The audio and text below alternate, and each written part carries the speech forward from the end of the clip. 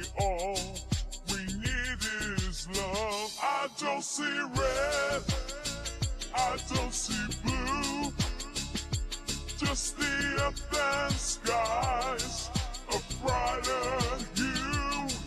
Together we grow, together we slow. The only color I see is what we told. The river snow, the mountains stand tall. A world united, there's room for us all. From every lead to the waves of the sea, green's the bond that sets us free. I don't see red, I don't see blue, just the earth and skies, a brighter hue. Together we grow, together we slow. The only color I see is green.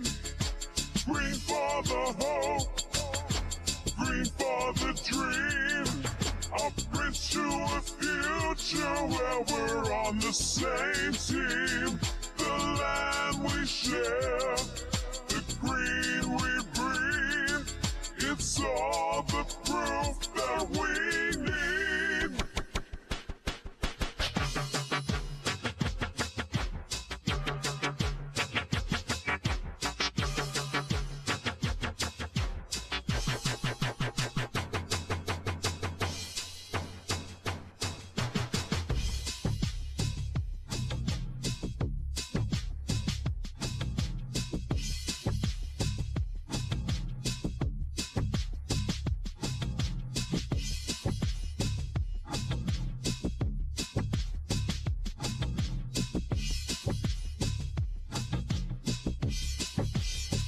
So take my hand, let's make a scene of harmony painted in smokes of green. I don't see red, I don't see blue, only a world where we all renew.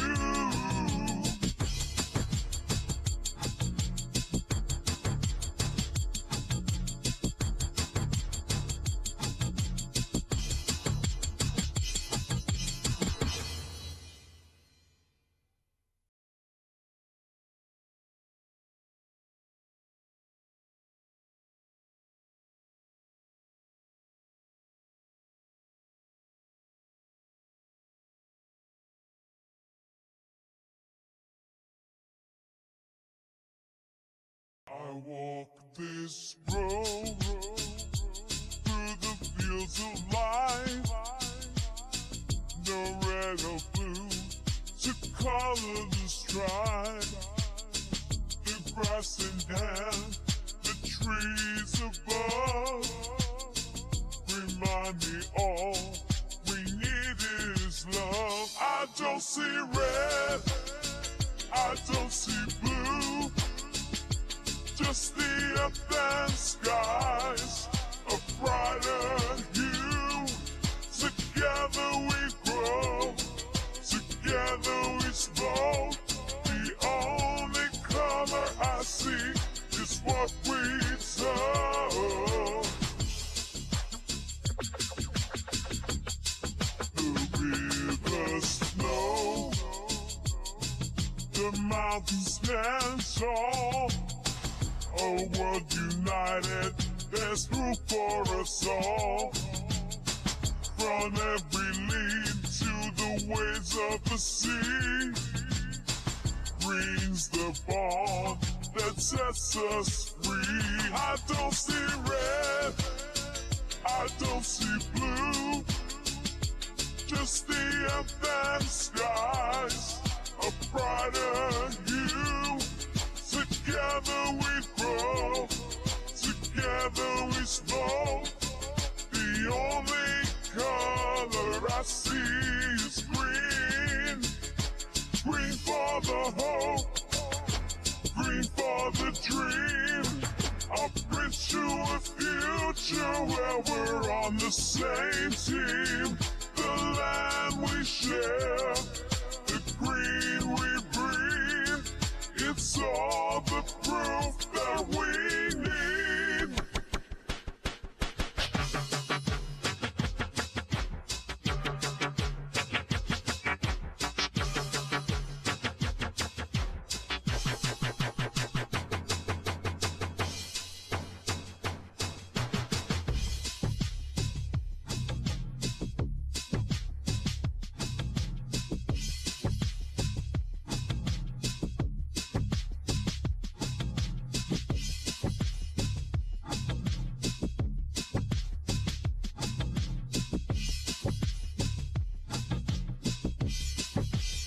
So take my hand, let's make a scene of harmony painted in smoke so green. I don't see red, I don't see blue,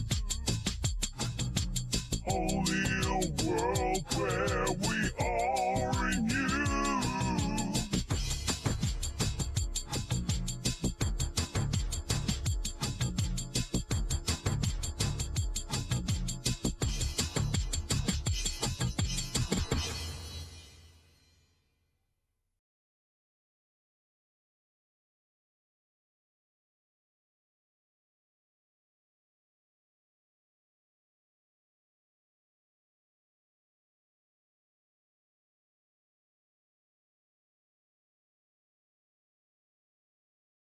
I walk this road through the fields of life, no red or blue to color the stripe. The grass in hand, the trees above remind me all we need is love. I don't see red, I don't see blue, just the earth and skies, a brighter hue. Together we grow, together we slow. The only color I see is what we sow. The rivers flow, the mountains stand tall. A world united, there's room for us all. From every lead to the waves of the sea, green's the bond that sets us free. I don't see red, I don't see blue, just the earth and skies, a brighter hue. Together we grow, together we slow. The only color I see is green. Green for the hope, green for the dream. I'll bridge to a future where we're on the same team. The land we share, the green we breathe. It's all the proof that we need.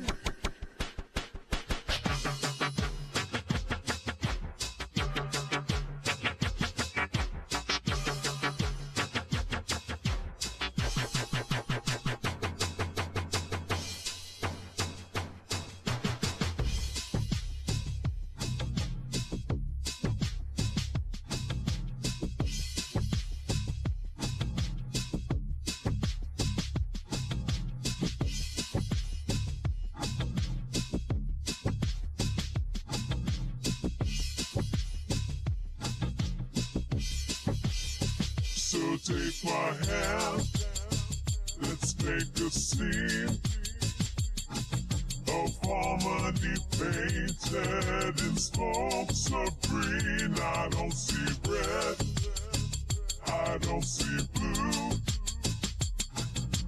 only a world where we all renew.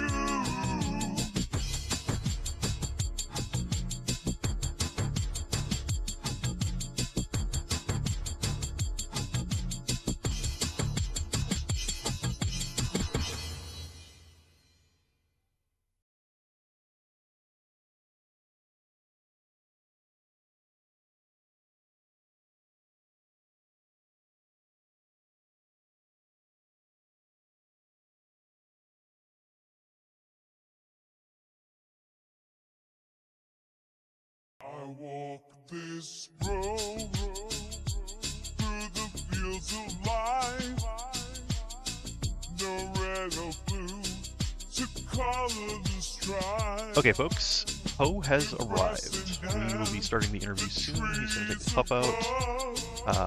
Poe is human, just like the rest of us. Poe had to take a nap.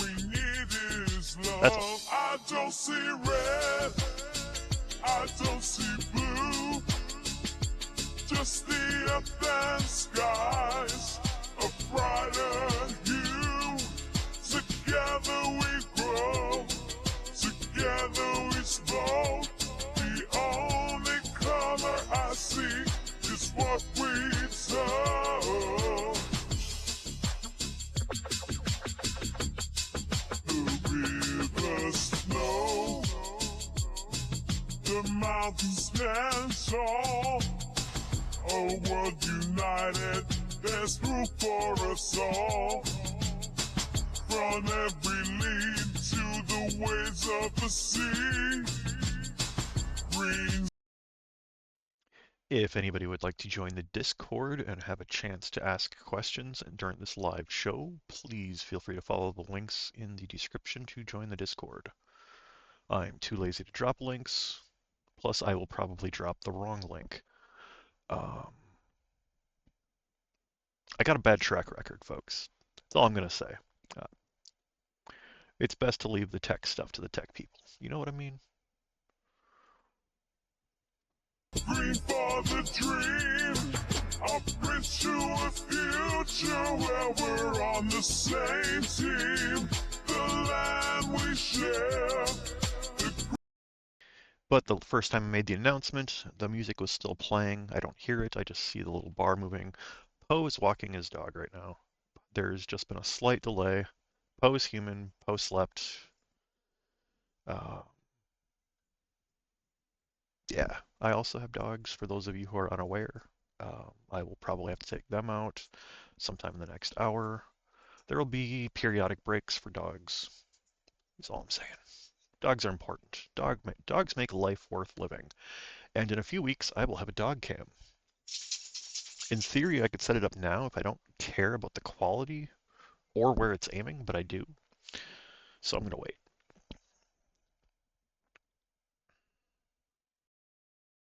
Let's take a scene of harmony painted in spokes of green. I don't see red, I don't see blue.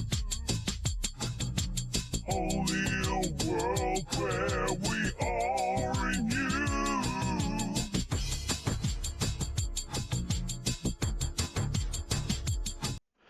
And if anybody has some spare funds this holiday season, please use that link that is in the intro image and send Pixie and Hostel some blessings this holiday. They kind of got their life fucked up kind of bad a while back. They could use some help. Like, please. If you have it spare, send it. They have looked out for me a lot over the last year and helped me believe in myself. And if anybody could send them some blessings, I would be very grateful. Yeah, they're good people. The trees above remind me all we need is love. I don't see red, I don't see blue, just the earth and skies, a brighter hue. Together we grow, together we slow. The only color I see is what we sow.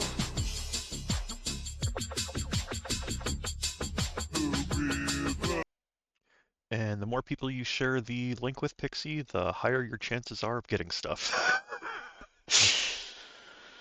So, have at it.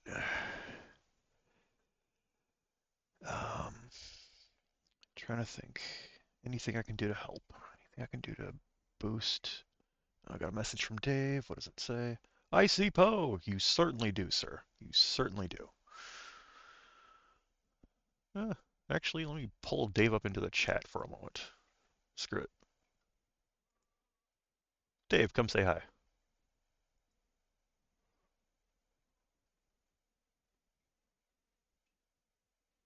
Dave. Hello, Dave.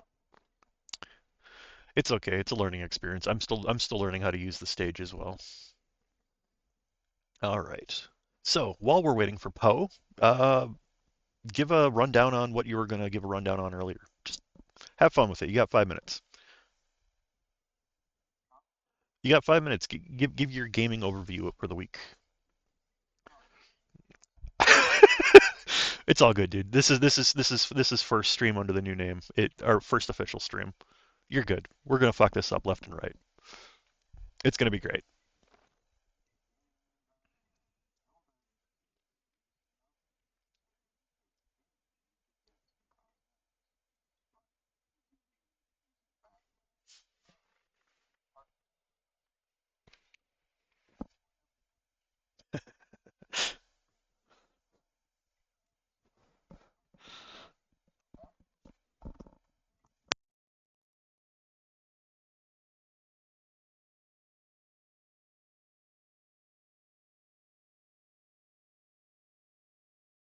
Star Wars. You said something about a Star Wars game, or maybe it was a Star Trek game. I don't know which.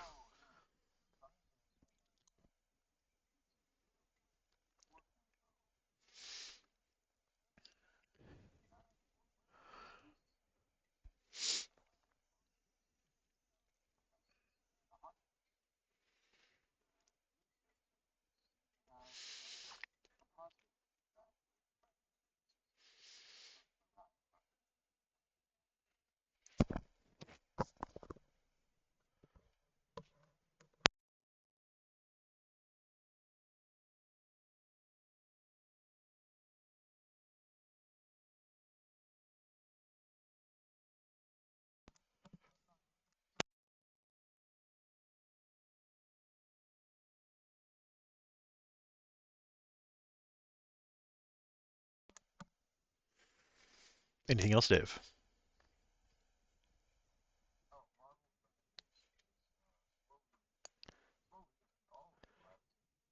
Love, I don't see.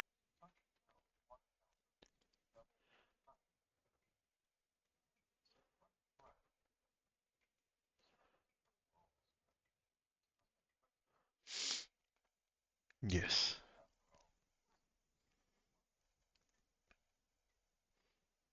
Oh, don't go disparaging Disney. Last thing I need is a freaking lawsuit. They have no chill. They have no chill. That's my opinion.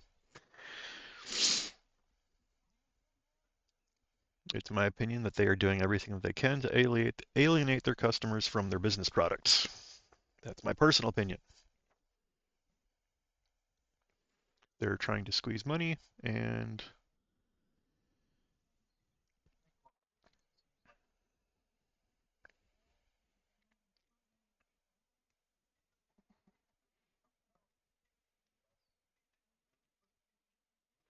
yeah.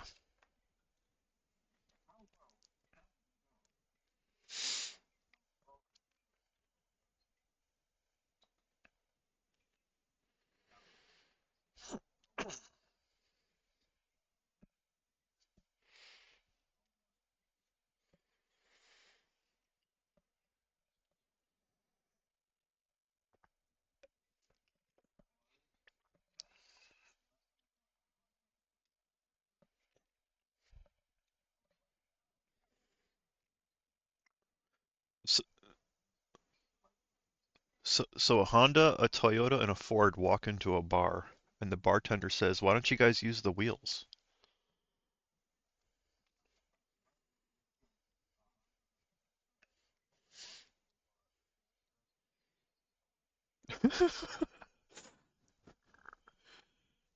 Oh. Greetings, everybody out there listening. How are you doing this fine day? I think I've successfully managed to make both Pixie and Hostile VIPs in here. Yep. Or at least I can see it on Pixies. I don't see hostile yet. Let's see if I did that correctly. He wasn't in the room when I did it, so I peeked into AD's chat last night and I saw Hostel's name and I came back here and did the Grant VIP and I think I did it correctly. I'll see when his name shows up on the list. Oh, we got a Tricky Trixie. Greetings and salutations. Uh, I'm in the chat. It's under users. We got a Tricky Trixie.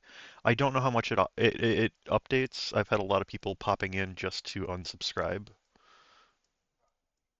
and that's fine. Yeah, yeah. I mean, I'm totally switching the direction of my channel, so I'm fully expecting some unsubs.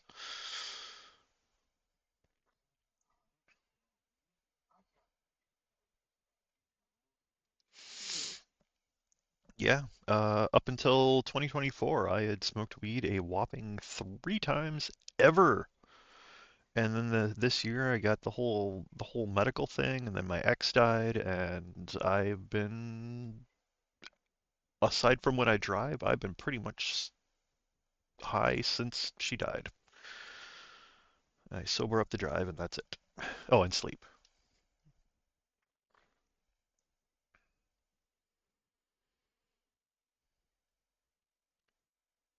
She was one of the 2 people I let down all my walls with, and then she went and tried to ruin my life, and then later ruined my life again by dying in a traumatic way.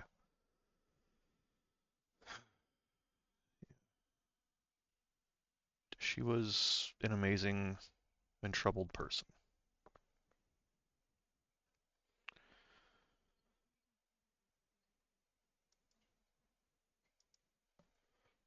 Yeah.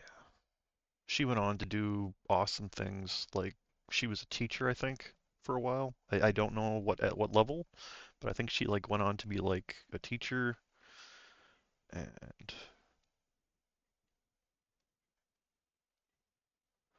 the worst thing is the effect she had on me.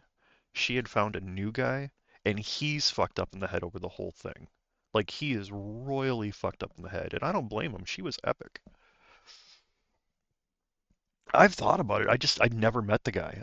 I could pass him on the street and not know what he looks like. I've thought about reaching out to him and like creating a support group for people whose lives she's touched. Because as much as she fucked up my life, she also did a lot of really good things for me. And yeah, they definitely outweigh the bad in retrospect. You think my stream is muted? Are we? Is our voice showing up in the stream? Can anyone hear us?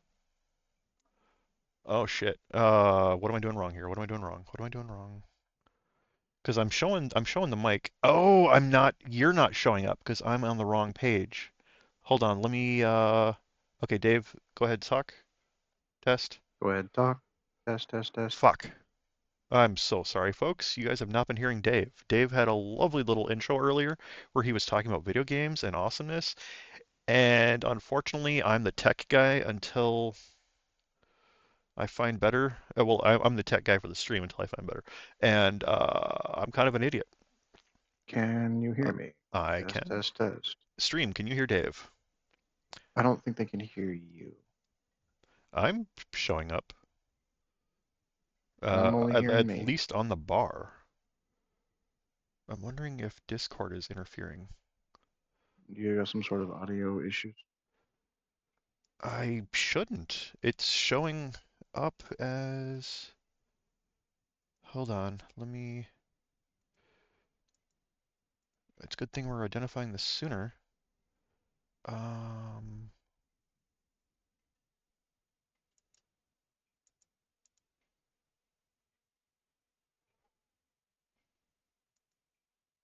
Testing, testing, folks. Can you hear Dave? Can you hear Dave? Can you hear Larkin? Hold on, I got messages from Poe. Oh, yep, they can hear you. Neighbor's You are dog quieter wandering than around me. while I was taking my Okay, Poe was sending messages that were not coherent. I don't know if you heard those. Neighbor's dog wandering around while I was taking my. You can hear. Can you hear me, Pixie? Specifically me. Can you hear me? Yes, Okay, Pixie can can you hear. hear Dave? Dave, do a sound check. So, yeah, they can hear me.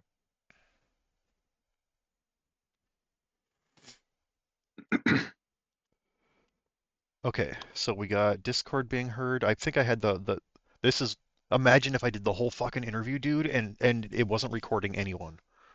Oh my God. This is why Womp we do womp. sound checks.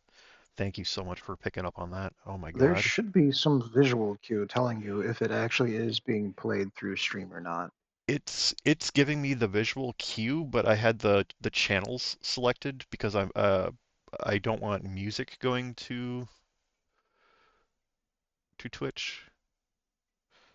At least In case of copyright. yeah, just in the off chance. So I have my entire music channel set to off, but it's not even going to be played today.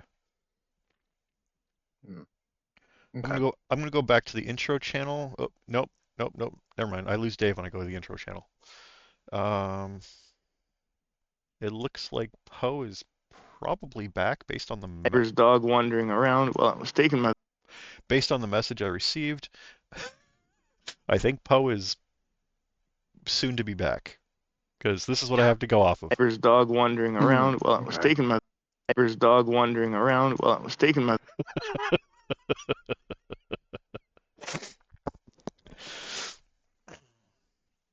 Okay.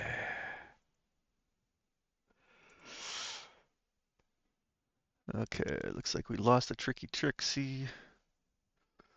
I'm gonna refresh the stream, see if I at least kept them. Looks like I kept them as a follower at least. That's good. But it looks like they left, and that's fine. I like them. They're good people. Meow. Meow. Let me go look in the Meow meow stage. Both meow. you and Poe are in the stage, so I don't have to worry about adding Poe. Meow meow meow meow. Let's see here. How fast could I pull up a picture of Poe's dog?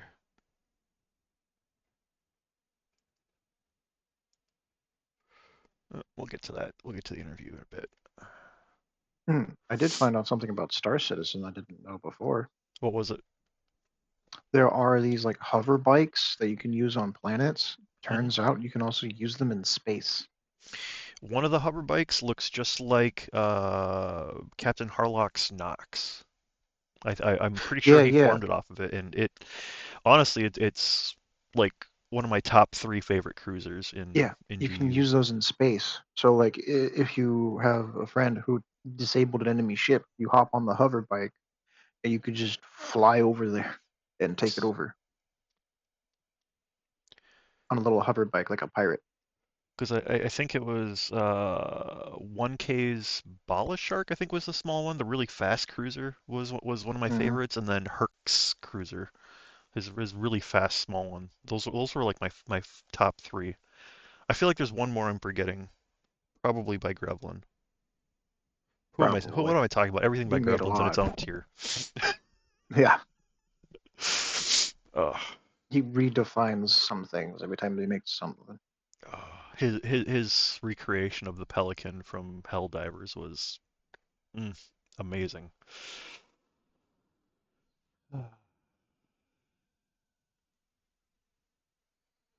Yo, Alberto.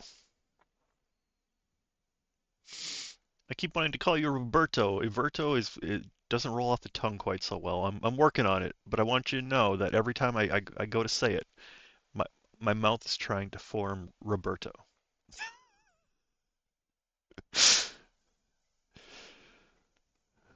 Uh,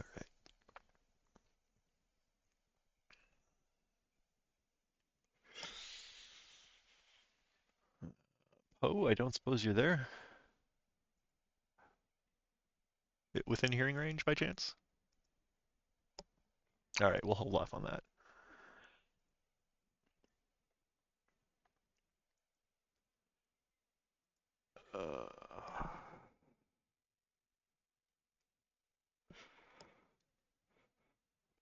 Alright. I have had nothing to smoke yet today. All my bowls are empty, and I'm honestly not in that big of a hurry to start. Ugh. Rexy, move. I gotta open the window. Move. I need sunlight, dog! Go. Oh.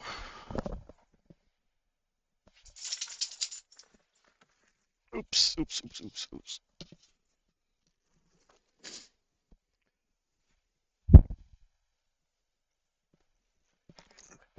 Verto.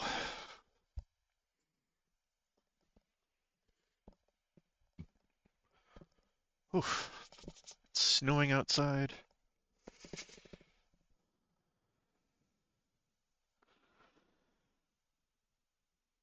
You want to come back up here, Rex? Hold on, let me get comfy.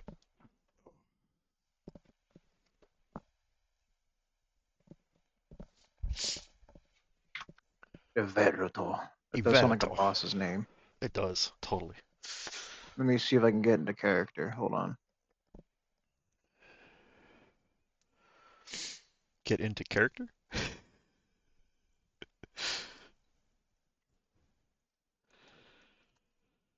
And in this corner, there are not many like them.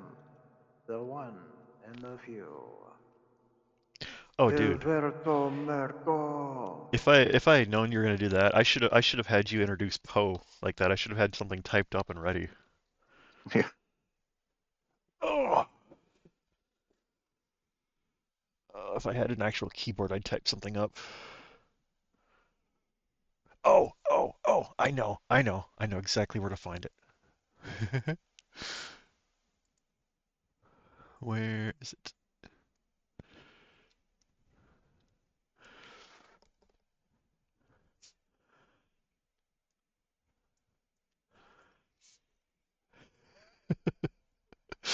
All right, Dave. I got something for you to read. Re Reword it as needed, but try and get that information. I can't see it. Why is it so small? I can't see it. It's an image. Hold on You here. gotta click on it. Holy fucking shit.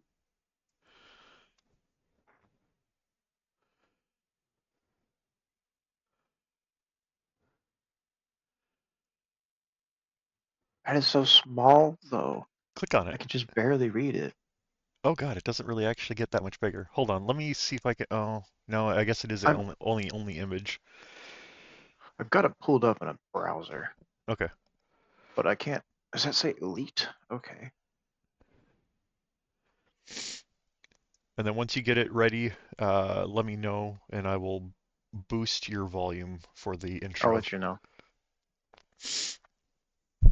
And we'll do it just before Poe's interview.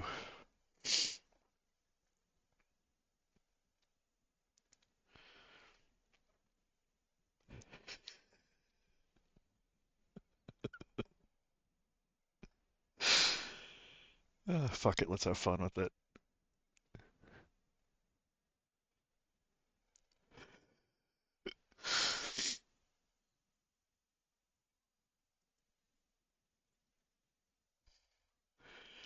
And then here's the backstory. I'm gonna send that as well.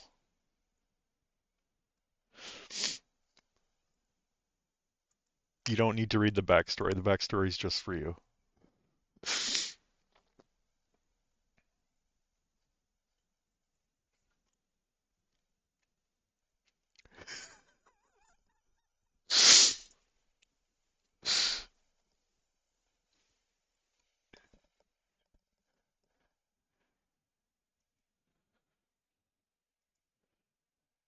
Hey, Poe. Paging Poe. You are still muted. If you are back, just a heads up. Hi, I'm back. I just found one of my neighbor's dogs in a park. Oh gosh. No collar.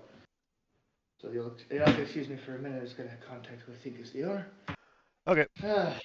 Yeah, I'm very sorry. Just 2 minutes. You're I good. now You're have good. I have 2 dogs at the moment.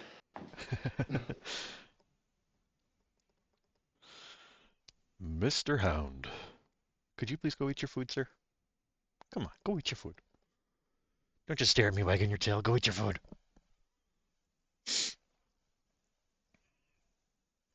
The dog I'm talking to, you'll see him in my pictures. He is the Hound, the lighter colored one. He is quite the good boy.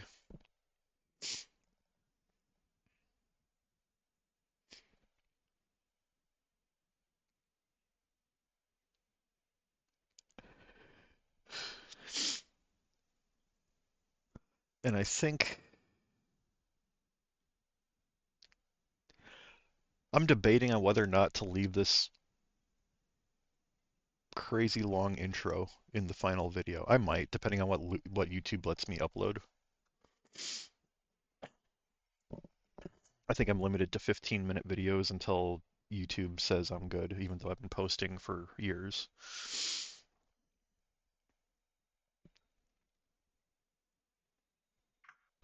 Only 15 minutes?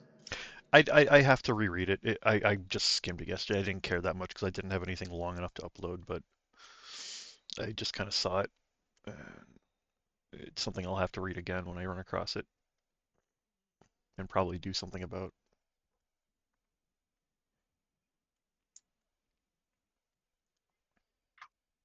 I don't think I could find a good enough voice effect.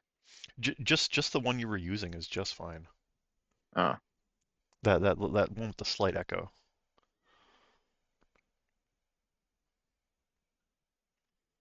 Think like wrestling announcer with that level of. Yeah, that's kind of what I was Okay. going for. I was trying to Yeah. do that, but I can't find one. What's All that, right. Poe? I located the owner of the lost dog. I just need to hop out and hand him over, and then I will be back. Apologize for the. You're good, Poe. You're good. Dogs are important. Dogs are life. Dogs make a home a home. I don't know about that one. Cats make a home an awkward experience with the potential for murder at any given second. Jack. Dave? Dave? Dave? Dave? Dave? Sorry. Wow. Yep, that was bad. I don't know what happened there. I'm gonna be honest. There's some feedback. Oop.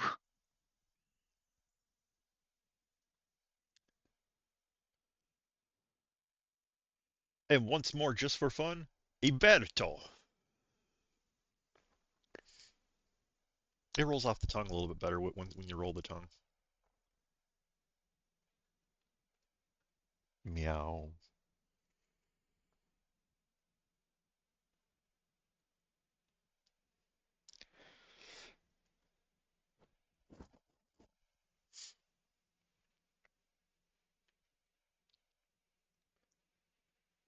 God, I don't know what I'd do if I lost one of my dogs.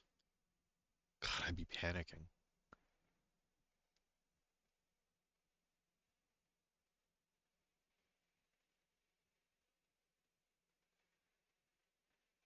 My first assumption would be that they fell in the river. Got swept out.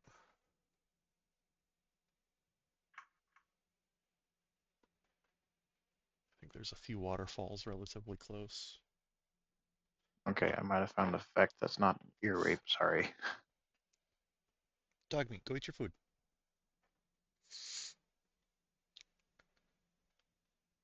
But anyway,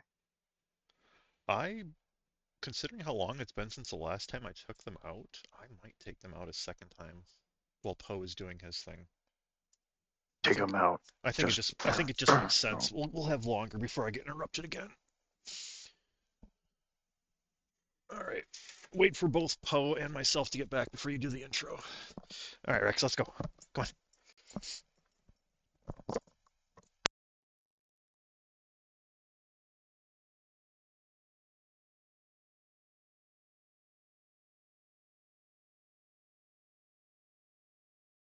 Sorry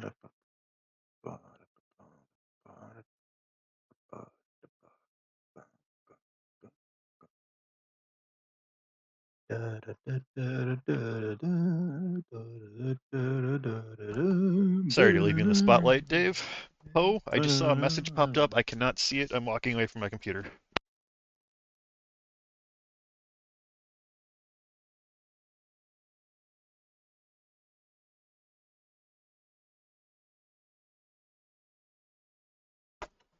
And I'm currently outside with my dogs. Lots of snow. Gotta love it.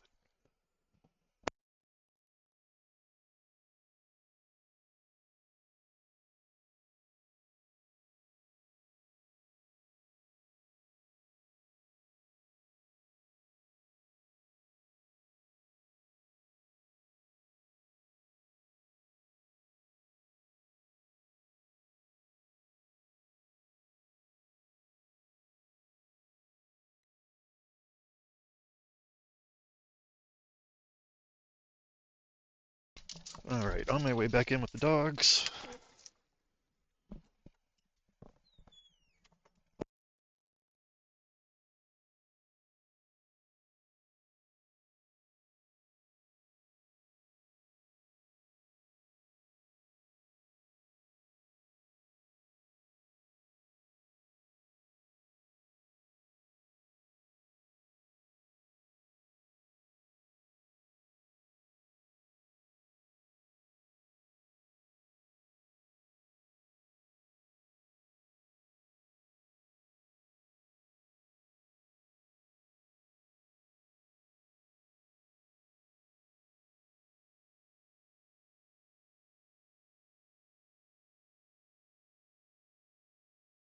Burr. Okay, now check the messages from Poe. Found owner, dropping her off. Oh.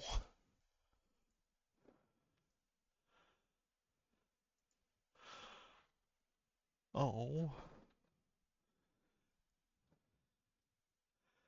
I would totally include this image in the thing, but I can't because it shows too much where Poe lives. But rest assured, there are two very, very wonderful dogs in this photo.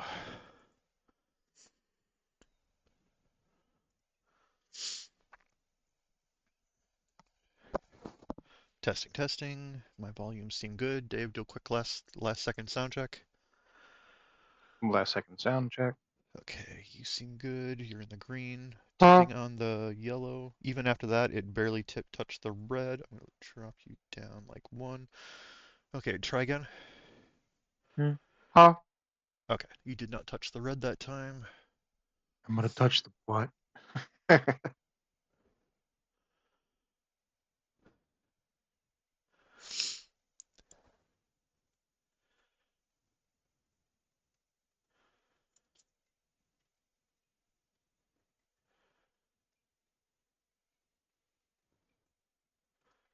love dogs. Dogs just make life worth living, in my opinion. Especially with these good boys. These are such good boys. So, I found out another thing about Star Citizen that apparently has been a thing for a while. What is it? You can request a guide. Apparently, there are players who have been playing for a while, and you can just request help from them. Interesting. Back in the day, Ultima Online did something like that, and my dad was one of those people who would go around and help people. He like volunteered for the company back in the day as a companion.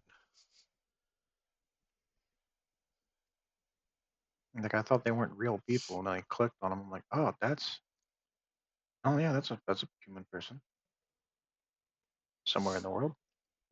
Yeah. Okay.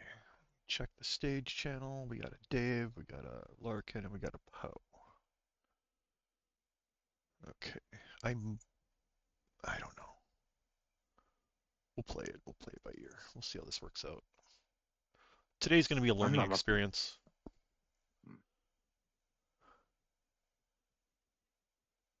Greetings, Rafe. How are you this fine day? Buddy, pal, Wraith, my weed mentor. About to send you something, sir. Oops.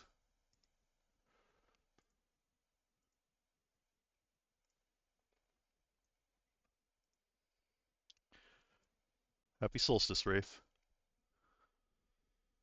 What are you smoking on this fine day, sir?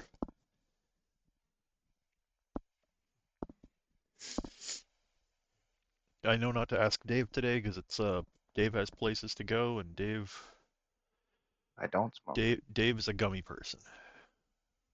So I don't even do that anymore. I don't ever want to go back to that. really, I mean No, it's not for everyone, you know.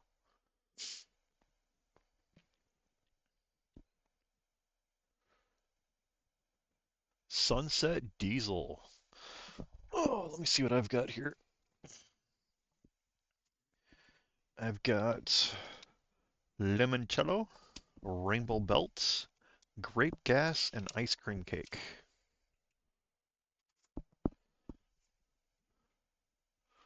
That is what I have today. I have not decided what I'm going to smoke first.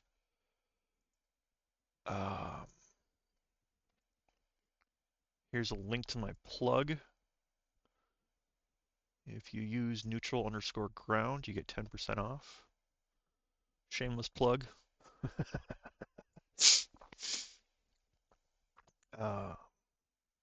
Yeah. They have good stuff there. It's where I get most of my flour from. I also use the dispensary here, but it's a bit far for me to travel. Let's see what they have today on special. We got Sherbet Cream Pie THCA flour for 80 bucks. We've got La Kush cake for 99 bucks for an ounce. Sorry, I suppose I should be saying the amount. We got Pink Runts, 20 bucks probably for an eighth. I don't see. Yeah.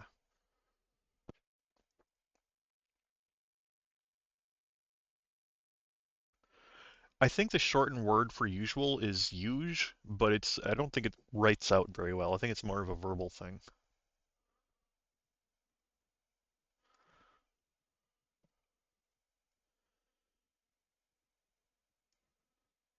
I am back. Sorry about that. Hello, Poe. Are you ready? Because I have Dave going to introduce you. How's it going, Dave? Yep. going well, going well. Oh, I'm sorry, Rexy. I just elbowed my dog right in the frickin' face because he was sniffing at me Why would you do while my such a back was turned. thing? Grape Warhead soda? I would try it. I mean, I'm not really into sour, but I would try that. Okay, I'm getting a drink. All right.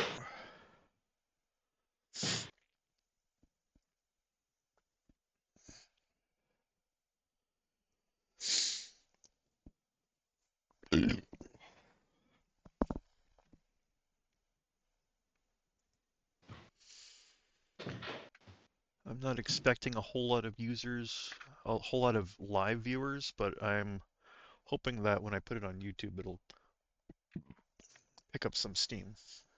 And then I can get hate view, and then I can get hate mail after. Woohoo! Exactly. It's gonna be great fun. No such thing as bad PR. Just make sure you spell it correctly. PR? How do you spell it? It. IT. Bruh, no. It's not what he meant. Okay. Yes for it. Lemon blue raspberry. You know, I think lime goes better with blue raspberry, personally. And it's got to be on a really, really Sorry, hot day. am I supposed to be doing something at the moment? Are we ready for the interview? Because Dave's gonna introduce you. Yep, I believe so. All right, Dave. Have at it.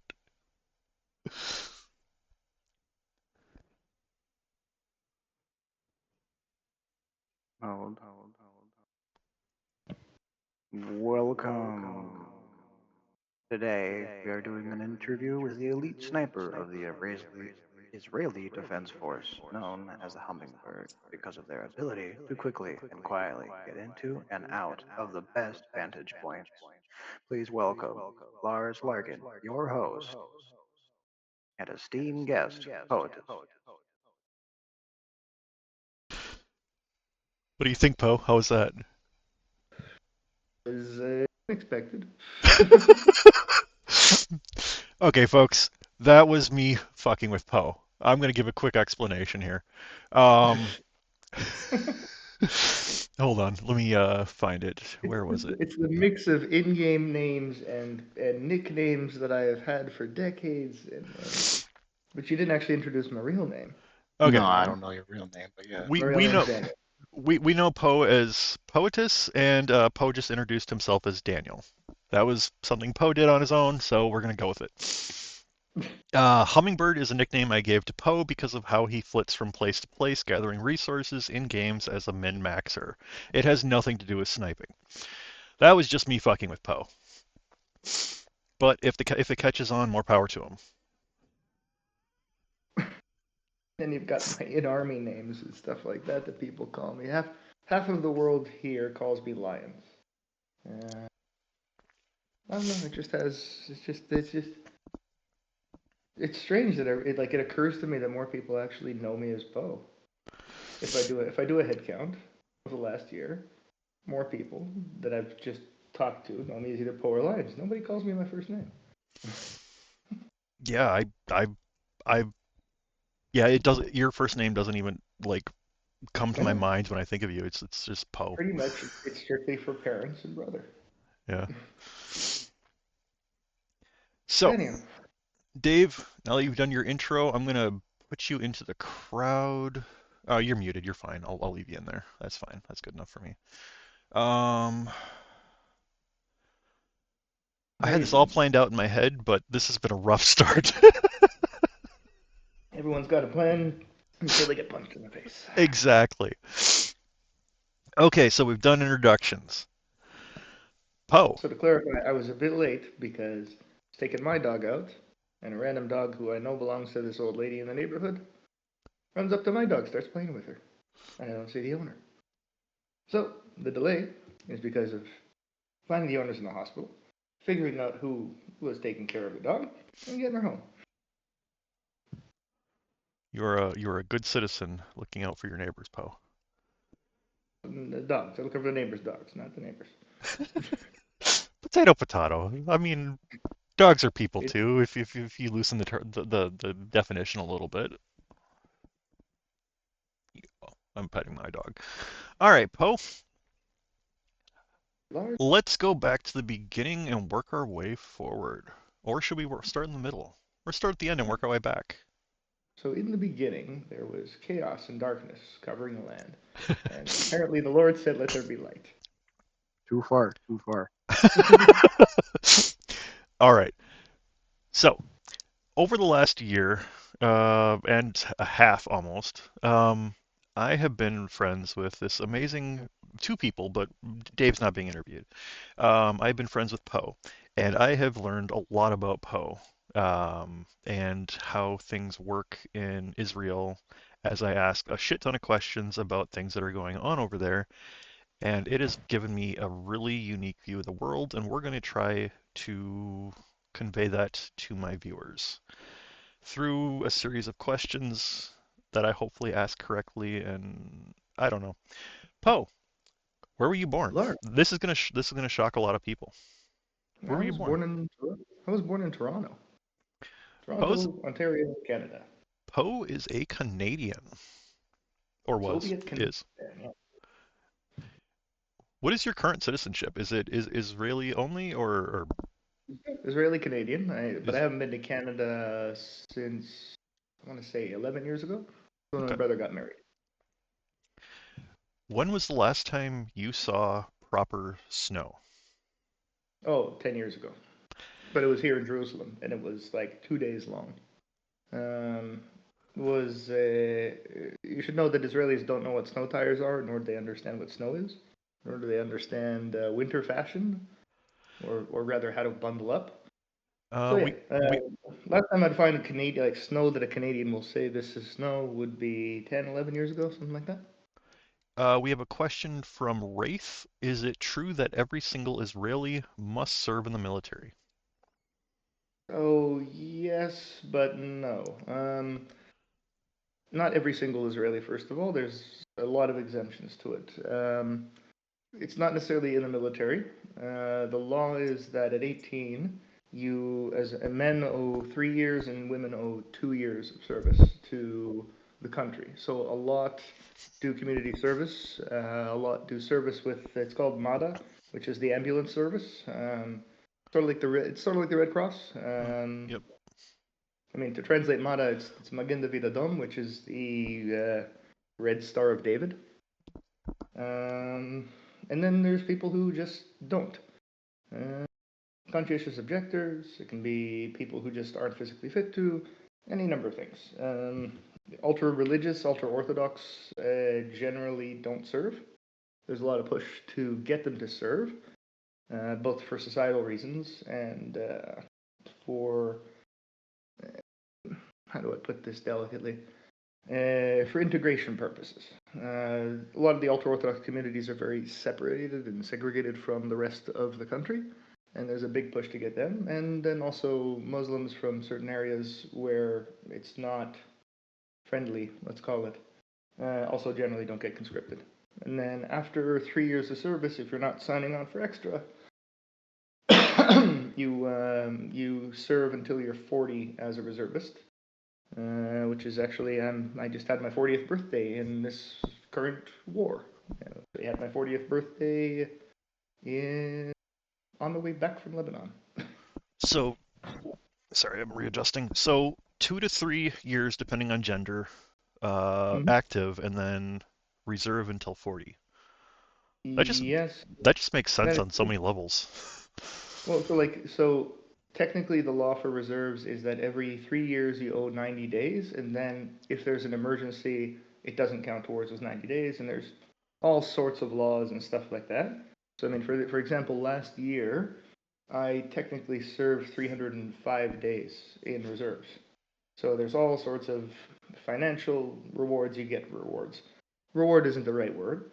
There's all sorts of financial compensation you get from being in for extended amount of time, stuff like that. But I had done 40 days in the middle of 2023, and then October 7th comes along, and then yeah, basically I've been recalled 4 times now since So, the 7th of October. when October 7th happened a year ago, I was literally talking to Poe when it happened, and Poe sent me one of the images that's in this slideshow. I think it's the first one. Let me jump over to the other one and jump back. This is I what didn't Poe get sent me. Fuck me, they got terrorist squads in the south rolling into cities. And when Poe first sent that to me, I thought, oh, this must be a normal thing over there because I don't live there. I don't know this. And I really it and it I very quickly realized this is not a normal occurrence because I was talking to Poe and Poe told me about that.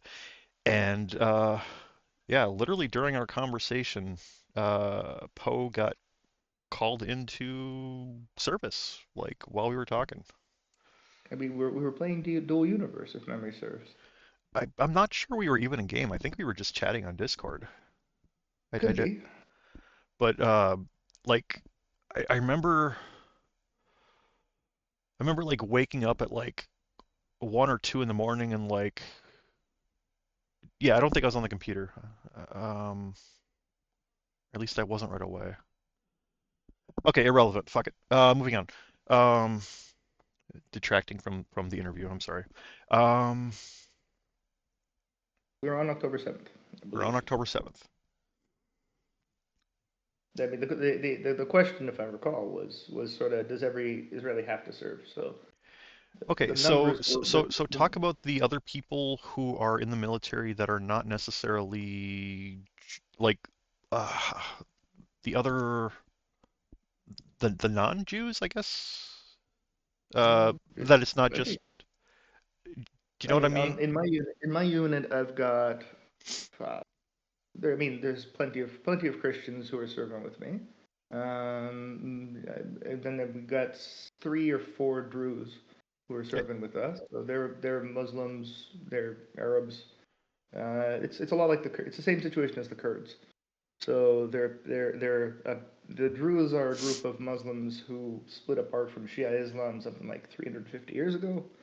They're I want to say nomadic, but it's not. They have very lovely cities, great food. But they generally tend to stay extremely loyal to whatever country they're in at the time in order to maintain their survival. There's actually, like, currently, as we speak, there's about half of the Druze population, about 1.5 million of them, are in Syria right now, in villages very much on the border with Israel.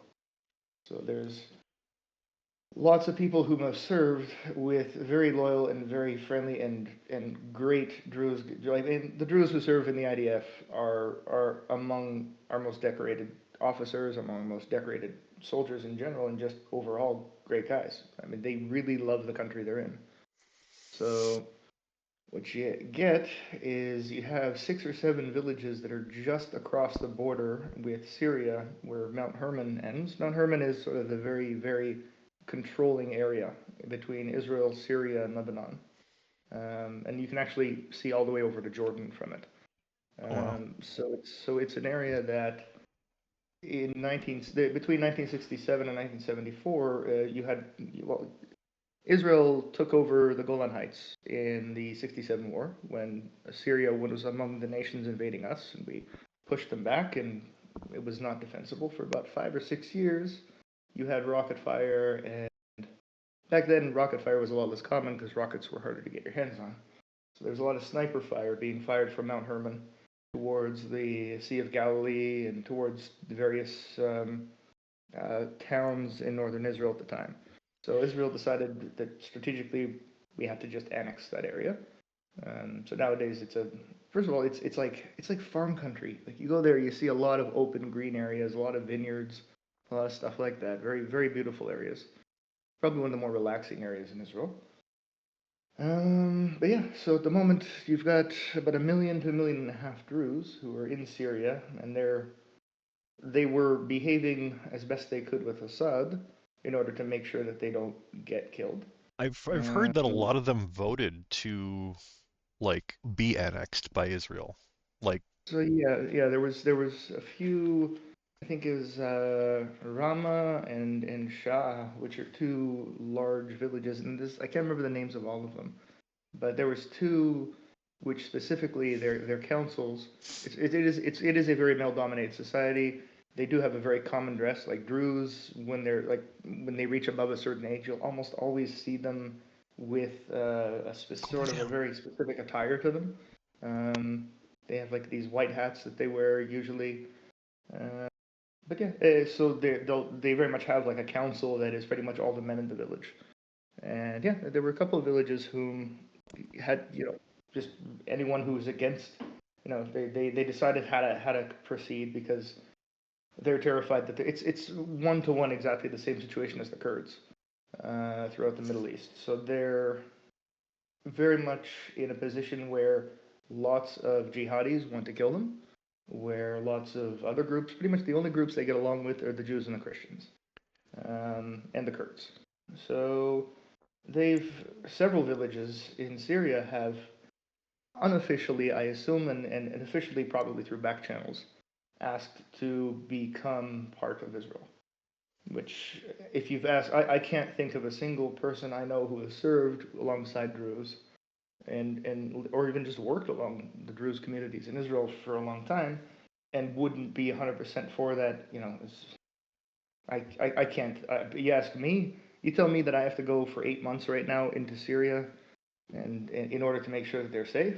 Yeah, I mean, I've got guys in my units who have uncles and have grandparents whom are still in Syria, and their grandparents and their uncles have had to denounce their family, and they, in some cases, parts of their families have refused to denounce their Israeli citizenship for fear that their family in Syria and Lebanon, in some cases, may face retribution. Like, they had to be openly against Israel.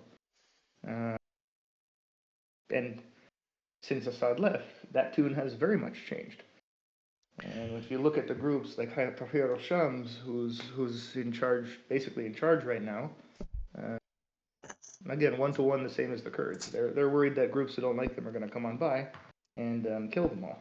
I mean, if you translate the meetings that they had in Shah, which is one of the villages in Syria, when they're discussing it, I mean, they're not worried. They're not doing it for any patriotic reasons. They're doing it because we're going to have more people than we can keep out of our village come in, kidnap our women, take our houses, and kill us.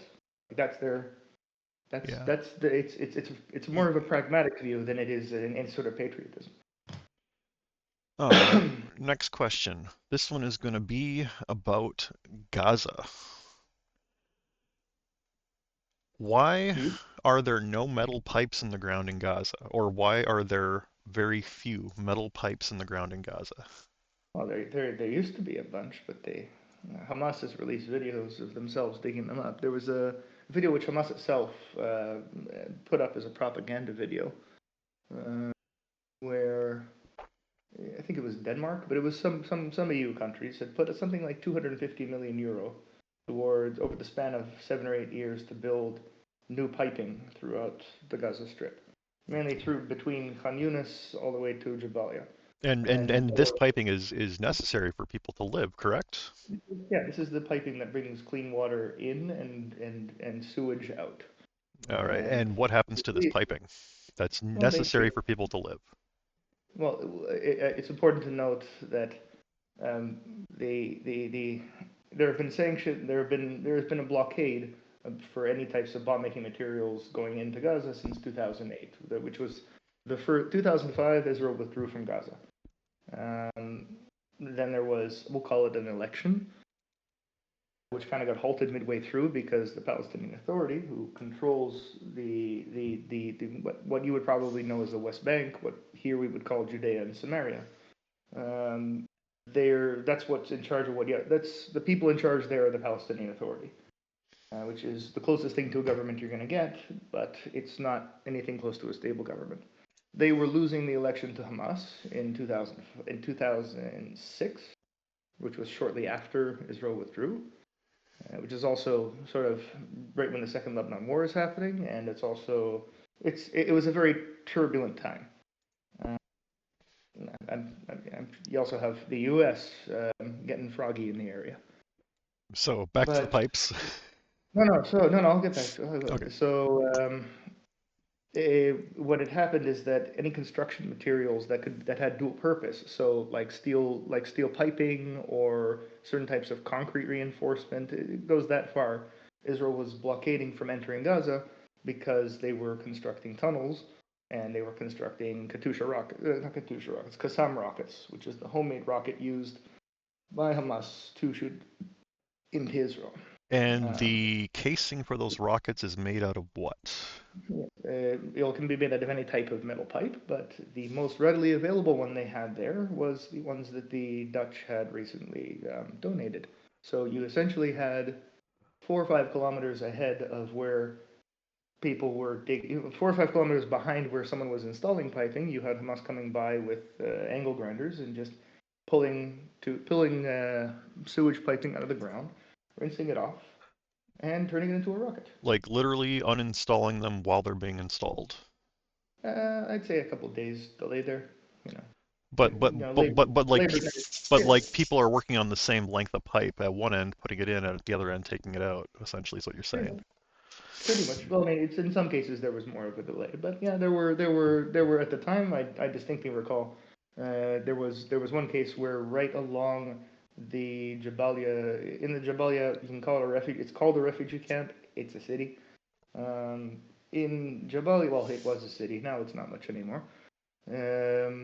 You really did have you had drone footage of a construction crew from UNRWA, which is the United Nations Relief and Work Agency, who was facilitating installing these pipes.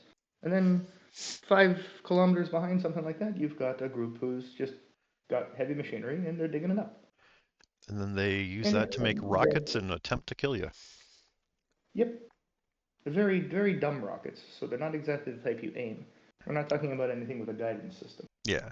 But yeah, I've seen how they aim these things, and the well, you point it in the it's general direction of your enemy, and you pray to God that it lands in the right place. yeah, but they use like levels and like their phones like an inclement get the inclination, and it's insane. I've seen what they do, and But yes, it's it is forgive the phrase, a shit sandwich, because a result of them doing that is that the sole provider of potable drinking water during the duration of the last year has been Israel. So it's a weird place to be, where thousands of people from your neighbor's country, from the country you share a pretty big border with, come across and rape and murder and burn places. Basically, do what jihadis do. And then at the same time, you've got to provide them and everyone around them with water because they dug up their own pipes. It's cutting off your nose to spite your face it would be less painful to everybody involved to actually cut your nose off. It's not. It's. I've had coffee. I'm still waking up. I'm trying to think of questions. I had one on the tip of my tongue there. I apologize. No, good, man. I do need a whiskey. What kind of whiskey are you drinking this fine day, sir? Oban, 14-year-old. 14-year-old whiskey. I had my bottle somewhere, but now I've lost it. So, this is a weed channel, folks. I don't know if you noticed that yet. I switched over to a weed channel, so we're going to talk about weed for a little bit. Poe, oh dear. Tell us about your exploits. Oh dear. Tell us about your first time using weed. Oh, first time smoking weed properly. I was still in Canada. Yeah, no, it should be noted that I was a little shit disturber when I was still lived in Canada. Calmed down a lot when I moved, but first time smoking weed. This is gonna sound nerdy. First time I smoked weed was when I was at space camp. When I want to say 13 or 14 years old. Yep. I was hanging out with this guy who was a stoner. He had some good weed. I had no idea what it was, and I kind of enjoyed it. So you went to space camp to get high. Yeah. I like it. Yeah, and then I didn't touch weed for probably a year or two, and then I mean, most of it's a haze. Most of high school is a haze, to be honest. All right, By high school, it was a quarter pound in a week or something like that. Yeah, I smoked a lot of weed. I'm going to send you a message. I don't want to ask the question out loud. Keep talking if you want. Okay.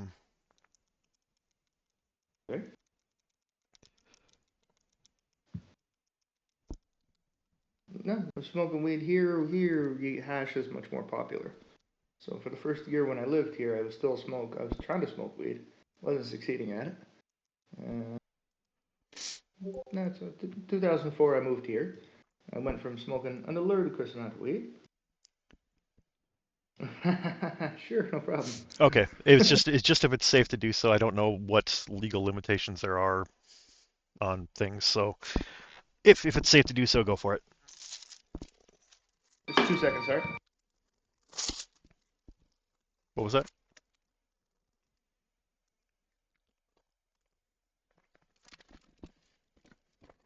Sorry, just 2 seconds. The owner of that dog is just calling me back. 2 seconds, I'll be right with you.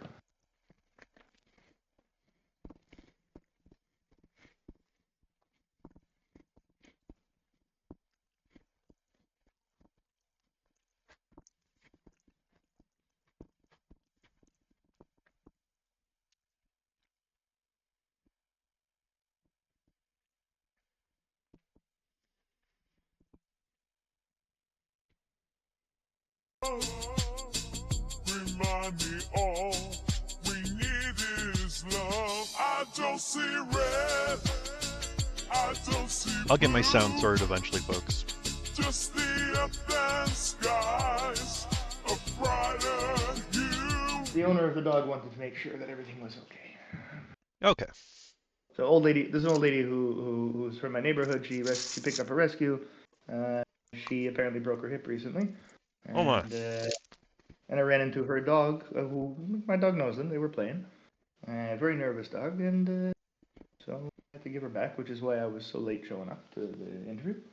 And now she just wanted to call. She sounded like she is drugged up to wazoo, and she just wanted to make sure everything was okay.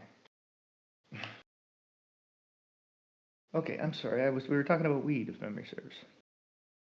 Yep, we're gonna hop around a lot. It's a weed stream. We're gonna jump from topic to topic. It's gonna be great. We were gonna go Or on about annoying.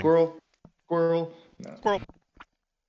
Yeah, if you want me to tell about that, guys. Oh, no, so to clarify, when I moved to Israel, I had gone from smoking a hilarious amount of weed in my daily routine to basically none.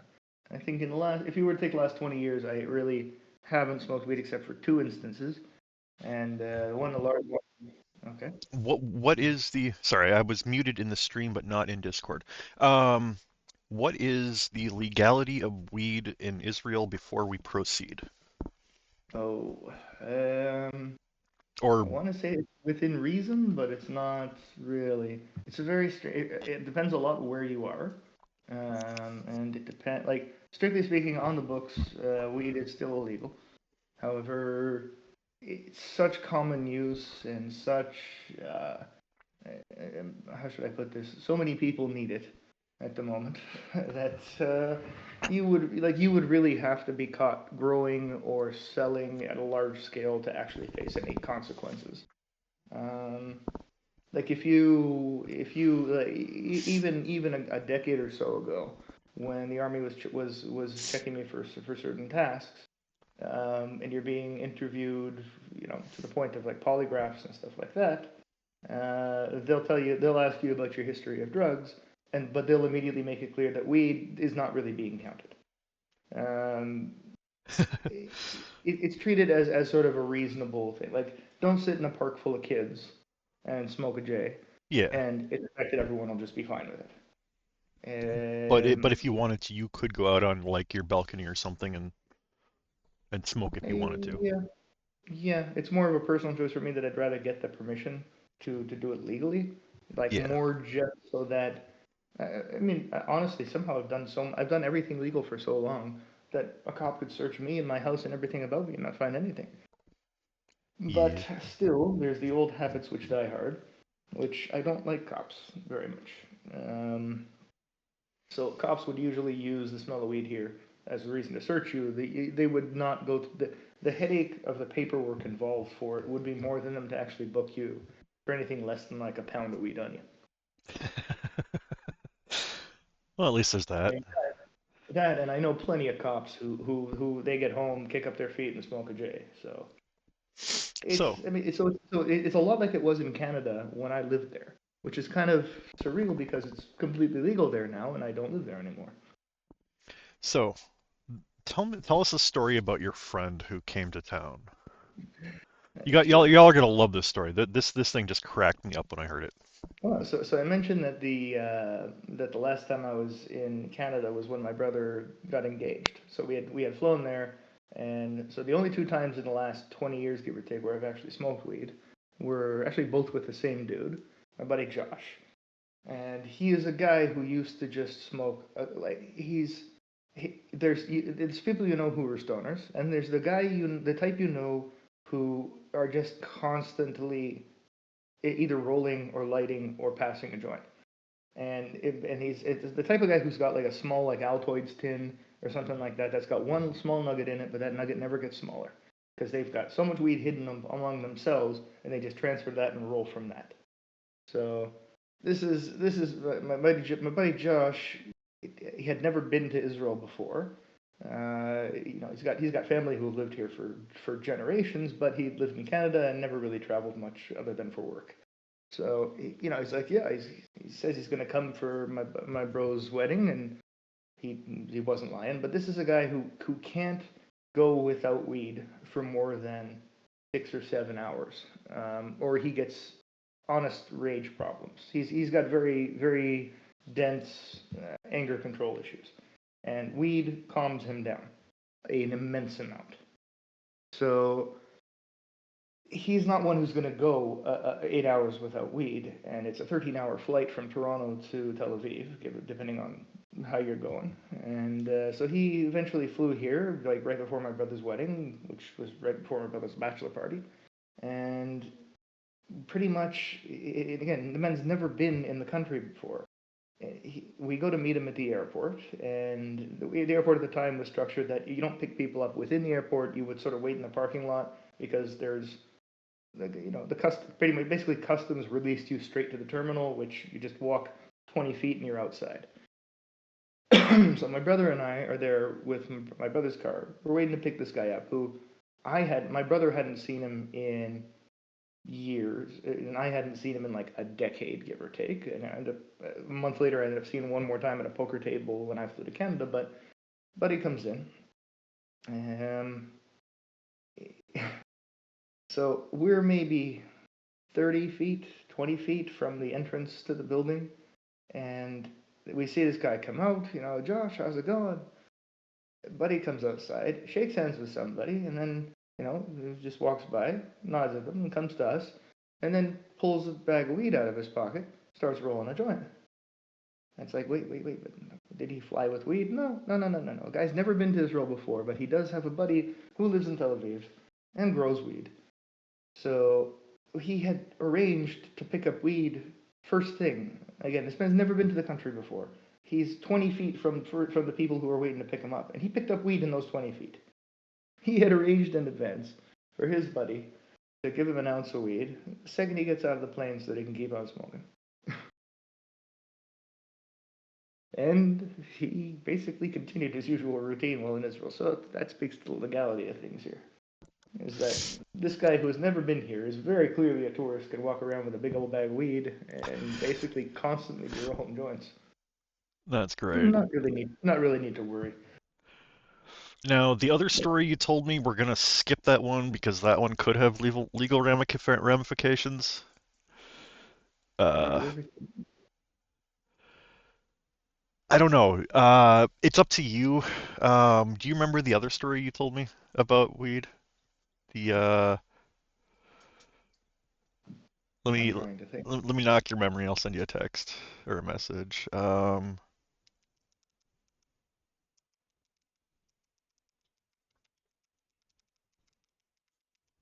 I don't know where I see the slideshow, by the way. Is the slide? Okay. I mean, it doesn't have much to do with actually, it does have to do with it. This is a couple years before. Now, it's up to you whether you tell this one. This one, I don't know what the ramifications are, but it's up to you. Long past any statute of limitations, and there's nothing to get me arrested. Okay, go for it then. This is like, I want to say a year or two before I actually moved to Israel. I should mention that before I moved here as a citizen, I had been here a lot as a tourist because my family does a lot of... Oh, so this was a long fucking time ago. It was a very long time ago. This makes me feel old as hell. But I was here, I was in Israel for about a month and a half on... I can't recall exactly what kind of trip. But shortly before I'm heading back, a buddy of mine in Canada tells me that he has tickets to see Fish play in Hampton Coliseum in Norfolk, Virginia, or in Hampton, Virginia. Sorry. But it lands sort of basically in order to make it to there, I would have to. At the time, I was in Jerusalem, in Israel, not a citizen yet, as a tourist, and the way it would work is if I wanted to go with him, I would basically have to fly back to Toronto when I was intended to land, and then I would have to basically within the airport switch planes to head down to Virginia to go to a concert with him. And I wanted weed with me. So, oh dear. Got a hold of some stuff here because I was with some friends who have like workshop and whatnot. And basically I had a waterproof diving camera with me. So I picked up some weed here, ground it up, basically used something similar to an Adobe brick press. This is the kind of thing you would use to push powder into an empty shell, stuff like that. And we basically took a film roll, emptied it out, pressure packed about 6 or 7 grams of weed into a very thick, very dense brick. Put it inside of a roll of film, not the case, the actual roll of film. Put that inside the waterproof camera. We accomplished all this under a fume hood, so that it actually left no traces on the actual item. Now, my flight path to go is that I've basically gone from Israel to Toronto, Toronto to New York, New York to Washington, Washington to Norfolk, Virginia. And this is 2002, 2003. So this is right after 9/11. So this is like I'm flying through the two parts of U.S. I mean, you have to pass through U.S. customs if you're switching planes. So I'm going through customs twice in the two cities. One just got hit by the 9/11 attacks a year and a half, 2 years prior. The others Washington, and then okay, Virginia. I don't think anyone's the airports there were not terrible, but yeah. So so checking your messenger. But so yeah, basically I went through the trouble of making an extremely clean, basically undetectable method of smuggling a few grams of weed with me so that I have it for the concert. So I ended up getting on a plane from Tel Aviv to Toronto, where I dropped off my bags from the trip I had just been on. And then from there I didn't even leave the airport. My flight was 3 hours later. So I hop on a plane, my buddy meets me in the airport, and I'm like, okay, we got weed for the trip. Excellent. So from Toronto to New York, New York to DC, or to Washington, and Washington to Virginia. We get off the plane, we get to a hotel. A very surreal place to be, I gotta say, quite a change of scenery. Norfolk was a lovely place, but the hotel we found ourselves on was basically on the border between proper ghetto, like proper ghetto, and nice sort of townhousey neighborhood. But it's not often that the guy at the front desk of your hotel tells you, yeah, you really shouldn't go outside and just like walk the streets at all. You'll get shot or kidnapped. But yeah, so we land, we get to the hotel. We had a day or two to kill before the concert. We roll 3 or 4 J's out of the weed that we had brought with us. I mean, dismantled this whole elaborate setup I had made to smuggle weed between 3 countries. Put the J's away in a pack of cigarettes and go to get something to eat. And we come back and housekeeping had cleaned up, and we can't find our weed. So we're like, okay, what are we gonna do? What are we gonna do? And then it dawns on us: this is how you know you're a stoner, because you're thinking ahead for how to smuggle weed between 3 countries. But then you realize, wait, we're going to a fish concert. There's gonna be weed there. Like, I mean, you got the shakedown street outside of it, and okay, we ended up going there, picked up some very good weed, picked up some shots of Jaeger, like literally a dude walking around with a drink dispenser with a Texas Mickey of Jagermeister on his back, just sort of dispensing shots for $1. Fucking A. Yeah, it was good. Fish concerts are a surreal thing. I don't know if they're still like that nowadays, but it was hell. But the show was awesome. And then fuck. So we went through all the trouble of smoking weed. Now we can't find it. Then of course, got to finish the concert, all this, and then I flew back along the exact same path. So, I mean, I should mention that on the way towards Virginia, towards the concert, like I was very proud of the effort I put in to smuggle this weed.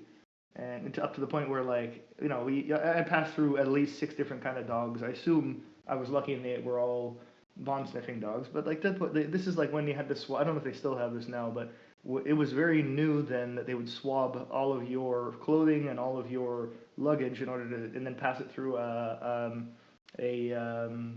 what's the name of the machine? Never think about complicated words when live.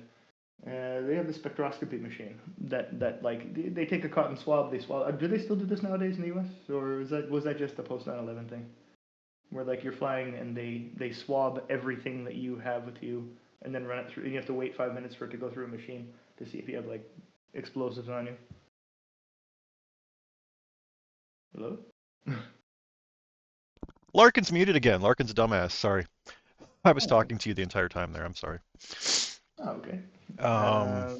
Yeah. Explosive back then it was explosive a trace break. detection only takes a couple moments with with the machines we have here in the U.S., to the best of my knowledge. Oh yeah, but I'm talking. This is a couple of years after 9/11, so like it was swab and then wait on the side for 4 or 5 minutes, and I've got weed on me, so what I do is I pick up the camera that I had my weed hidden inside of, and, it'd been covered.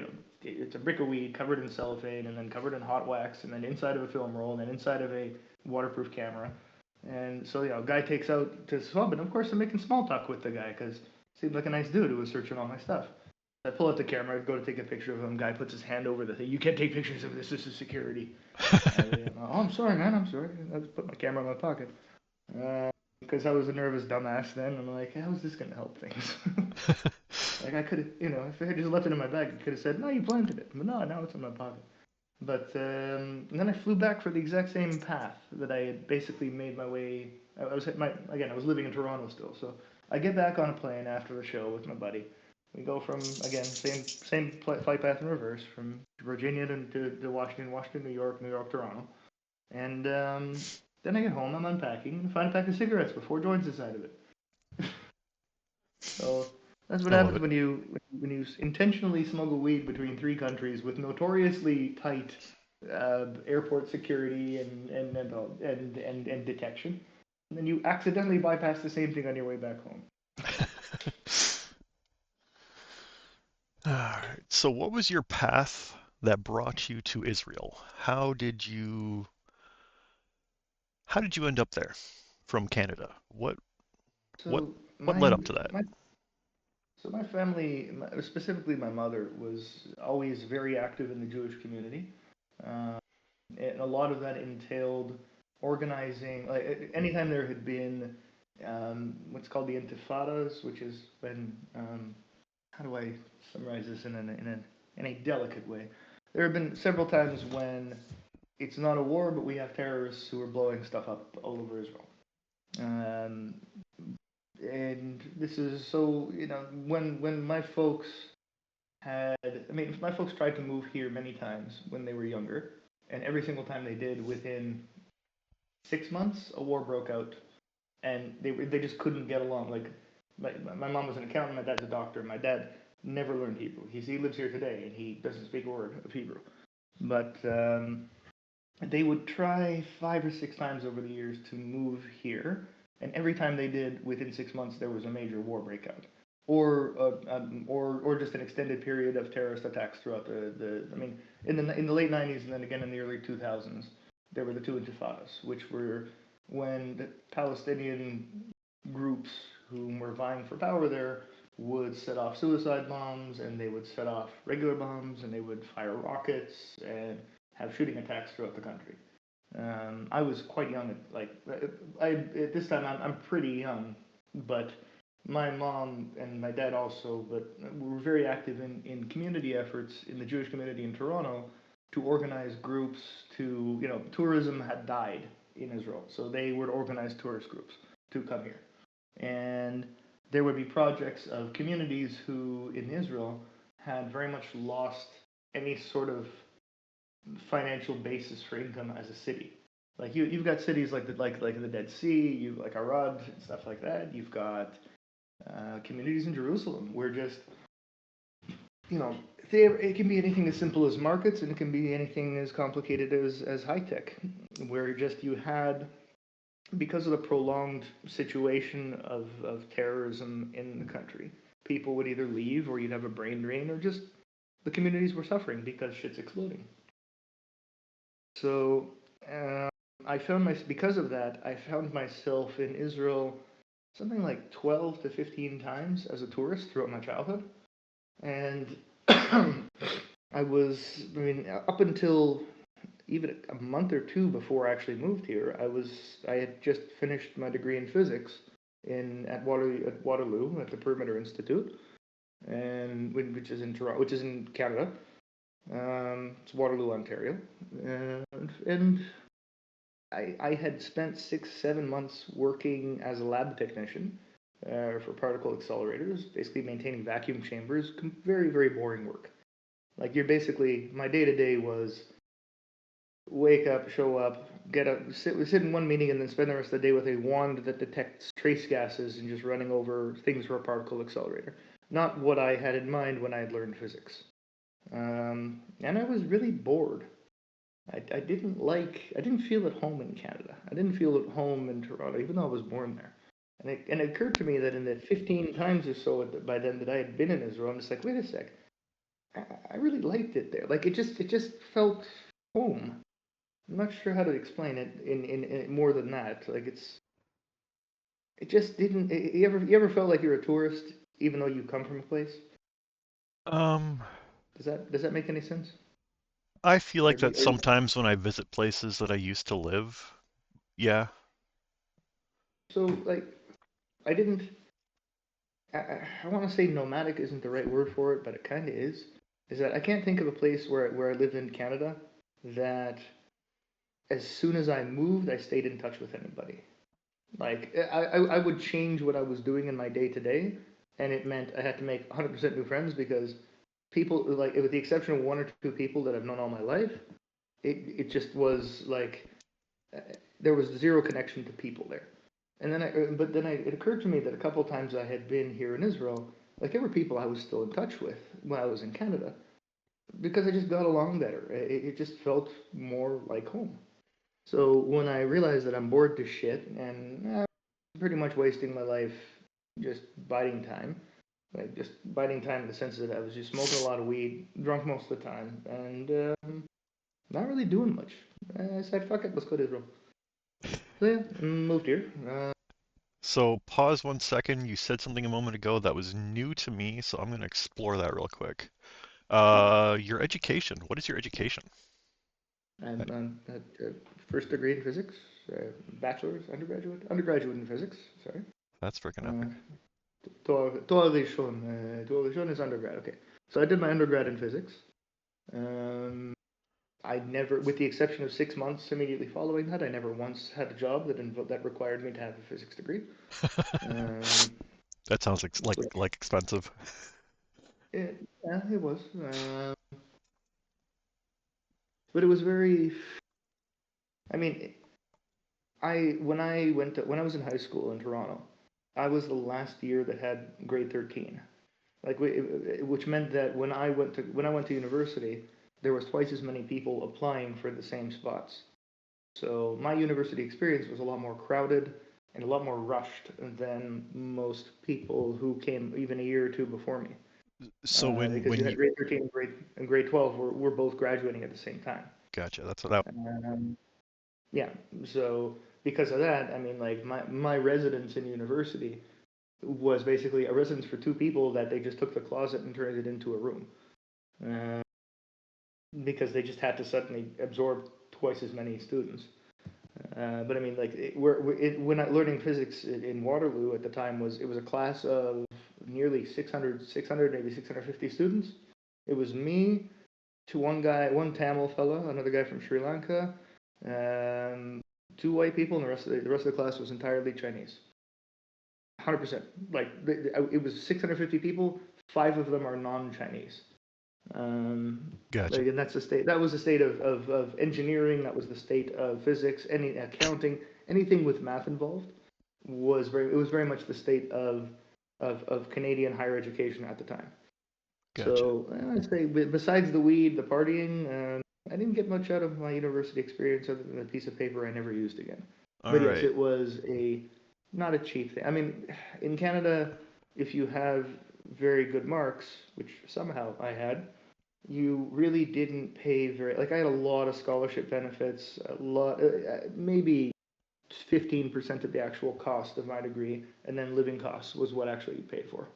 But there was all sorts of government benefits and private organizations who give scholarship awards. All right. Now I qualify for a great deal of this. Now let's try and jump back on path that we were on. Your path to Israel. You had, before I went on that little tangent, you were saying that you had just moved to Israel. Yeah, so I just moved to Israel. The first place I landed at was just with some family friends because they were going to give me a lift to. So I should mention if you're Jewish, when you move to Israel, the term is making aliyah. It means to ascend. It's a very pompous term, but whatever. Because the way the law here works is that essentially if you qualified under the Nuremberg laws that the Nazis used to identify who counts as a Jew under the Third Reich, then you immediately, without question and irrevocably qualify for Israeli citizenship. So it's not like moving to the US where you have to get a green card and go through a procedure like that. If you qualify as Jewish under the law of return here, then the government cannot deny you no matter what. So this is question. applied. Yeah. So question on that topic. Yeah. If the Haktua girl were to move to Israel, would she be an automatic citizen if she's, I think, what was it, 97% some type of Jewish? So it doesn't go by genetics, because you also have people who are converted, and that qualifies as well. It really goes by, I mean, Judaism in general is, I mean, strictly speaking, it's transferred by the mother. So I mean, if your mother was Jew, if your mother's mother was Jewish, then you're Jewish by the textbook Orthodox Jewish definition of it. Okay. However, the Nazis, for example, which was, I mean, if you check the timeline, it's right before the formation of the State of Israel. When they had the criteria which the Nazis used to qualify under the Nuremberg laws for who counts as a Jew and needs to be exterminated is the same laws that they used to make who qualifies for citizenship in Israel without question, like without no application required. So I don't know if the Haktua girl has a grandparent. I mean, technically, because the Nazis did it, any grandparent and not just a mother or a grandmother. Then if she has a Jewish, most Jewish communities, the rabbinates involved there, they generally tend to track when you have either a bar mitzvah or a wedding or a funeral. They generally tend to track who was part of the Jewish community, and a lot of the records that are used are based upon that. So for me, it was very easy because I went to a synagogue in Toronto since I was pretty much born. That's where I was. I should mention I was adopted. So I was adopted at 6 days old by my parents, and my biological parents are Roma, Gypsy, I think is what you would call them. But so I mean, by blood, I'm not Jewish, but I was converted at 6 days old. So yeah. But because I had been converted and I had had a circumcision, it's called a bris done, and I had a bar mitzvah at the same synagogue, it wasn't exactly, there was no real investigation to do. I just have, it's called a ketubah. It's the document that if I were to get married one day, that I would have to retrieve from my synagogue I don't have a synagogue in Israel. So I would have to retrieve it from my synagogue in Toronto, but they definitely have it on record there. And I would have to present it to the rabbi who would marry me to my wife here. In order to keep the paperwork in order. So it's like there are records dating back thousands of years in some cases in some Jewish families of, in order to ensure that this person, if you have a Jewish wedding, that the two people getting married are, I want to say legally, but they're halachically Jewish. So yeah, a lot of larger Jewish communities have that type of record. So it wouldn't just be an ask me if I'm Jewish and I'll take my word for it type thing. But it is, there's no genetic test for Judaism. Okay. So if memory serves, the Haktua girl got her Ashkenazi Jewish heritage out of a 23andMe test or something like that. No? Yeah. I didn't really look into it beyond that. I just thought that was interesting. No, it's I mean, Jewish girls don't give good blowjobs, so I doubt she's actually Jewish. Let's see. Do I have it marked where sexual stuff is being? Oh, my bad. Yep, I got it. I think I got every content classification on. I think we're good. Well, let's not talk about that too much. So you are not a religious practicing Jew. That is my takeaway from that. Is that correct? No, I have been in the past, but not in the sense that I was like there have been times where I've kept the Sabbath. There have been times where I've gone to yeshiva, or I've gone to other types of seminary stuff, but it's more been philosophical. I mean, you can learn a lot from 5,000 years of history. Yeah. There's a lot of 3,500 years of written Jewish history. There's been a lot of people who have thought about this stuff. So, I mean, I have lots of family whom are extremely religious, ultra Orthodox. I So, also have family whom are secular. So we cover the whole spectrum. Myself, I've had times where I've kept practices, but I've never been like there was a brief time where I was at a yeshiva and they asked what me is a to. yeshiva? A yeshiva is, it would technically be, I guess, a Jewish seminary, but it's not actually a seminary because that implies you're studying to be a rabbi. Yeshiva is sort of the type of school that a religious Jew would go to in order to study Torah and generally, and the Torah, the Talmud, and all the various apocrypha that is in Judaism for. It could just be for becoming more educated about the Torah and about your religion and the history and all that. But it's really just a place of learning. A seminary would be the direct translation, but it doesn't do the term justice. But yeah, if tomorrow you wish to become a rabbi, the first step would be to go to a yeshiva and learn all of the fundamental, learn all of the great rabbis, which there's a few thousand of them. You need to learn how to read several languages. What languages? Some of them are very obscure. Rashi is a language during the Hellenistic period when the Hellenistic Greeks ruled Israel and Judea at the time. And they prohibited the learning of Torah, and they prohibited the speaking of Hebrew. You could only speak Greek when they were around. When I say Hellenistic Greeks, these are the Greeks who had like Zeus and in Olympus and all that. That's the Hellenistic Greeks. Gotcha. So they conquered the area. They conquered the neighborhood for a big amount of time, and for a whole bunch of it, they prohibited the speaking of Hebrew and the teaching of Torah. They're not the only ones to try this. So around 1000 AD, I forget who was in charge at the time, but there was a group who would eventually become the Spanish Inquisition, who also prohibited the learning of Torah without having the addendums of the New Testament, and you could only learn it in Latin. We have a question from Wraith. Is Judaism the world's oldest actively practiced religion? Oh, he says it's actually Hindu. No. Hindu. Yeah, Hinduism. Hinduism, but that's only by. I mean, there's room for interpretation there because if you're talking about most practiced religion, Hinduism and Judaism are within the same century.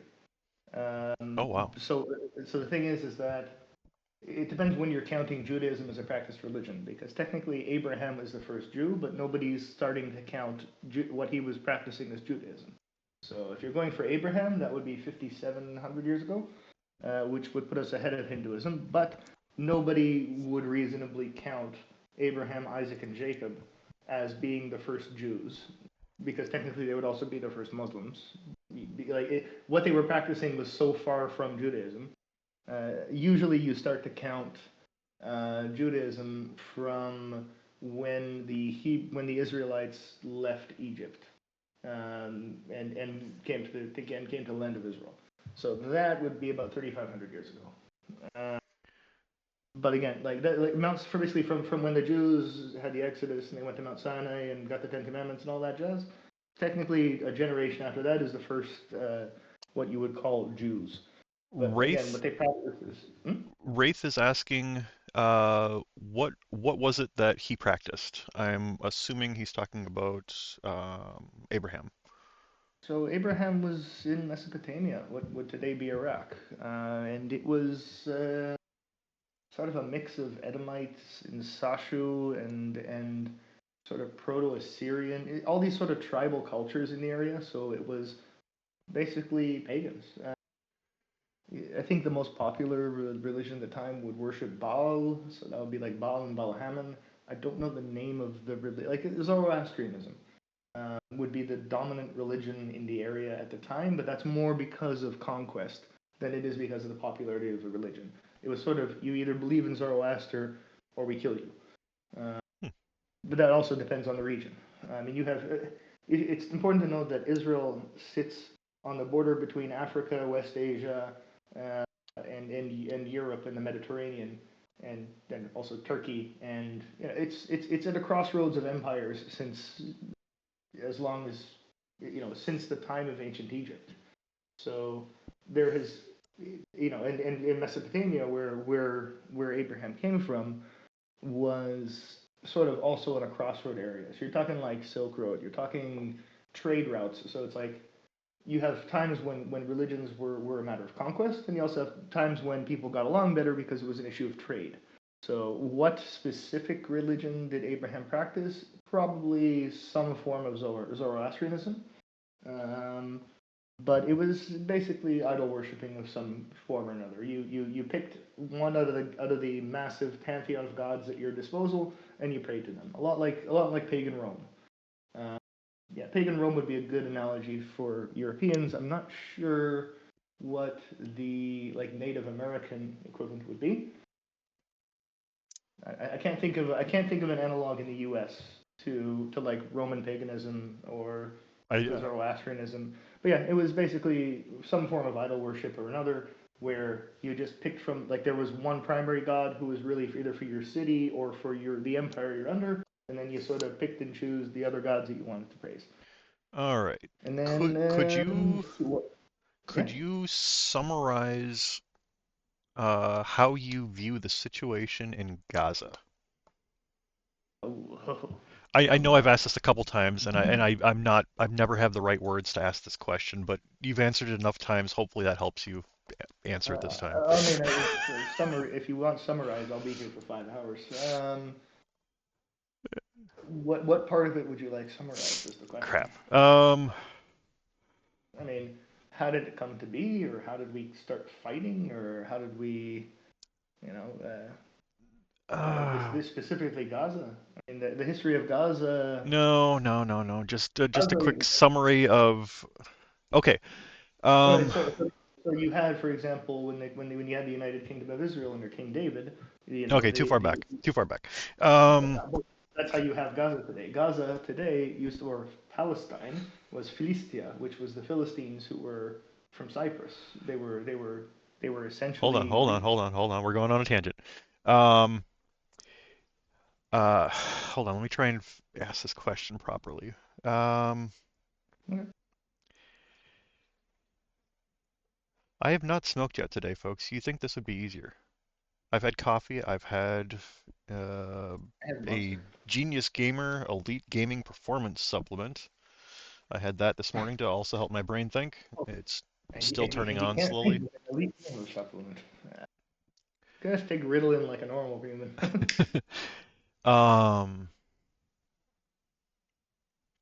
I guess.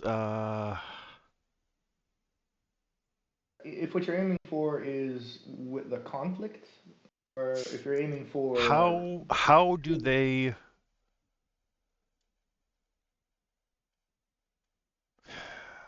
Come on, it's on the tip of my tongue. I'm not even gonna look at the screen.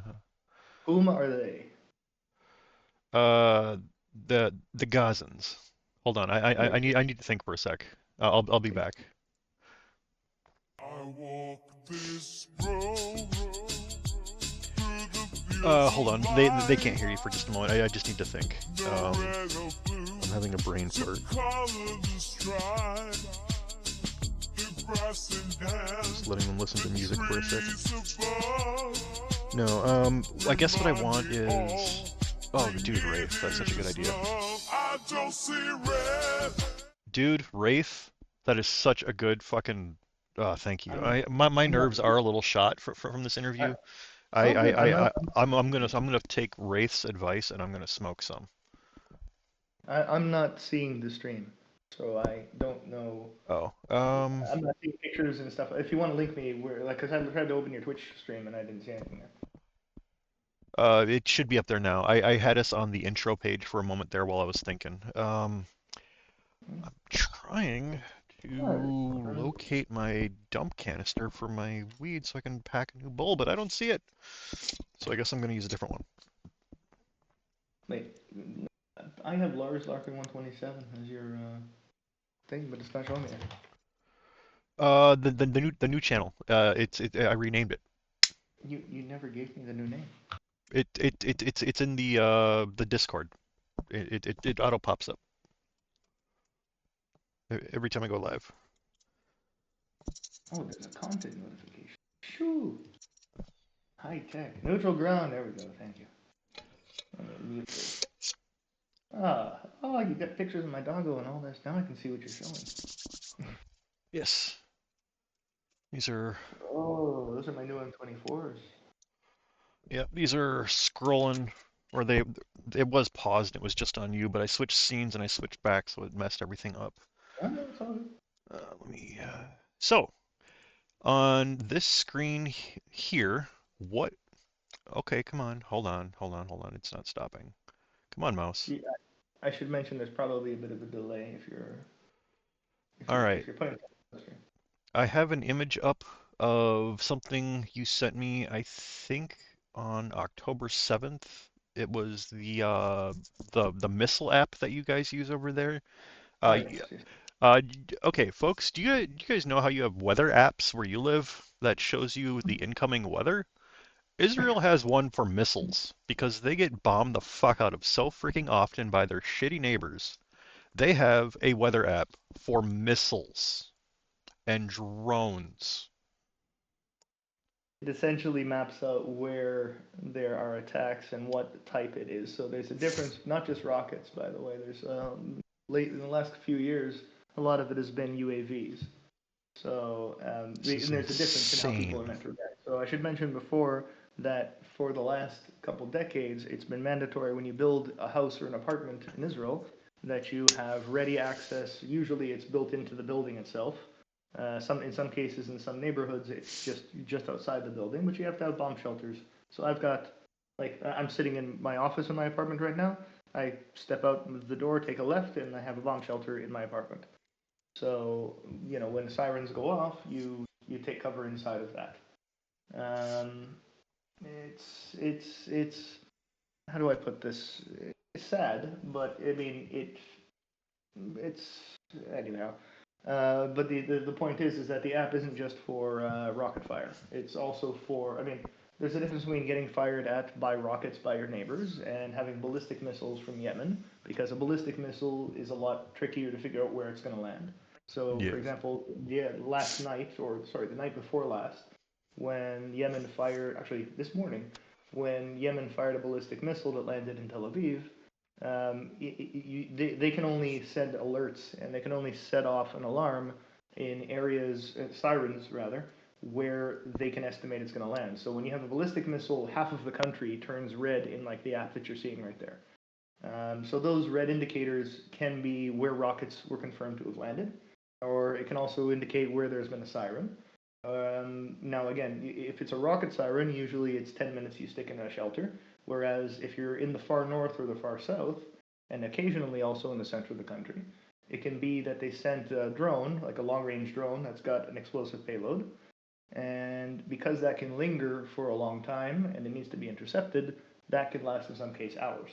So if you're looking at the north of the country, when Hezbollah hadn't yet been paged, they didn't.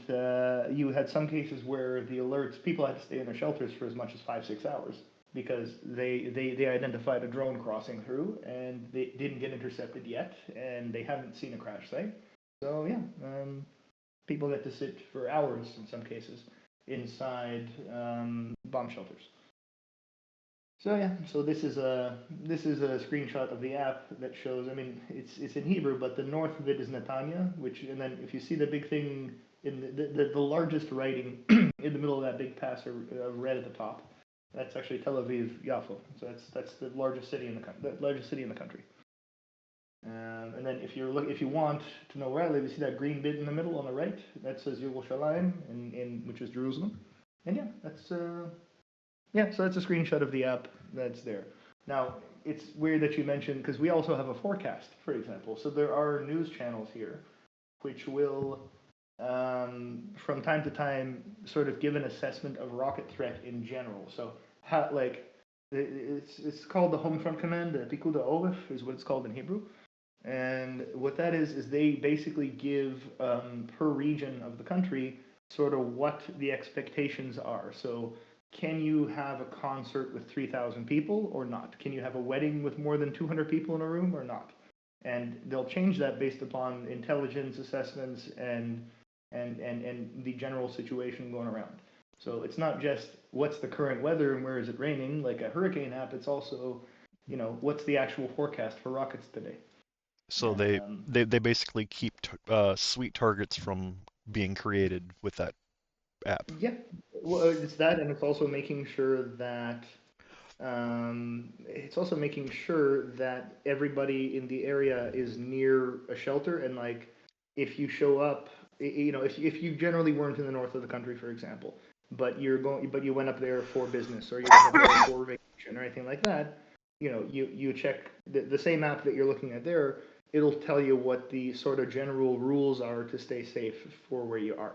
Like not safe in terms of like crime, but more how close do you have to be to a shelter? And in the far north of the country, it can be as little as 8 seconds. So there's a siren, you have 8 seconds before a missile is going to land somewhere.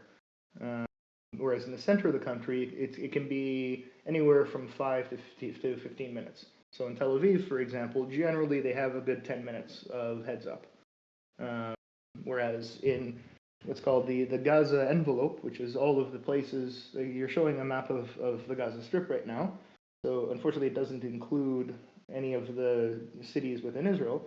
But like if you see Deir al-Balach in what you're showing right there, and like under the Netzarim corridor, that sort of junction is a place called Ofakim. Sorry, that's Kisufim. So that's an area that. So there's a huge difference between which neighboring country is firing what at us. So rockets fired, the low-tech rockets fired by Hamas toward Hamas and Palestinian Islamic Jihad, and maybe just Jim, who built a rocket at home, fired into places right along the border there. You're looking at 8 to 10 seconds to be there. So in a place like Sderot, which would be in the northeast of the picture you're showing right now, that's you have your kids go to school. The school is made out of 1.5 meter thick reinforced concrete.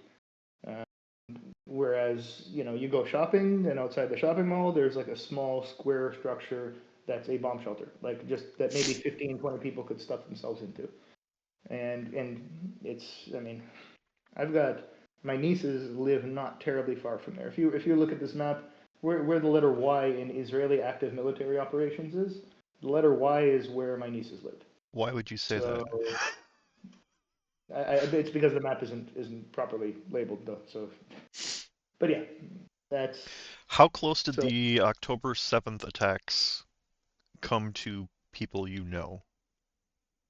People I know, well, I know people who died in them, so that's. But if you're talking about my family, you knew people personally.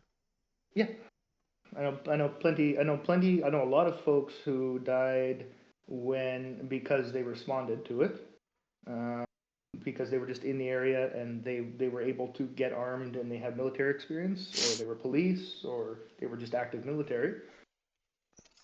And they just heard what was going on, and if they were active duty, they obviously responded as fast as they could, and if they weren't, then they just armed themselves as fast as they could and went and tried to help. If you're talking about family, assuming that Hamas wasn't bent on obeying traffic laws and speed limits, the furthest in that they got was about 15, maybe 20 minutes away from where my nieces and my brother live. So that. So it's not. How do I put this? It's very it's surreal, even though I've basically been living with this for a very long time. It was the type of thing that you don't expect to wake up and see. And I should mention on the morning of the 7th of October, I had a massive hangover. I remember your hangover. And I was demolished. And then I just started hearing siren after siren after siren. I'm like, okay, something's going. I mean, the thing that actually got me out of bed is that my dog howls at the sirens, and that's what got me out of bed. And that was like, what had to have been 6 o'clock in the morning, something like that, 6:30, something like that. And then an hour and a half later, I'm just like, Okay, starting to see some weird shit come in, like gangs of roaming jihadis, on a Toyota tactical with a 50 caliber on the flatbed. On the flatbed. What's the name of what's the English name for it? Back of it, when you have the back of a pickup truck. And you make a tactical out of it, like you mount a machine gun on the back of it. Anyways, doesn't matter. Did I But you see, pass there it? was a video. The first video that I saw that I realized, wait a second, shit's hitting the fan here. Was this video. Yeah, this is just a picture of it. I think I got the Yeah, videos. Did you look at that list of videos I sent you for to anything I've sent you is not. It's we'll keep proper OPSEC, so it's not like I didn't Okay. send you anything with secrets, so you're free Okay. to show anything. All right, folks, give me just a moment. We're going to go through these videos one by one, and Poe is going to tell you what's going on in them. It's going to take me a moment because I got to set up the source. Video. No, that's video capture. That's not what I'm after. I'm sorry, folks. I should have already had this situated. Now I can see what people are writing. So Averto mentions that Egypt have blocked the border there into Gaza, not 100%. Okay, the history was mainly due to the Arab Spring. The reason that Gaza, the reason that the border between Egypt and Gaza will never allow a single person through without a hefty bribe is because when Hosni Mubarak, who was the leader of Egypt, dictator in Egypt basically until the Arab Spring, when he got overthrown, the group called the Muslim Brotherhood took over. That was a guy named Nahum Morsi, who was in charge of Egypt for, I want to say, 8 months to a year, something like that. The Muslim Brotherhood is a group run by Qatar, who essentially is Hamas. Like Hamas is a section of the Muslim Brotherhood, and yeah, if you're looking at I want to say ideologies, but if you're looking at groups who form terrorist governments throughout the Muslim world, one of the primary, like you've got the Ba'ath Party, which was like Saddam Hussein and Bashar al-Assad, and then you've got groups that fomented like HTS right now in Syria, and you've got Hamas, you've got Hezbollah. These are all one way or another related to a group known as the Muslim Brotherhood, which is primarily funded by Qatar. It used to be mainly funded as well by Saudi Arabia when they were supporting Wahhabi Islam, but they've calmed down a lot on that because it came back to bite in the ass when people tried to overthrow them. But yeah, so the Muslim Brotherhood was in charge for just shy of a year in Egypt, and what that meant is that you had a lot of Hamas members and Islamic Jihad members from Gaza flooding into Egypt to prevent any possibility of any other government taking over. So when the military said, no, this shit won't fly, the current guy in charge there, who's El-Sisi, Egypt has got a lot of Coptic Christians, but it's not predominantly Christian. It's predominantly a Muslim country. And if you're going by what people would identify as, but Egypt is a lot more secular than most Muslim countries in the area. But yeah, it's because Egypt is sort of the end of Africa. It is the end of Africa. It's got a lot more small communities of different ethnic groups who, I want to say, they get along with each other, but that's not really the right way to put it. They are intimidating enough to each other that they leave each other alone. So Egypt has a lot more flourishing of a Christian community than most places in North Africa and most places in the Middle East. But also that's something where the situation changed. Like for example, Lebanon up until 1981 כאילו ממש פה אחי, זה מטורף, איך הם רואים? And then you had the Islamic Revolution, which Okay. was. Do you see the video that's playing? I do, but I might be seeing a bit of delay though, so you'll have to cut me some slack. Yeah, I have low delay on, so Okay. it should be relatively. Did we want to cover what we're seeing here, or? Yeah. This is me getting mortars fired at me.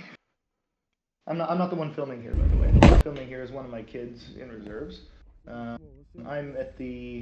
about 5 or 6 people behind the guy who's filming here. But yeah, this is on the Lebanese border. This is right next to a UN post called La Vie, and it's when we're crossing the border. I wonder if we can see the border wall in this clip or not. But I mean, without audio, it's tricky to understand what's going on here. But you want to start it over, and I can go from the start. It should loop. Let me. There we go. I started over. You have sound? ממש פה, אחי. Yep. No, but I have the streaming. Probably best to mute it, but just. Oh. Sorry, there you go. So this is after a night where we had crossed into a town called Remya, which is in South Lebanon, and we had 13 anti-tank guided missiles fired at us. One of them actually exploded about 1.5 meters above my head. And then we had, throughout the entire night, basically sat inside of a smoke screen, sniping back and firing back. And we had about 27 injured in my unit. Somehow, miraculously, nobody died.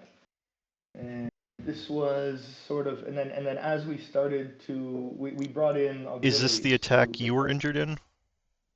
Yes. This is the morning after. This is the same event, but the morning after. Like we began to cross the border, probably around 1:30, 2 o'clock in the morning, and then probably earlier than that. In fact, we had reached the border by about 11 at night, and then the process of organizing an entire division across the border is no small deal. So things take time. Also, I wasn't exactly keeping track of time. This was on our way back. We had auxiliaries come in and relieve us, and they ended up taking over the village that we had started to take over when we got ambushed. That's me in the back right in what you're seeing there. I'm the guy up at, there's the concrete wall in the background there. I'm there, and I've got a guy next to me who had shrapnel go through his right foot. Is it the screen that I'm paused on, or am I at the wrong screen? Okay. No. I'm in the top left over there, and then on the ground next to me is our, how would I say Samgad in English? Medic? No. Samgad is a commander of. Hold up. I'm gonna get the translation right at least once. You've got a fire team. A fire team goes into companies. Companies goes into platoons. You have to correct me if I'm wrong here. Squad? Are you going down in size or big in size? Or... I'm going up in size. So you have a fire team or squad, which is like 2 to 5 people, and then you've got your platoon, company, battalion, brigade. Where's a platoon then? Platoon is smaller than company, bigger than squad. Okay, so they translate things. It's been so long. For us, the lowest size where you would have an officer in command is a company. That's it, or just maklaka is what it is in Hebrew.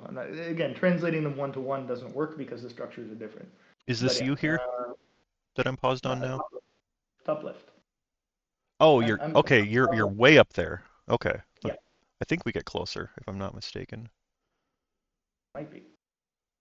I'm top left, but I'm not the guy standing up there. That's the guy next to me. I'm on the ground with my Samgad, who had gotten a piece of shrapnel through his foot. So yeah.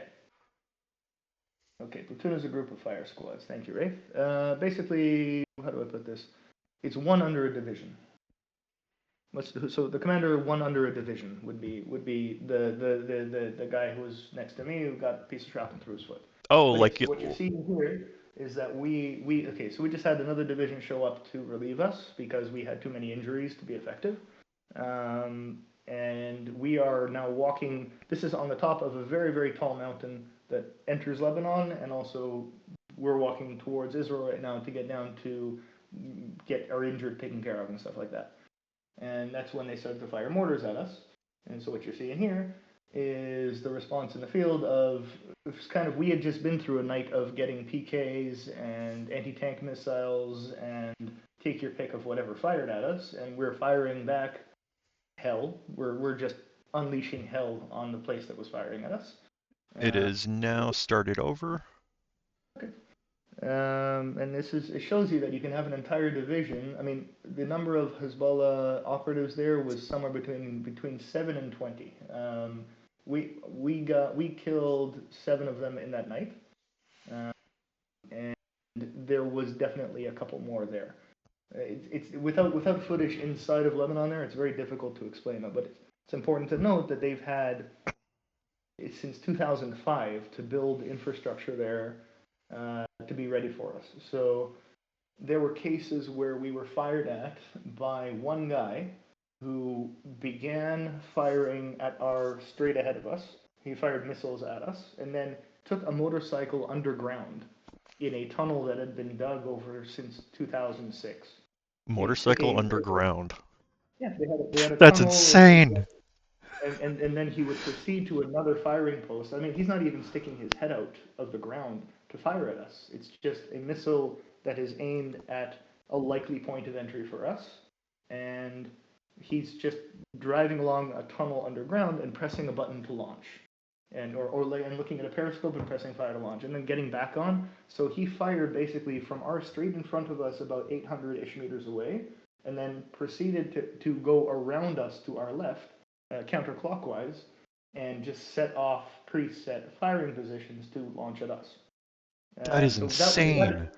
So that is the night before what you're seeing right here, and this is one of my kids who had the presence of mind to press record on his GoPro. Yeah, but this is we've crossed back into the border. We've been shot at all night, which is why we all look so exhausted. And then so we had basically covered the border until an auxiliary division had shown up, and then we're now started to make our way back. So the base that you're seeing here is not an Israeli army base. The base you're seeing is a UN base, and the UN soldiers are inside a bunker underneath it. Over this night. Wait, whoa, hold on. This guy has these tunnels like this close to the UN base? And the fun bit is that you get these rockets fired at you all night. You get mortars fired at you, and the UN's complaint after all this was that the Israeli smokescreen, their gas masks were not.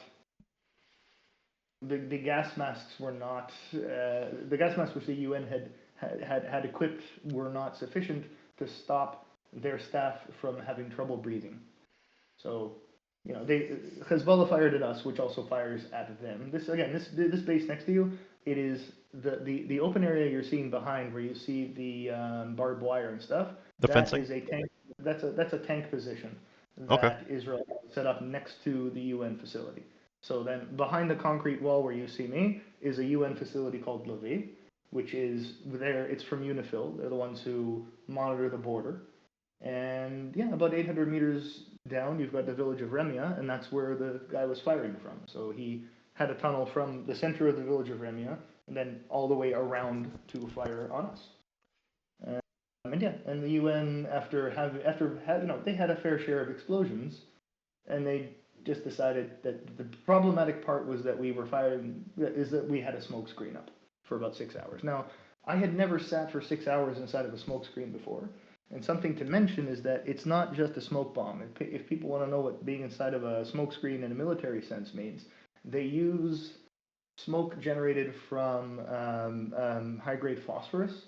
The reason for this is that people have thermal vision. So you want a smoke screen that's not just for visible light. You want to be able to hide the thermal signature of people whom you're firing stuff to. So we're having rockets fired at us. We needed a smoke screen around us so that we're not visible. I have my sniper rifle has a thermal scope, so I'm able to see things outwards, but that's only when the smoke has cooled down. So the idea is that they'll fire the smoke screen is fired using artillery, and the artillery fire it is extremely loud. But yes, the smoke bombs that they use intentionally burn so that for the first 5-6 minutes after the shell lands, the smoke itself is hot enough to hide the heat signature of a person. so that you can't still just be targeted because the guy firing has a thermal scope. Nice. And yeah, so you spend it was anywhere from 4 to 6 hours, depending on how you want to count it. Is sitting inside of a smoke screen that's made out of burnt phosphorus. So yeah, definitely everybody had a thick smoker's cough for the next month or so. But yeah, and then so the video you were seeing there, the one prior to this one was when we're on our way out and another division come in to relieve us. Then we started taking mortar fire. So nobody in none of my kids. So I'm a sniper. Basically, if everybody were to show up who is written down as one of my kids, it'll be 22 snipers. So like 11 pairs of snipers, and then take off 2 of those pairs for commanders and stuff like that. But what was I mentioning? Somehow we had avoided major injuries, like very, very, very miraculously, because what happened is we had set up, we were not in sniping positions when we started to get fired at. So we had to very quickly find usable spots. Now, the place we were in was essentially a chicken shoot. I wish I should have drawn this out for you in advance, but are you able to pull up Google Earth? If not, it's okay. It's not. Yes, I was just muted. I just got to pull up my actual mouse if I'm going to be doing that, and that's fine. I just got to do it. All right, pulling up Google Earth. Do you want to send me chords I can zoom in on? I'm gonna try to get it quickly. Okay. I'm going to put Google Earth over on that screen.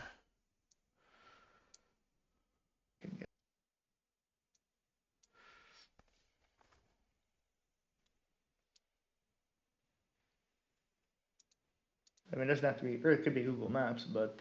Well, I'll just do Google Earth. It'll be fine. All right. It'll take me a moment to get the exact right spot. Let me add a source.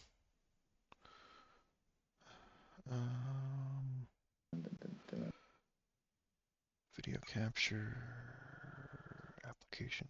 No. Display capture? No. Media source. Window. Let's try window.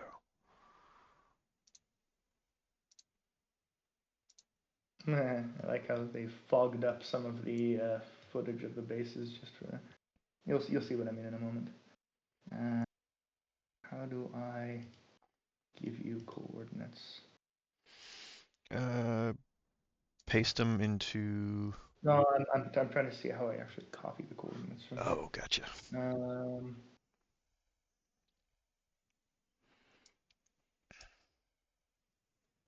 Okay. Do my best here. Yes, I definitely puffed Wraith, and that was great advice. It calmed me the fuck down. My anxiety was frickin'.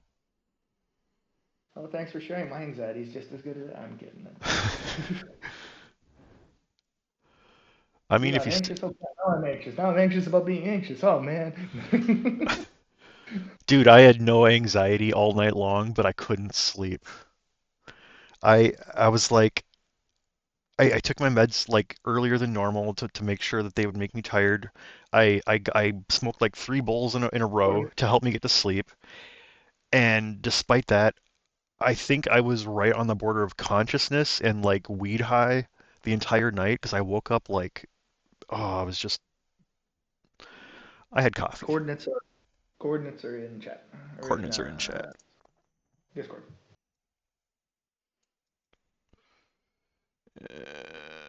Am I the only one who still uses Google Earth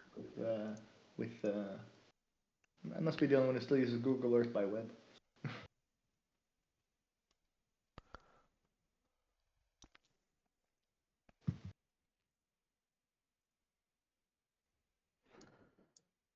There you go. It's a bit grainy because intentionally they do that. Because you'll see that on the Israeli side, they intentionally don't give good maps to. This is the area that we have been. No, you were in the right spot. So the village of Remya is where we were just crossing back from. So there's the UN facility, which is on where the pin is. Behind the yellow line is Israeli territory, and that's an Israeli forward base. And then across from it is Lavi, which is the square-shaped base on the other side. We crossed through that in order to get to there. Now, if you could zoom in to just the square base and place it so that the road out of it is facing forward, I can explain sort of the situation that we were getting by chicken shot, basically. Now, if you go out on that gravel road that leaves it, to your left, in front of you, is the village of Ramya, and where we're being fired at from the hill that's immediately forward from here. They were firing ATGMs at us. Now, this hill over here that you see in the picture here, like you go down the valley and up, yeah, we're being fired at from there. Okay. Those are ATGMs. Those are anti-tank guided missiles that have anywhere from 4 to 10 kilometer range. Now, it's important to note that this picture is probably either old or new, I assume old, because there are no trees there anymore. It had very much been all burned down and stuff like that. Now, if you walk out of the facility that's there and turn left where you see trees, no, you don't have to move. I'm just explaining what it looks like here. Okay. If you go towards that dirt road, exactly, so that area is a minefield. What had happened is it was supposed to be right before we entered, but it ended up being 30 hours before we entered. They had moved the concrete caissons that create the wall there, and they had cleared a 1 meter by about 2 meter wide path through that minefield, and that's how we entered. So we crossed the border, turn left, and walk through a minefield, and then we start getting fired at while we're in the minefield. Oh, joy. So you don't really have many places to take cover. And the angle that things are here is, and I should mention that there's no large rocks there to take cover with. There's no terrain that you can really take cover behind. It's really just lie down and hope you don't get blown the fuck up. And when you're trying to exfiltrate, 27 injured through a minefield while having rockets fired at you and PK fire at you, let's just say that it's not an optimal situation in terms of defensibility. So that was the night before the video you saw previously. And Oh, then gosh. if you move over to the left back to the Israeli territory where it's a bit more blurred because it's a military facility and they asked Google Earth not to, you see that brown area on the left right now? That's where that video was filmed. So we had already crossed back into Israeli territory. We had taken a breather while we get medical teams and stuff like that to take care of the wounded. And then that area is where we're walking across when mortar fire starts to land on us. And we basically spent the next 7 hours making our way down the mountain, and because 2 other groups had shown up to replace us. Gotcha. All right, let's move on to the next video. Do you remember this one from the little bit of a thumbnail that there is? This is from a place called Thermos. It's across from a village called Aitashab. So those, if you stop at the start bit where you see the fencing that you see there with the X's on it is against missile protection. So basically, it's chain link fence with some sort of what's the word I'm looking for? When you have metal bent at 90 degrees like that. It's called a baznat in Hebrew. Basically, it's steel that's been bent at 90 degrees for some sort of enforcement. I'm talking about not what's directly in front of us. Oh, angle iron. Angle iron, thank you. So the angle iron with chain link fence on both sides is designed to stop anti-tank missiles. So you're in a guard post right now that has clearly been hit. I'll get into that in a moment. But the fencing that you see in front is 2 layers of chain link fence, one in the front, one in the back, and then angle iron in between them. So what happens is that if you fire a missile at it, it can't penetrate it. It doesn't give enough resistance to set off the missile, but it'll stop one missile basically. Now, the way that this post got hit was Hezbollah, I should mention, has had people fighting upwards of a decade in Syria. And these are people who have immense amounts of experience with using missiles to an almost surgical manner. Now, the way that this post that we're in got hit is they fired from the village that is opposite here, and they then fired another missile into the hole that the first missile made. So they fired at the rocket protection screen that's over there, and then they made a hole in it, and then it's a fly-by-wire rocket it's a Cornet type rocket, which is what is fired, it's an old school anti-tank missile, sort of a modified Soviet version. And yeah, they essentially threaded a missile inside of the hole of another missile. Yeah, I don't think you can quite in this video you can quite see the fence well enough, but there's a hole in there that maybe about 1.5 feet, 2 feet across, that was made by the first missile fired at it. And the second one, they put in that hole, which then made its way to this guard post. So what you're seeing, that part that looks like it has bullet holes, that isn't bullet holes. That's shrapnel from a missile that hit in the window over there, right at that little bit of dirt next to the mag. How do you say a mag in the type of machine gun that's there? The Belgian. What's the word I'm looking for? The mag is the machine gun that's right there. The belt fed one. If you're talking and you're muted, I'm just going to remind you of this. Nope, I was purposely muted. I was AFK using the restroom. You didn't want to hear that. But I'm done now. I'm going back to my computer. Yeah, so this is inside of a post that's very much on the Lebanese border, a place called Termos, and yeah, it's just been hit by an anti-tank missile. But again, the talent here involved in the people you're fighting against, there's a massive difference in Hezbollah between fighting against people who, a lot of them are doing it because there really isn't any fruitful or gainful employment other than working, both in Gaza and in lots of parts in South Lebanon. The economy is so crap that your only real prospect is working in some way, shape, or form with terrorist organizations. That's not to move and shift any blame anywhere, but it's just the reality of the situation. So there's a big difference with Hezbollah when it comes to fighting someone who they just gave a gun to and he's there for a salary. And he'll shoot at you if he can, but generally he won't. He'll the moment he's facing a soldier that has any training, he's getting out of there. And squads like the ones who threaded this, who can actually put a missile inside the hole of another missile, because he's been firing rockets in Syria for 10 years. Yeah, that's the level of. I mean, Hezbollah has a larger arsenal than many NATO members. So, yeah. This is the same night. The smoke there is from the smoke screen in this current video. This is filmed by one of my kids. This guy's name is Shlomi. So this is the tanks that had been brought in to give us some degree of cover fire while we were getting our wounded out. Shout out to Shlomi. He doesn't speak English, so. Well, I said his name. I hope it was clear enough that it came through. Oh yeah.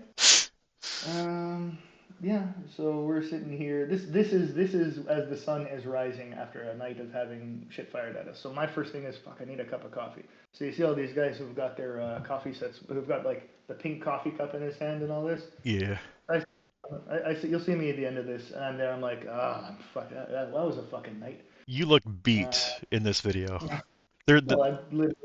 We've literally been having missiles fired at us all night. Like, that's Poe in the background with the cigarette right there. So the two things I busted out is one is my coffee kit, because I'm like, geez, that's a long night. Let's get a cup of coffee. So I quickly cooked up a pot of coffee. And the second thing is I busted out my flask of whiskey and passed it around. But I mean, you see the age difference. I'm 40 here, and most of my kids here are 25, 26. This is why I'm going to be signing for as long as I'm physically able to. I'll be, because I can't leave these kids alone.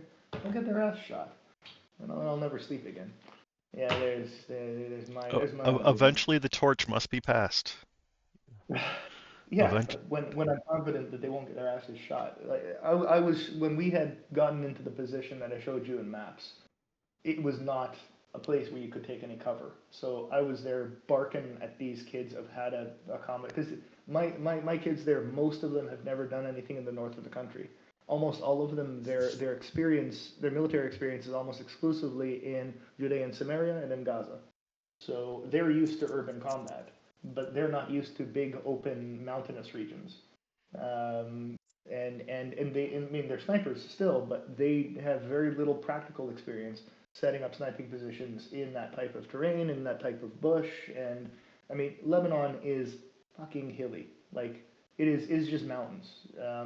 1 kilometer walking there is easily equivalent to walking 5 or 6 kilometers in a city, in terms of how much of a toll it takes on you.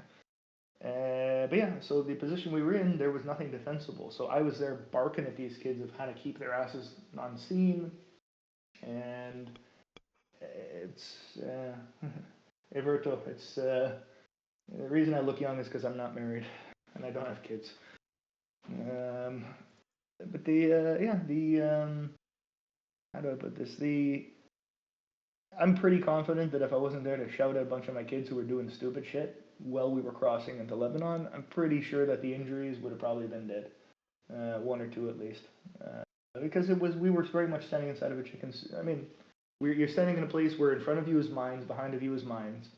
You can only move side to side. The people shooting at you are directly in front of you, and you're on the side of a hill, but you're not. You're walking sideways. And on top of that, when we entered, the UN had flood lamps that were like this. The caissons, the concrete caissons behind us there, is the border to Lebanon. You go on the other side of that concrete barrier. That's Lebanon itself. So, excuse me. So the UN has flood lamps there, which are. So actually, this is in Lavi. This is the UN. This is like at the end of the road where you see the tank coming from. If you go the direction the tank came from, you run into that square facility that's run by the UN. And so the UN has floodlights, which were behind us, basically projecting our silhouette to whoever wants to look at us. And lovely. we were legally not allowed to shoot those lights. Because of stupid bullshit. So it's not just a chicken shoot, it's a chicken shoot where they're just broadcasting your position. Not fun, I gotta say. I've had better nights in Lebanon. Yeah. Alright, let me switch did you to want to cover anything else different specifically video. Here, What's that? anything else you wanted to cover on this? Like, I'm swapping the video out. Hold on. I was just zoning. Working my way through them. The one guy, not the one Russian guy, clearly Russian guy here, who didn't have a helmet on. He's the only one who's my age in this group. Everybody else is under 30.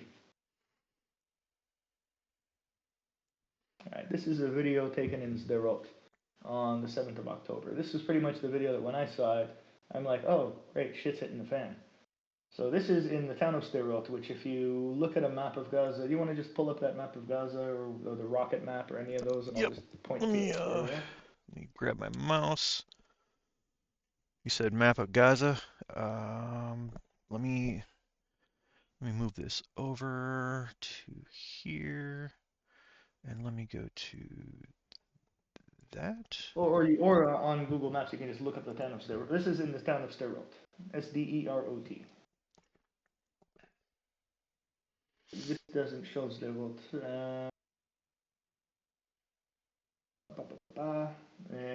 You want to just check Google Earth where Sderot is so you can get an idea of where it is. Yep. Let me. As much as my geography is good, I actually can't, based upon this map, point to it.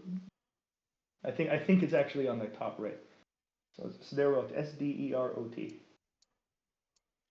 This is it's on the other side of it. There you go. Down to the Gaza Strip. I'm have a search here? Yeah, not sure what I'm. You're looking for a town called Sderot. Spell it. S like sugar, D like Daniel, E like epsilon. We're good. Oh, okay. Sorry, there's a stream delay. So. You're good. You're good. It showed up. It self-filled.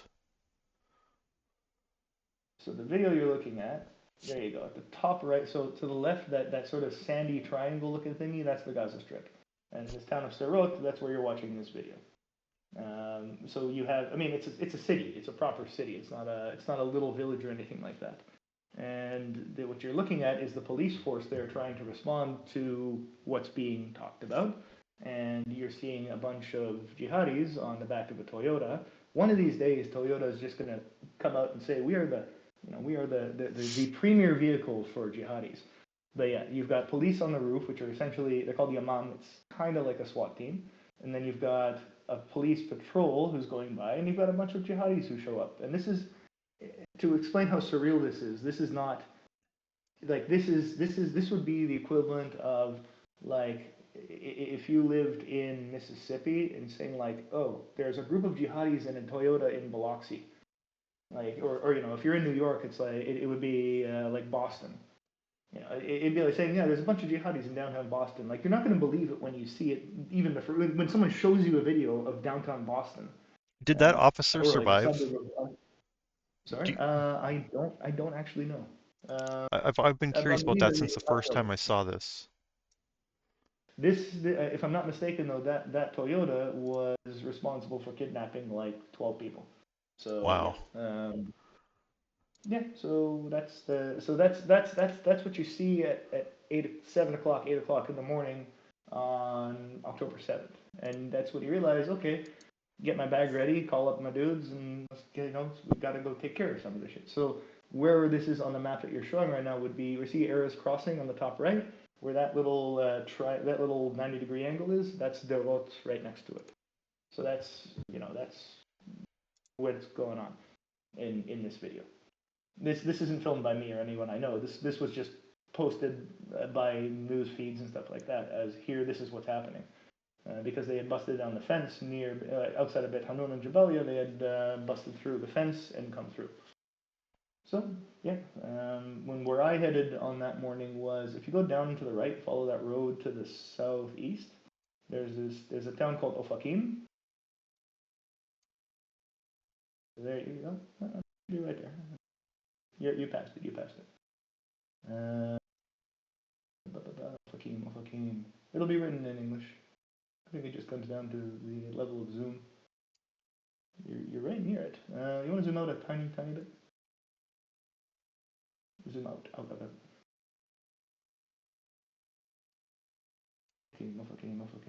It's right around here. Here we go. There you go. Bottom right. Next to Maslul. There you go. So that's the place that we were told to base out of temporarily, and then we were essentially doing evacuation of injured people. If you're gonna have to go to your west to find it, but there's a place called Kisufim that is very much towards the Gaza Strip. So you'll see another place called Kisufim, which is right along the border. It would be south of here. You can just put in Kisufim, Kisufim. KISU. To find it from this map, I'm gonna get spun around, so I don't think I'm gonna check. KISUFIM. There we go. So I love autofill. Yeah. So the place before you hop there, though, you've got Nir Oz and Be'eri, which were right there. There you go. So if you go northeast of here, you've got Reim and Be'eri, which is where, like, the Nova Festival and stuff like that was. We were assigned, but by the time we got our shit together and got down there, we were basing out of that first place I showed you, Ofakim, and our task was to assist with getting injured out of they had basically made something so Be'eri is right there in the top right of that. So that's where the Nova Festival was and stuff like that. Those were the places that were the hardest hit. And we were in Kisufim because the army had much more of a presence there, at least when I showed up, and they had been basically gathering injured and stuff like that there, and our task was to first secure transit between the two places I mentioned, Kisufim and Ofakim, and then you would expect that at this point it would be military vehicles that we're using, but no, we were in private cars, and we were taking people who had been shot and lost limbs, and we were, first we assisted with securing Kisufim because half of the place was full of jihadis, and there was So it was still active when you arrived? It was active for nearly 3 days. Oh wow. But after a day and a half, we got sent. We like, enough forces had shown up that they actually sent us to the north, because at the time the thinking of everyone at the time is that, oh, they've started this in Gaza, now Hezbollah is going to try the same thing in the north. Like, it is just sheer luck that Hezbollah didn't decide to do the exact same thing. It is very clear that based upon what we've cleared in Lebanon, they had much more infrastructure in place to execute the same type of attack, but with a much more organized force and with a much more well-equipped force. So the reason we sent the vast majority of our armed forces to the northern border is because the thinking was, and it still is, that the Gaza Strip was a horrible attack, that the scale of the threat of Hezbollah is much larger because they're more armed than most NATO members. So to clarify the scale of Hezbollah's force, they had before this all began something like 350,000 rockets. They have artillery, they have tanks, they have you will never find two people working together in Hezbollah who one of them doesn't have night vision versus the Gaza Strip, where their ability to equip themselves is limited to what they can smuggle in from Egypt. So the thinking at the time was that because this has started in the south, it's only a matter of minutes before Hezbollah tries the same thing in the north, which is why pretty much we were pulled away after about a day and a bit. Probably just one night is the extent of the time that I was down there. And then we were basically told, get your asses to the north, and we have to cover the whole border because next thing you know that Hezbollah is just going to come on through. Because they've got Hezbollah. Okay, so when you're talking about jihadis in the area, you've got the groups who operate them, which are mostly just regular soldiers or regular members, or you can't call them soldiers because they'll never wear a uniform. So, and then you've got their elite forces, which are actually trained soldiers, usually sent to other countries to train, usually Iran, and they usually build camps in parts of Africa or parts of West Asia in order to train and then return. So you've got the Radwan forces, which belong to Hezbollah, which is about a 20 to 30,000 strong force of trained soldiers. I mean, like the funding and the equipment level is about equivalent to that of like the Army Rangers in the U.S.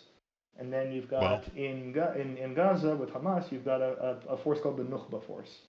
The Nukhba force is their elite force, as in, if you're a fan of Ryan Macbeth, for example, right after the 7th of October, he went through the intelligence packages that these guys carried with them. So these are organized fire teams. I'm a big follower of Ryan Macbeth. Yeah, so he went through, so these guys had mission packages with them. So this is not, when you're talking about the Nukhba force belonging to Hamas, they were crossing the border with a target package, with objectives for each individual place, how to breach into each facility. They had extremely detailed knowledge of what cameras were available, everything beginning from which security cameras are available in each village they'll be passing by, to how many traffic cameras there are in the area. And so there's a huge difference between the vast majority of people who crossed the border on the 7th, who were just in Gaza and they wanted to just go and loot and rape and kidnap. Because, again, in a situation like that, they're pretty much aware that if they can go in and successfully kidnap somebody, they can get tens of thousands, if not hundreds of thousands of dollars for their return. So a lot of the people who were kidnapped by private citizens in Gaza who just crossed into the border and decided to go looting. There's also tons of videos of people who just went in to loot. And then there's 2 or 3 guys with them who have got guns, and if they see someone, they shoot them or they try to kidnap them. But yeah, then in addition to that, you've got the actual forces of Hamas, whom were going in with express missions. A lot of these were worked together. Like, it's very clear they were worked together with Iran, because if you look at the formatting of the intelligence briefs that they had, it's 1-to-1 what the IRGC in Iran has as their mission packages. But yeah, it goes down to how many people are in the city or the village of Be'eri, where who are on reserves and may have a gun with them, and how many people are their security force, and how many police are there, and how long does it usually take them to respond. So these are villages where for the last 15 years they've had random fire given to them. Rafe, yes. Well, Gazans to be specific, but yes. But these are areas where the villages have had random attacks over the last 15 years, and also they've been having weekly rocket fire for the last 10, 15 years. And a lot of that was intelligence gathering. You had Hamas forces whose express objective was to go right up to the border and just stand there and just see how long it takes for an army jeep to show up, or fire a mortar into a village and just see how the army respond to it and document stuff like that, so they can assess what kind of force presence and what kind of response times you have there. Which is why, I mean, the Gaza border had a great deal of cameras and automated guns, not automated guns, but rather remote-controlled guns. And within the first 45 minutes, any of the higher tech stuff that required communication and power and things that were over-relied upon on that day, they landed drones very much in the same way that the forces of Ukraine would do it. Where they just had UAVs or drones which hover, who would go and drop an RPG head on top of, or just land with an RPG head and set it off next to every camera. So they had the locations of every camera, every communication relay. The infrastructure for monitoring and responding along the Gaza border was, I mean, the Gaza border was hit in 26 spaces, 26 different spots along its length at once. So Wow. that is not a coordinated, that is a coordinated attack by someone who's been gathering intelligence and planning this.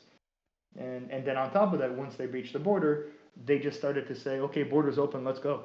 And that's when you had Palestinian civilians or Gazans just go through and go and loot and rape and kidnap and burn. Yeah. So I mean, so when I say that 2 or 3 days later, there were still cleanup going on. It was there were squads of Nukhba, who were the train force, who had infiltrated into who their objective in going by the mission package that was with them was to reach a specific residential area, locate one of these bunkers or one of these sewer drains or something like that, and hide there for a week. And then so that a week later they would still be executing attacks from there. So that's why the response had to basically took the bottom half of the country and you just made a line of security forces and just started to push back towards Gaza. Which is why, again, like if you look at the direction where our base was, where we based out of when we were near the border there, it is way out of the way of anything. The reason they did that is because, you know, you had Hamas forces who they had killed IDF soldiers and they put their uniforms on and they would go up to bomb shelters where you had civilians who were hiding in their shelters, and they would knock on the door, and as soon as they opened the door, they would toss a grenade in. Holy fuck. Stuff like that. Yeah. So you had so you had WhatsApp groups who were posting on that day, like, if you see the IDF come, don't trust that it's really them. Like there were groups. I know a few guys who had to spend 2-3 days talking to somebody who was sheltering in their bomb shelter, and they just didn't believe that it was really the police and the IDF, you know, until they managed to get a hold of somebody in their family to talk them down. And, you know, because you had people who had been holding the doors. I mean, these are not bomb shelters that are made for, they're not panic rooms. Like, they're designed so that if your home gets hit by a rocket, you'll survive. They're not designed with a door to prevent somebody from entering. They're just bomb shelters, not safe rooms, is what you're saying. Yeah, precisely. I mean, my bomb shelter that's right next to me right now, it is not, I mean, if somebody's here, there's no lock on it besides like a simple door lock. You could open it with a crowbar. And again, the door, it's not like a steel box. It's just reinforced concrete. It's so that if my house got hit by a rocket, that if my apartment got hit by a rocket, that I would stand a much better chance of surviving. So, you know, you had people, you know, who had spent 40 hours holding the handle to their door, and these people had in some cases been shot and were still holding the door shut because their kids are in there with them and they're not going to let anybody in. And you know, you've had the IDF and police and people from the neighborhood. Like, the neighborhood's been secured, but this guy will not leave his house because he doesn't trust that it's not they captured somebody from his neighborhood and they're holding a gun to his head telling him to come out. So you had folks who 2-3 days later were still barricading themselves in their homes, which is It's surreal. terrifying. Yeah, That's a lot. like literally while we were talking, like you were like prepping to go. You were prepping for that phone call you knew was coming, like while we were chatting. Yeah, I had to call. I had to talk to all the people who I game with. I had to talk to all the people who also family. I had to immediately see that there was someone to watch my dog. You know, God bless the dog sitter that I have. And it's like, yeah, looks like there's a war. And it was he keeps, and this was on Sabbath too. So you know, a lot of the country is religious. They keep the Sabbath. They don't answer their phones, you know, until you know you call. I called my dog sitter 6 or 7 times, and then like he didn't answer, and I messaged him. I'm like, you know, I was gonna leave my dog with my parents and give them the number of this guy, and yeah, I probably nearly gave my mom a heart attack. But I tell you, yeah, mom, here, like I showed her the video of the Toyota with the guys, and I'm like, this is happening in the south. I went to my mom. I'm like, yeah, this is what's happening in the south. Looks like we have a war. I need you to stay calm, and I need to leave my dog with you. And then by the time I got my shit together, the guy who was my dog sitter like calls me and he's like, "Yeah, I'll take her, no problem. You know, do what you gotta do." So I mean, this guy this guy has been an owner to my dog almost as much as I have nowadays. How did you If get you're your counting dog? from when. Where did you meet your dog? Well, I was in reserves a couple of years ago in an area called Hawara, which is how would I explain where Hawara is? You know where Uh, Nablus is? uh, Nablus s- is one of the ancient cities. just spell Uh, it. I'll pull it up. Nabulus. Nablus? Nablus is the English name of it. In Arabic and in Hebrew it's called Shechem. It's not far from Ramallah. I'm not sure. You just have on loop a video of me with a Barrett. Yep, I'm Just, pulling up Nablus. no, it's good. All right. Bam. This, by the way, if anyone watching, that 50 cal sniper rifle is something that they stopped providing us, I want to say 12 years ago. I was one of the last snipers to use it, and I insisted after being on the northern border for so long that they give me one. It's a 50 caliber sniper rifle. It's a Barrett. I think it's what's called BMG in American. What do you guys call it? What's up? I'm eating cooker. Okay. Bon appetit. And so it had been being used by engineers so that if they saw like a road or something like that they needed to, that they suspected of having mines or explosives, that the reason Nablus is because it's got a couple stations of the cross. A lot of the story of Jesus Christ happens there in Bethlehem and all that jazz. It's where the Church of the Nativity is. And one sec, sorry, I'm lighting a smoke. So,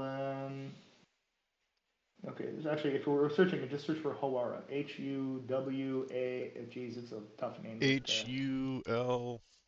It's down there, it's already there, it's in the south. It's in the you see under Nablus, you go south, you have Hawara. So Hawara you've got the town of Ariel, which is next to the 505 over there. And so, okay, so you've got, zoom out a tiny bit. Zoom out a little bit. You've got, because I want to see Ariel, which is to the southwest of it. So Ariel is a city, a very flourishing city in the area. You're there. You have Ariel and Ariel University down there. There you go. So that is one of the bordering towns with Judea and Samaria. And what is Judea and Samaria? If you were to turn on the news and you're hearing about Israeli settlers, this would be where they would call settlers. But there's a big difference between a place like Ariel, which has been a city for 49 years, and a place like Yiftach nearby, which would be, or like Yasuf or Marda.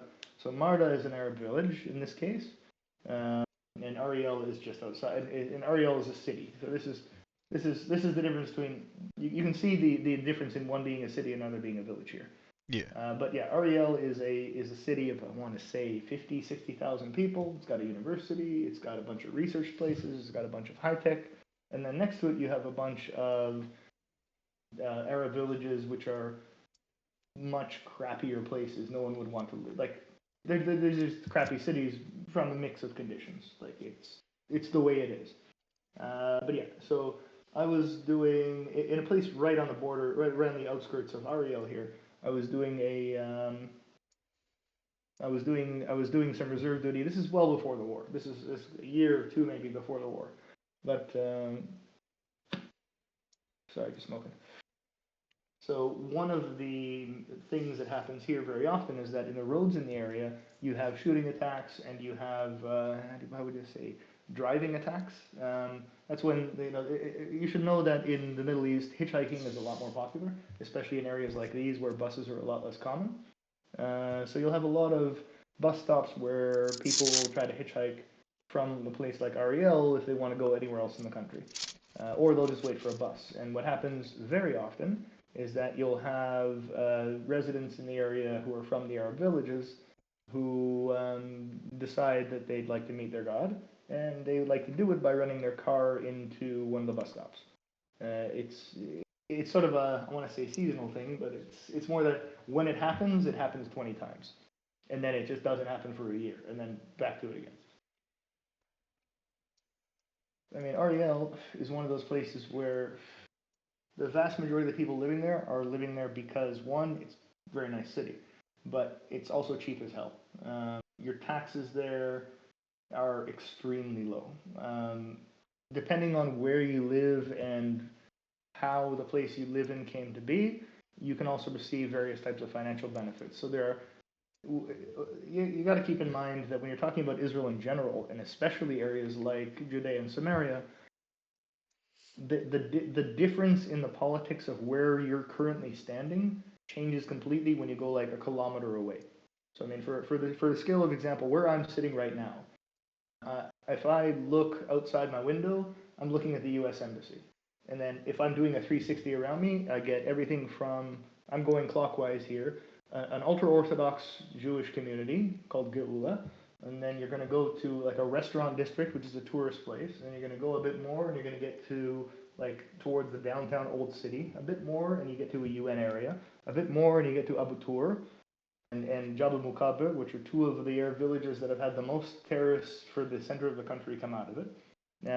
You continue clockwise, and you run into another UN structure, and then you'll run into like the Church of the Visitation and a sort of a Christian neighborhood, but it's like, when I say Christian neighborhood, it's really just a whole bunch of churches that date back to Lord knows when. You'll have like one church that is a Franciscan church that's been around for 700 years, and then next to it you'll have a 2,000-year-old Coptic church. And it's you can't walk 100 meters without completely changing the history of what you're standing on, both modern history and ancient history. So when you're talking about an area like Ariel, the politics involved in this 100 meters of land is completely different from the next 100 meters of land. So Hawara is a very old Arab village that's been around for at least 150 years. And Ariel is a city that started also. I mean, it was probably started by, I can look it up to get the exact date, but it was also about 150 years. But back then it would have been like 10 people and 10 people.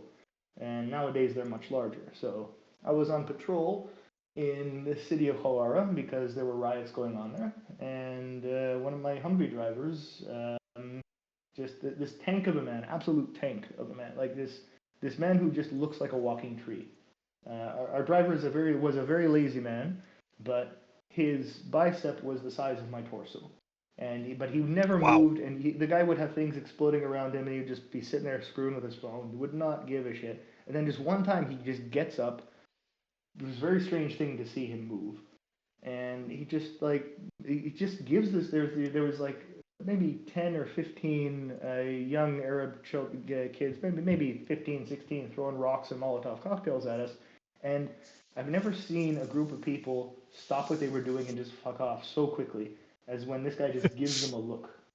And you're like, throw it, just fucking throw it at me. And you could just see they stopped for a minute, and he goes and he picks up like a vegetable crate that he had, like like a cardboard box that had vegetables, empties it out, picks up a puppy out of the a sewer on the side, and absolute filth. Like this puppy had been basically thrown in a sewer to die, and puts it in there, and then brings it back to the Humvee, sits down, just starts playing with it a little bit. This puppy was basically dead. Do you have a picture of my pup when she was a puppy? Lars? What's that? Do you have one of the pictures of my dog when she was a pup? I think I've just got the 2 of your dog in this slideshow, or maybe just the one. I think one of them might not be showing up. Oh, yeah, there's 2. Sorry? I said, yep, there Hang is on. 2 of her. No, but as a puppy. No, I don't have a puppy one. I've got three photos of her, and the one is from when you're bringing the dog back this morning. I'm not going to show that one.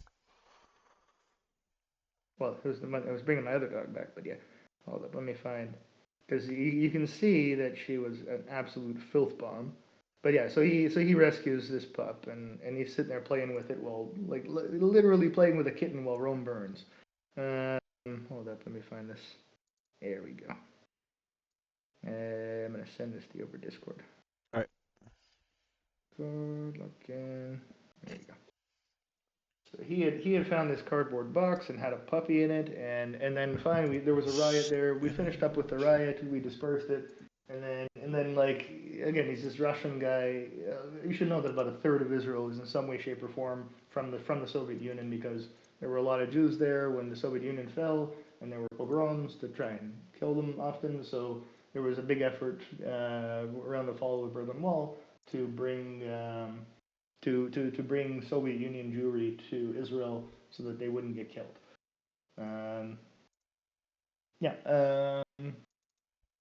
So that's how I came about my pup, because I was sitting there on that base after, and he's this towering man of a Russian guy is just like like this is like, who wants the dog? He's just like, he's not asking, he's just like someone here is taking this dog home. He was an adorable pup. An adorable pup. I actually thought it was a male dog at the start. There you go. So this is the box people of confuse vegetables. dog meat for a girl dog.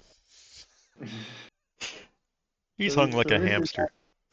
This is like after a day, maybe a day and a half of everyone, like, we would sat there with tweets. She was covered in ticks. She wouldn't move, pretty much dead. And like her tongue was white. And we had sat there for a day and a half with tweezers just pulling ticks off of her. This is like after we had bathed her as best as we could and all this, and then finally a day later, we got permission to I spoke with some commanders there, and like, guys, like, I gotta go home, I gotta take this dog to a vet and all this, and yeah, then I get to step up, and then while I'm doing it, I may as well show you her first steps. The puppies. Hold up, where is this pup? There's one excellent. Well, the first, so immediately I get her home, get her to a vet, and then let's see if I can share this here video. Share that. I'm still giving a very, very extended answer to the question of how did she get your dog? The original question was, how'd you get your dog? I've gone around the world twice to answer. You're still muted. I'm sorry. I sent you the video of maybe a few days later when she finally started to, like, again, we had been forced feeding her water and tried to feed her food best we could. One of our medics actually gave her an infusion of saline, like, that was designed for someone who had been shot, but like she wouldn't drink, so we had a syringe and we were trying to get her to, like, forcibly get her to drink and all this. She wouldn't move, and then finally after like nearly a week of having her basically having given up, then I sent you the video now of her. Yep. I got things going places on my computer here. I'm trying to put it in the right place. Things jumping around. This is the first time that she, and then I'll find one other that's the most adorable video you're going to see today. All right, send that one first, so I'll only have to reload it one more time. Okay, find this one. I have to reload this every time I add a fresh video. Oh, in that case, I'm going to give you 2 videos at once. Okay. That one, and I need the one for hopping. There you go.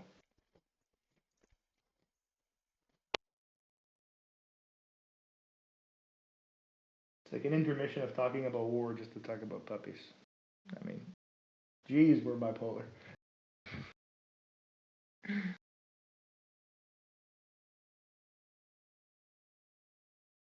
And sent. So you got 3 adorable puppy videos right there to cheer you up. This is the first time that she actually started to move. Like I had gotten dog, like I spoke to neighbors, and I also hopped by a pet store and I got toys and all this. Finally, she played with one toy, and yeah, dear. So yeah, this She's is so like 4 adorable. or 5 days. Yeah, this is like 4 or 5 days after. What's weird is that she's blonde now. Like I expected to have that look with that sort of like Hmm. raccoon V shape on her eyes and all this. So But wait, yeah. you're saying this? Oops, I'm on the wrong thing. 1 second. Again, the Bam. picture of her Are in the these the box. same dog? Yeah. Wow. Yep.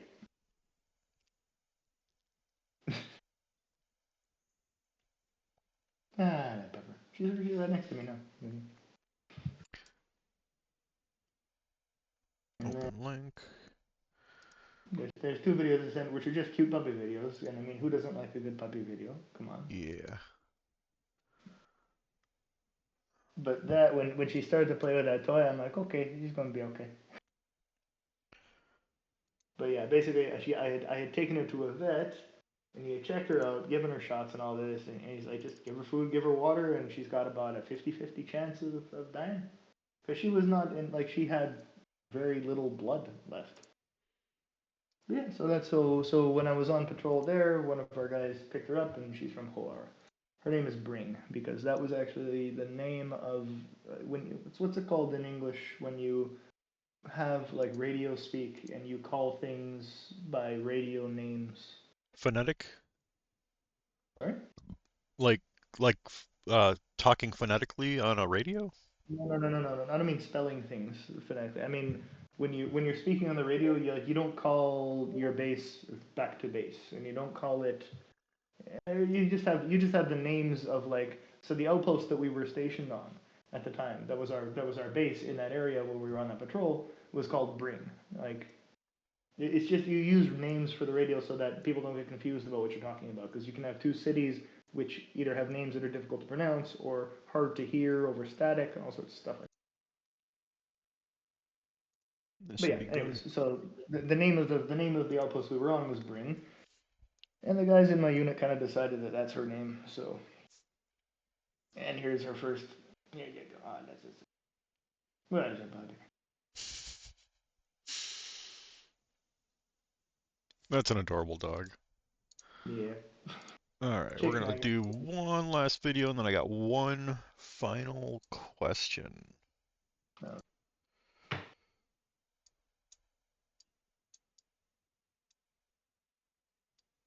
Walker, and this is her first. I'm not you. What's that? She decided she doesn't want to go with me. I'm like, all right, you're coming with me. And she's been doing that ever since. You decided on opposing things and it just kind of went your way. Turns out that I'm bigger than her. All right. Gosh, she's adorable. All right. Enough about happy puppies and all this. Let's get back to depressing war shit. Okay. Let me pull up another. See if I have any more videos I want to pull up before interview or videos. At some point, you asked me to tell you the history of Gaza, but I didn't quite understand what you meant, what your intention was. I was just trying to get your take on the whole situation. Like, people all over the planet are pissed about it, and I feel like a lot of people are undereducated, myself included, about the whole situation. I've learned a shit ton from you over the last year and a half or so, and I was hoping you could spread some knowledge. Oh, How do you view it? And if you had control over the entire situation, God, I'm scared to ask this question. If you had, what is your If you could snap your fingers, what would be an ideal situation for everyone involved? So Good one. first summarize how you view it, and then if you could fix it for everyone involved, what would you do? If it was entirely up Yeah. to you. So the summary is that from 1948, when Israel was formed, until 1967, which was the Six-Day War. Six-Day War is when you had 7 Arab countries who were neighboring Israel try to invade it and try to erase it. Israel won that war and tripled in size because we basically just kept pushing into the countries that invaded us. That's how you got Jerusalem becoming part of Israel. What is today called the West Bank and what is known here as Judea and Samaria became part of Israel. Also the Golan Heights, also the Sinai Peninsula, which basically gives you control over the I'm drawing a blank here, the Suez Canal. And then from the vast majority of those places we withdrew. Now, among those places that we conquered during the Six-Day War was, from Egypt we conquered the Sinai Peninsula and the Gaza Strip, which at the time was just part of Egypt. So, for 25 years, the Gaza Strip was part of Egypt. From the British Mandate up until 1967, it was part of Egypt. So the Gaza Strip was not conquered from a place called Palestine. It was conquered from Egypt, and the West Bank or Judea and Samaria were not conquered from Palestine. It was conquered from Jordan. These were countries who were invading us, and what happened is that because the war was lost by the people who were trying to invade, they decided that instead of taking responsibility for those people, because at that time the Gaza Strip it still isn't particularly of any importance to Israel. The West Bank is a whole different story. But the Gaza Strip, we weren't bent on having it. Nobody, it's a strategically good place in terms of you want to have a port for the Mediterranean. But there's no massive history there that there were a couple of tribes of Israel who lived there a long time ago, but I'm talking about 3,000, 300 years ago. But that's not a place that's not a hill we would die on. And what happened is that in 1967, this was during the time of the Arab oil embargo. Hold on. We might be having a sound issue. Give me 2 seconds. I'm going to quickly out of the bathroom and come Okay. back. I'm gonna take my pups out. Everybody, go smoke. Do your business real quick. You got 5. I'll be back. I'm gonna put it on the intro screen, and we're just gonna listen to the song. I walk this road, And I'm gonna take my puppers outside. no red or blue to color the stripe. The grass in hand, the trees above remind me all we need is love. I don't see red, I don't see blue, just the up And for anybody that has a little holiday blessings to share, my good friends, internet friends, Pixie and Hostel, who have been very supportive to me during my gaming and streaming time, they got shit on pretty hard recently by life. And they could use a little extra this holiday season. Yeah, so if anyone's got some holiday blessings to spare, a world united, there's room for us all. From every lead to the waves of the sea, green's the bond that sets us free. I don't see red, I don't see blue, just the earth and skies, a brighter hue. Together we grow, together we smoke. The only color I see is green. Green for the hope, green for the dream. My dogs would like you to know that they are good boys and they held their bladders for a very long time without whining. The land we share, the green we breathe, it's all the proof that we need.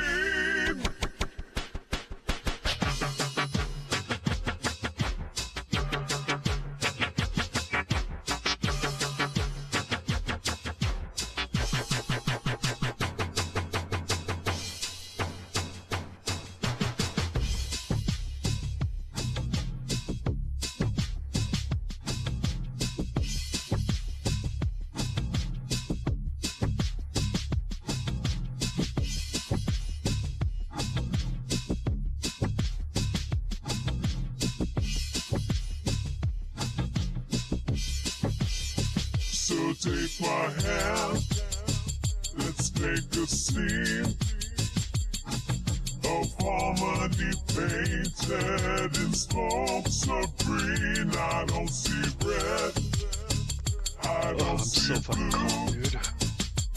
So fucking cold. Only a world where we all renew. Something like that. Chat cannot currently hear you because I do not have Discord piped in. I will be back at the computer in just a moment.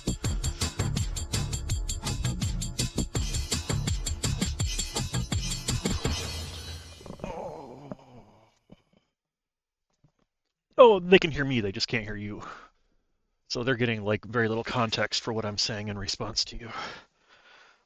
Oh, I don't have ability to control that yet while I'm away from the computer.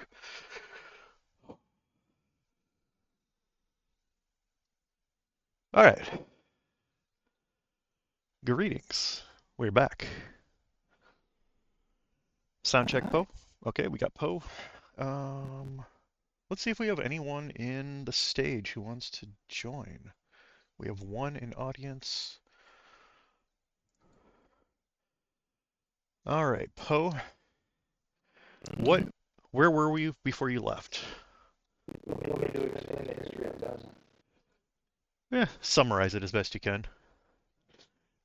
Just so people understand the situation, and then how you would solve it. Proceed. As we were. The quickly scale most important parts. Summary is that 1947. Audio's still screwed, Avero says. Okay. Let me. Mine or yours or what? I'm gonna reconnect. Just going to. We're gonna switch the audio to Google Earth Pro, and then I'm gonna switch it back to Poe. In just a second. Nobody can hear you. I'm just doing that thing where I refresh my sources. That is freaking obnoxious. Discord, if you could fix that, that would be great. Where nothing changes, but something does without anybody doing anything. All right. Sound check, Poe. Check 1 2. Check 1 2. This is a test of the emergency broadcasting system. How's that, Everto? Yes, no. Wraith? I mean, to me, I hear you fine. So it's after you, because I'm hearing you very clear. It's after you. It's somewhere between. It could be in my system. Is what I'm saying. So Roberto says it's good. All right, proceed. Gremlins. I'm blaming Rex. Okay, so back when the Ottoman Empire fell, you had the British and the French took over the entire Middle East. I'm skipping a lot of history here just to summarize it, but yeah.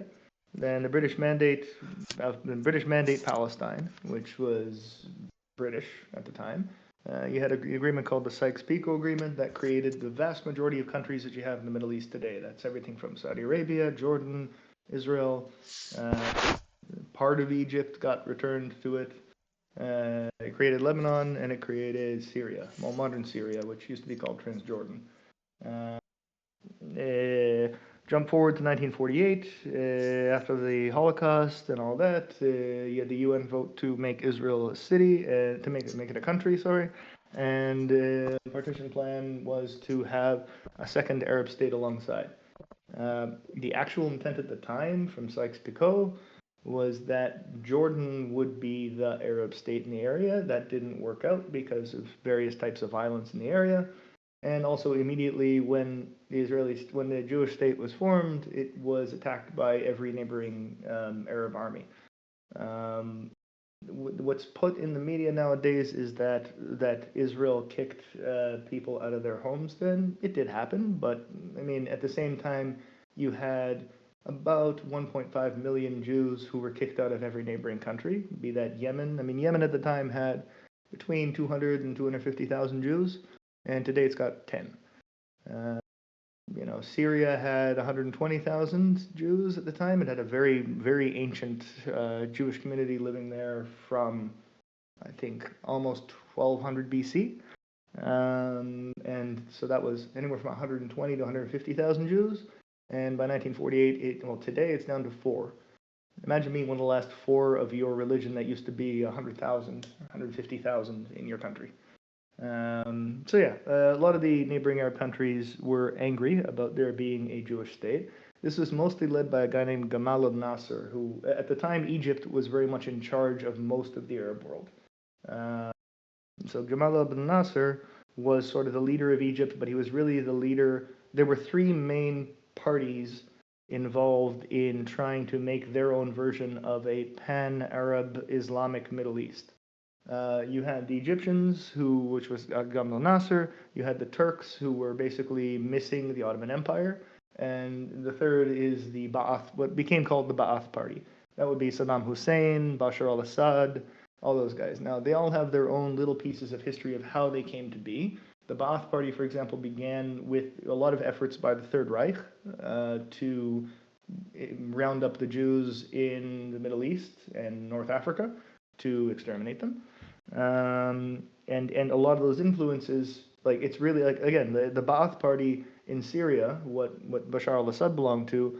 I mean, if you translate it, it's the Islamic National Socialist Party. It's the same Ba'ath Party that Saddam Hussein belonged to. The group that you had who belonged to the Ba'ath Party here in the Middle East was a guy named Haj Amin al-Husseini, who was the religious leader in Jordan at the time, but he essentially is the first Palestinian, because when the Arab neighbors in 1967 lost the war to Israel in 1948 they've lost a lot of wars to us. So to say the war is not accurate. It's the... Oh, okay. Sorry, I didn't mean to lose anyone.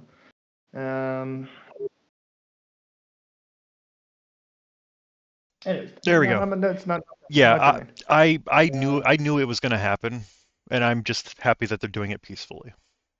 Okay. Yeah, I'm taking my channel in a new direction. It's like a complete 180. It's completely reasonable that they're doing it. I'm just glad they're doing it peacefully. So what you had at the time is you had a lot of what today we would call Jewish terrorist groups, which were like Etzel and Lehi. So these were groups of anywhere from like 50 to 100 people. It was the entire size of the organizations. They were extremists.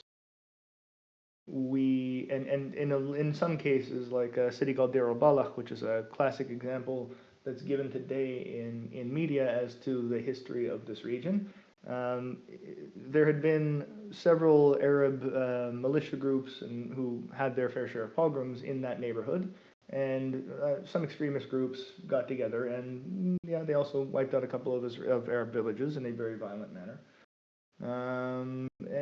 But also at the same time, the invading Arab armies were basically telling the residents of the area, "Get the hell out of there! We're about to go invade Israel, and you're in the way." Those would become what today you would call the Palestinians. It's not really germane as to whether or not historical claims to land are kind of moot in the Middle East because they don't get you anywhere.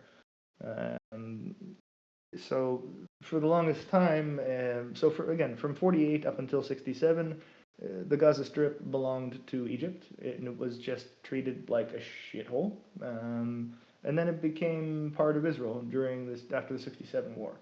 and we took security responsibility for it, and we were occupying it, and we occupied it until 2005. In that time, you had sort of settler groups who basically, for the most part, it's Israelis whom are broke. And if there's an area that Israel's occupying that they can legally move into or illegally move into and be part of building a neighborhood, it's actually a good investment strategy for them. When you hear in international news people talking about Israeli settlers, the vast majority of them are not there for religious reasons. They may be religious people, but they're not choosing to live there out of a religious virtue. Many are, but that's mostly in the West Bank, around the historically important cities like Bethlehem, Hebron, Nablus, all these cities which have 3,500 years of Jewish history in them. There you've got the religious zealots who they're usually of the mind of the Bible says it's ours, therefore it's ours. I personally don't buy into that, and I think that in a room of 100 Israelis, you'd find it difficult to find more than 5 or 6 people who would be of that mind, and they're very much marginalized in the society here. Unfortunately, they also cost us an immense amount of money to support them there. So in Gaza, from 1967 until 2005, there were Jewish settlements there, which flourished very well because it was beachfront property for the most part. They were well known for farming in places, like coming up with technologies to grow food in conditions that you can't grow food there. They would develop technologies like drip irrigation and all sorts of hydroponic methods. And you're in the middle of the desert, proper desert, and these people were growing vegetables of the same quality as you would get in the middle of fields of Montana. So when in 2005 it was decided that Israel should basically evacuate all Israeli citizens from the Gaza Strip, it was hard. I mean, you have to understand, this is also when I just started the army. So my commanders, when I was conscripted to the army here, had just finished taking 45 to 60,000 Jewish residents of the Gaza Strip forcefully out of their homes. And then these people had to watch their homes get taken over by the Gazans and demolished and stripped for parts. Okay, shit happens. Then from 2005, Israel tried its best not to be hands-off, basically, just essentially to be hands-off, and let's see what happens with it. The prime minister at the time was Ariel Sharon, and it's very strange because Ariel Sharon was one of the generals. When he was a general, he was in charge of the division that conquered the Sinai Peninsula and Gaza and all that. So, and he was very much known as a militant right-winger. I don't know if you're just muted or if you're actually trying to talk back, but whatever. Nope, I was muted. I was just letting you talk. So it was very much a 180 that Ariel Sharon, Arik, had been. He had very much been voted in because we're following several years of terrorist attacks and suicide bombings and bus bombings and stuff like that. And then this is when George W. Bush is in charge of the U.S. And this Mission is right accomplished. After the war on terror. This is 3-4 years after September 11th, when you've got all sorts of facets of the Middle East just going on fire. And it was surprising to a great majority of the Israeli public that of all people who would say, let's withdraw from Gaza unilaterally, this is not a negotiated agreement. This is like, okay, next month, everybody out. And if you live there, you can either sell your house to the government for a preset price, or you can try your best to resist, but we're going to pull you out of your home and you won't get anything. So within 8 months, they had voted Hamas into power there. That was the last time they had a vote. And the election that was held there was held between the West Bank and the Gaza Strip. So both the UN, the US, France, most European powers facilitated the election process between the two parts that the territories of the Palestinian territories are split into. Now, what happened is that Hamas immediately took over, and Hamas in the Gaza Strip saw that they were going to win the election, so they just sent a bunch of jihadis out to kill anyone from their opposition. And then the Palestinian Authority saw that, oh, look, they're about to kill us all. So they halted the election, which is why the guy who's in charge now, Abu Mazen, who's the prime minister or president, I can't recall, of the Palestinian Authority, is now in the 17th year of his 4-year term. He lost the election and he didn't like the results, so he decided to just halt the election and decide he's still in charge there. So in terms of having the reason I mention all this is that from an Israeli point of view, you went from suicide bombings to rocket fire, and nowadays to October 7th. I can't recall a time in my life, I mean, the closest we have come in my lifetime to having somebody on the Palestinian side, not just that you can talk to, but who can make an agreement with you, and there's even a slight chance that an agreement that is struck will actually be followed. The last time I remember that was when Yasser Arafat was in charge. So Yasser Arafat he founded the PLO in 1964, the Palestine Liberation Organization, which was a terrorist organization. They conducted a great deal of suicide bombings and shooting attacks across Israel for decades. But eventually it was like either we get along with him or we have to just go in every 3 years and kill all the people who were trying to kill us and then wait another 3 years and do it again. So eventually, under U.S. pressure and stuff, and internal pressure from Israel, we dealt with Yasser Arafat, and that's where you have the Oslo Accords, and that's where you have the King David Accords. All these things were attempts over the presidencies in the U.S. to bring peace to the Middle East. None of them worked. The key factor in deciding that is that there's never the levels of corruption, both within Israeli but to a much greater extent Palestinian governance, is such that Khalid Mashal, who's the current living most senior person in Hamas, and Ismail Haniyeh, who we killed him a few months back, who was the Secretary General of Hamas. I mean, if you take the top 5 people in Hamas, you have a net worth of about $45 billion. None of these people own businesses, though. So they are exclusively making money by siphoning aid from international organizations and from governments that is sent to the Palestinian people. They have no business. There is no other way for them to make money other than to siphon it off of that. So today, a lot of those people are dead because we killed them during this current war. But I say that in order to highlight less about. I'm not trying to make a point about the character of any people here. I more mean who, like, when you're from an Israeli perspective, you don't really have someone you can actually deal with who will actually be able to back up an agreement they make with you. Because we made agreements with the Palestinian Authority while Hamas was taking over the Gaza Strip, and those agreements are not going to be enforceable in the Gaza Strip because Hamas is in charge there. And if we made an agreement with Hamas, there's nothing to stop Palestinian Islamic Jihad from just anyone who wants to keep shooting at Israel, just change your name from Hamas to Palestinian Islamic Jihad, and then we'll just say, Hamas can just sit back and say, we're just trying to govern honestly now, and we just don't have the forces to take care of Palestinian Islamic Jihad. That's pretty much the cycle that question.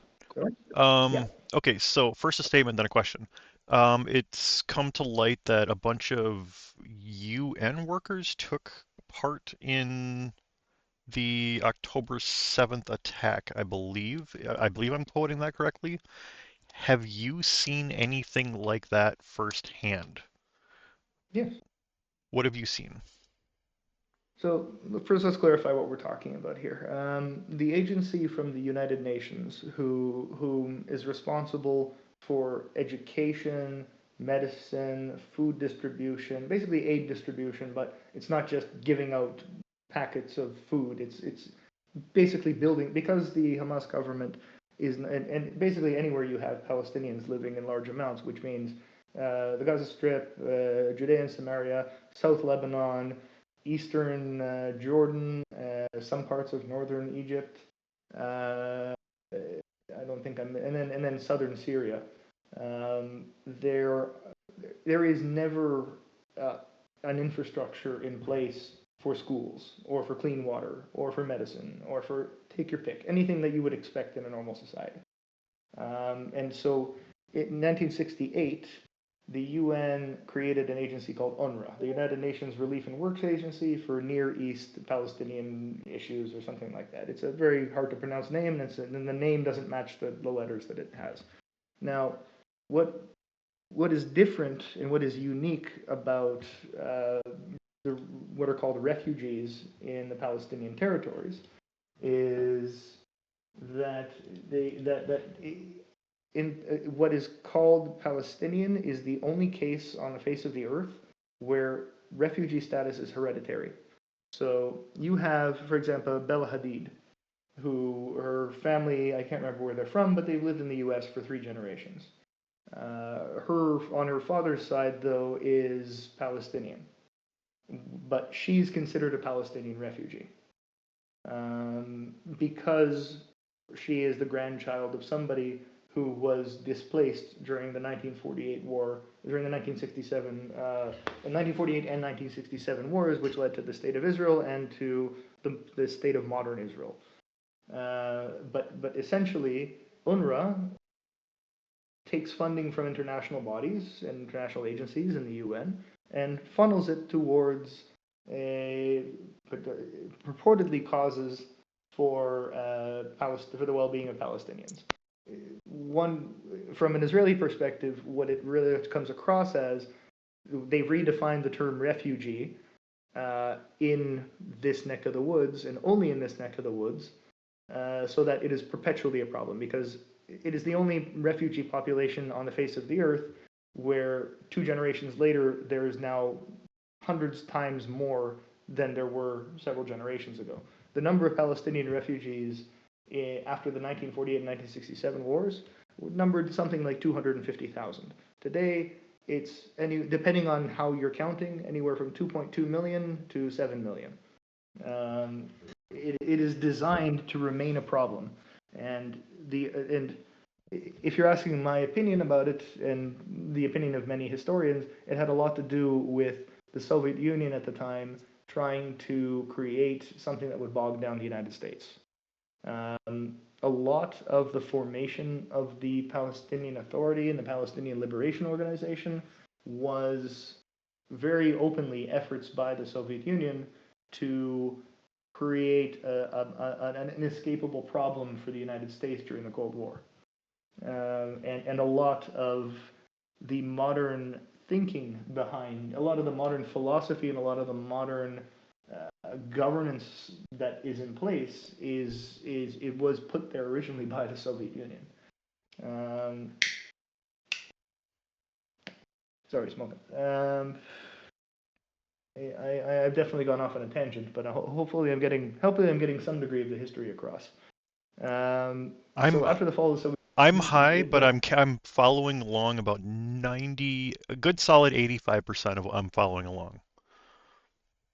So what you had is that for a long time you had militant organizations that were essentially being supported by the Soviet Union, which was the Palestinian Liberation Organization, like the PLO and the PA, who were run by Yasser Arafat, who if you ever seen the pictures of like Bill Clinton, Menachem Begin, or any Israeli prime minister shaking hands with Yasser Arafat, that's the guy who basically fostered the creation of the Palestinians as a people. I'm picturing a guy. I want to see if I'm picturing the right guy. He's the first one you'll see with a keffiyeh. Like nobody. Oh yeah. I was picturing the right guy. 110%. Yeah. So he was born in Egypt, in Cairo, but the Soviet Union doctored him. They found his actual birth certificate. I'm not saying not the Mossad, not Israel. The Palestinians who were doing autobiographies on him located his birth certificate. He was born in Cairo. But the Soviet Union basically had Jordan print him up a birth certificate saying that he was born in Jerusalem. Actually less than 200 meters from where I live, apparently where he reported to have been born. But that's neither here nor there. You can see the difference between what happened with these militant organizations when the Soviet Union was in place and trying to create an Afghanistan for the U.S. Like, outcomes aside, I'm talking into the 60s and 70s here, and early 80s. And then as soon as the Soviet Union fell, the same people were in charge, but they no longer had the support of the Russians and, well, basically the communist world to keep them propped up. So they became much more violent. And you can see that the first Intifada was only 3 years after the fall of the Berlin Wall. And then when I say Intifada, that's when you have a couple of years of them blowing up buses and blowing up stores and sending suicide bombers and stuff like that.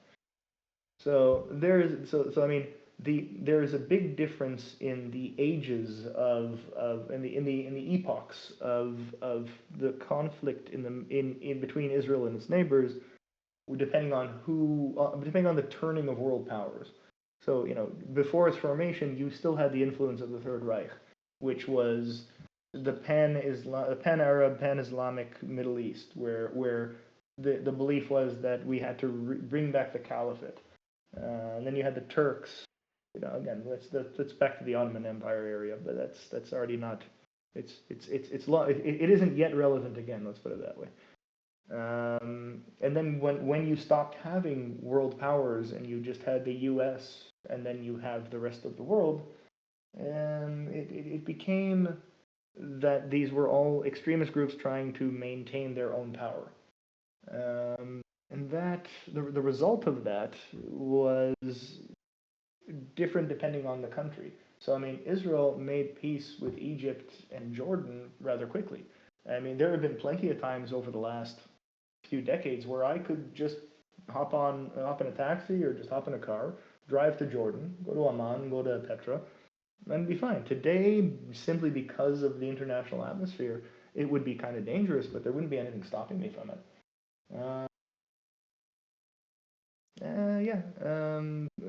But the problem has been that the vast majority of the leadership all around, I'm not saying just in Gaza, I'm saying everywhere, including Israel, including all of our neighbors, it's still the Middle East, and it's notorious for having corrupt leadership. Then again, Israel is by no means excluded from this. We have our fair share of politicians who have made themselves wealthy, but the only difference is that up until recently, we generally tended to pick people whom had been generals or military leaders either during the Holocaust. They had been like generals or commanders in resistance forces throughout Eastern Europe, or in 2 or 3 cases had been commanders of resistance forces for protecting Jews in places like Yemen.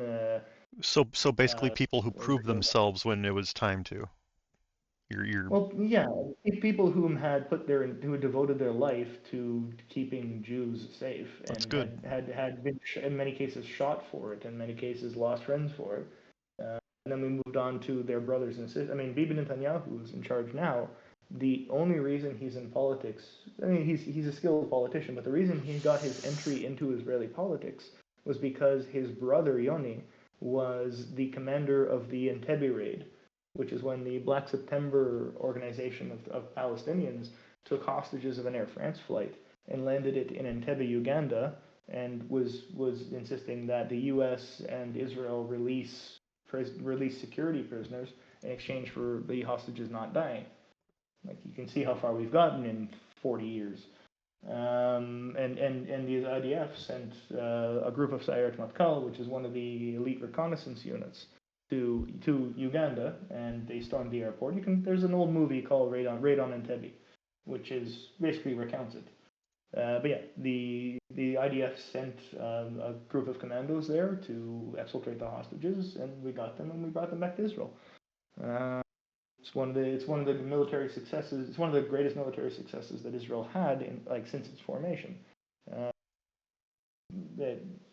I've gone far off topic by now. Yes, just a little. But No, it's. I mean, no, it's the I mean, the reason that I find Benjamin it fascinating, so I'm not complaining. It's not a complaint. I enjoy listening to the tangents.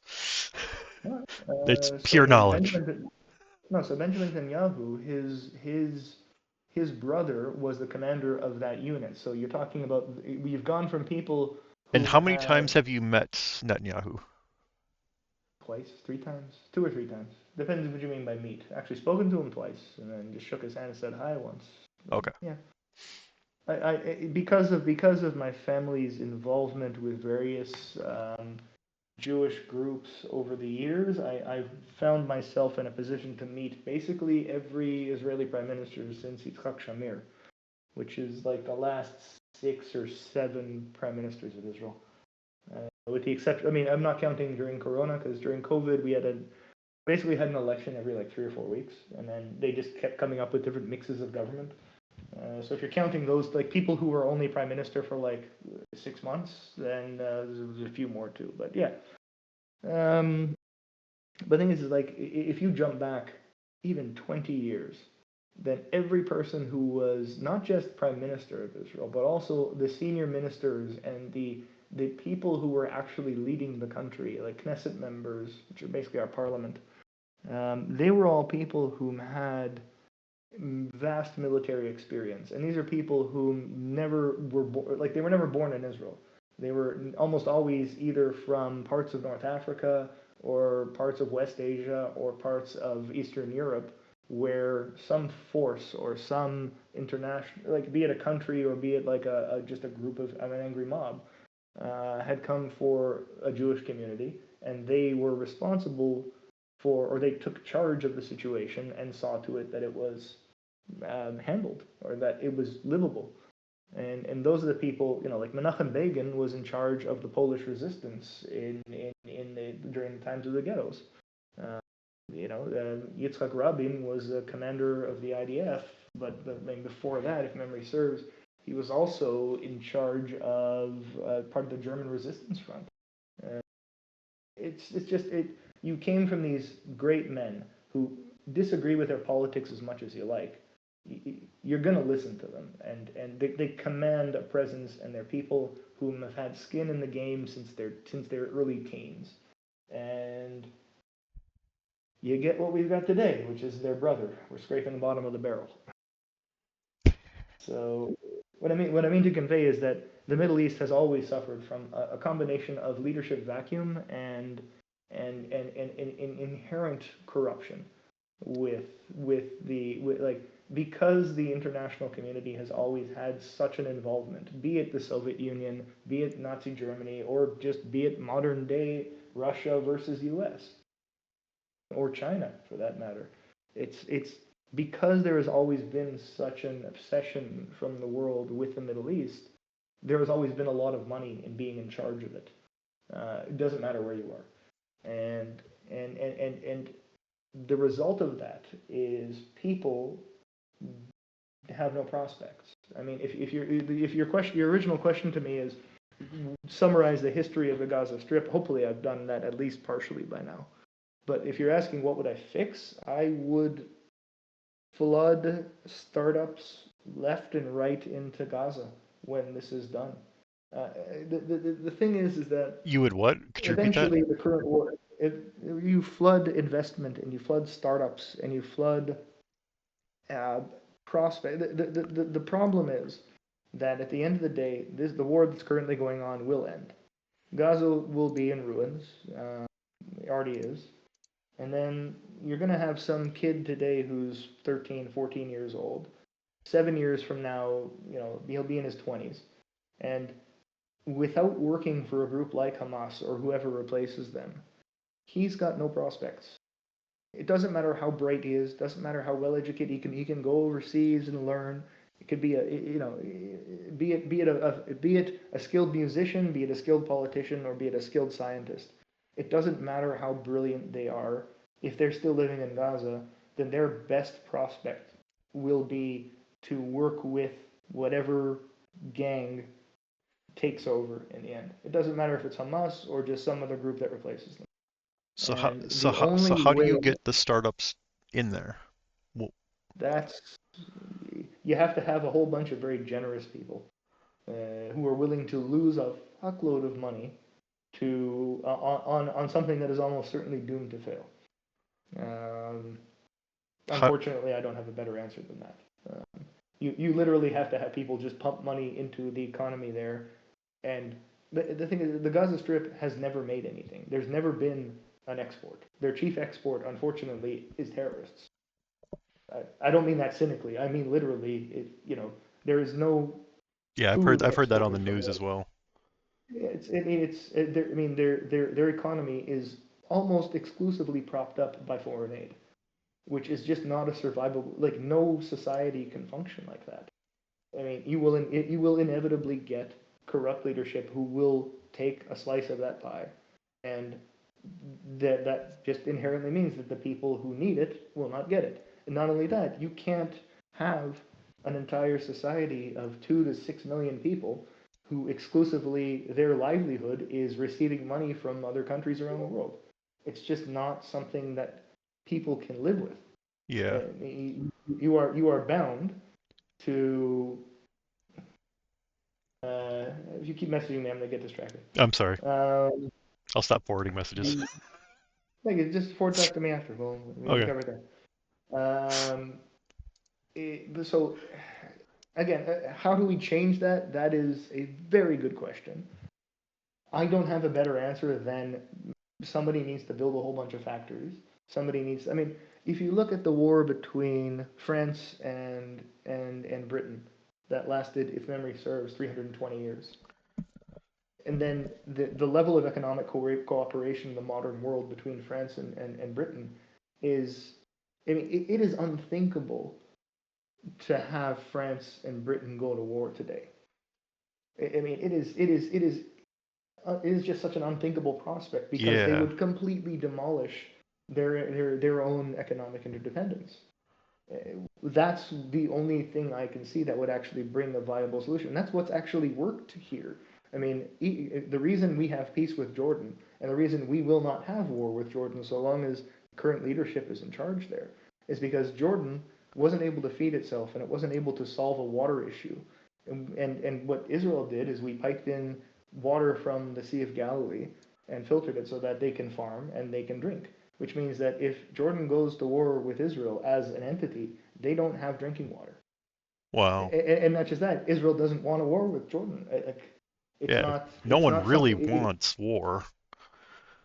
I mean, some folks do. Some folks do. Some folks are just crazy, but usually it's people who have the economic interest to do so. Yeah. And I mean, the thing you were asking about UNRWA, about the UN agencies involved in it. If you look at the school books that are taught in UNRWA schools, these are schools run by the UN in the Palestinian territories. The curriculum literally has like math problems with how many, if you kill 2 Jews and but one of them runs away, if you have 5 Jews and you kill 2 Jews and one runs away, how many Jews are left? Like, literally there are school books that have math problems like that. And that is not a specific example. There are children's shows where you have basically a Wish.com version of Mickey Mouse sitting there talking about how much of an honor it is to be a martyr for the cause. And these are things which are funded by the UN. Because the UN, the UNRWA, UNRWA, which is the UN agency in charge of the well-being of Palestinian refugees, they only hire local. They pretty much exclusively hire locally. So when they say that you have, when you asked me earlier about there was reports of UN employees partaking, yes, they're just Palestinians who were there who may or may not also work for Hamas, but they just happen to have a job also as a teacher. So there was, for example, a school teacher at a school in Jabalia, which is one of the quote unquote refugee camps. It's a city in northern Gaza. And one of the school teachers there had kept a. First of all, the guy was posting about all sorts of stuff dealing with hostages and whatnot, but he had a hostage in his house underneath in his basement for about 6 months that was kidnapped during the December attacks. So and there's been countless. I mean, Israel sent a list of 37 employees of UNRWA, the UN agency there. And which we have incontrovertible evidence that they are there. I mean, we have many more names whom they are suspicious of, but not where we can hear, here is a video, here's the picture of this guy at his home, here's a picture of his driver's license, here's a picture of him taking a 14-year-old girl with him into the back of his truck and driving off into Gaza. Like that level of That's pretty. here's the guy. You can't really refute that. Yeah, well, it turns out the UN can. They're still investigating a lot of that. Yeah. But then again, they've been investigating the UN force in the Central African Republic for 14 years for raping kids. So I don't exactly have much faith in the UN's ability to investigate itself. I have zero faith in them. The change is going to come from people, not lofty organizations that don't do a fucking thing. The thing is that the UN RWA, which is the agency, I mean, it has such an endemic problem of people whom serve in terrorist organizations also serving on its staff, that Israel cannot consider it a viable partner to deliver aid to the Palestinians, because at the moment, what happens with, I'm going to go by the reports that I trust. The numbers here are going to be arguable depending on which news sources you do or don't trust. Yeah. But the fact remains is that the vast majority of international aid that makes its way into the Gaza Strip right now is hijacked by the remains of Hamas, and they basically resell it to people there in order to turn a profit. And how active or passive the role is of the UNRWA in that is up for debate. But it is sufficiently a problem for the Israeli government that we simply can't work with them. Because if you want, so I mean, I mean, you're asking me for how do we change the reality on the ground?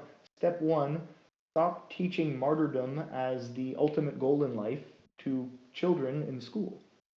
I mean, that's a first step right there. Okay, like how about we bring in anybody else who just teaches how to read and write and do math? That's already a pretty good improvement. Step two is you need prospects there. How do you get the money there? That's a huge question I don't have a good answer for. What if you just built, and by you I mean like in general, you like people in the people who can in the area is what I mean by you, not like you specifically. But what if like a bunch of factories are built like right on the like right up against the wall? Like I'm going to tell you something that you need to know about Middle Eastern history, the history of this conflict. Anytime you're going to come up with a solution, it's really good to check when and how many times it's already been tried. So, what you just mentioned was tried in 1972, 1981, 1984, 1989, 1994, and 2004. And then it was tried again after Hamas took over, but it didn't even last a week in that case. Oh my God.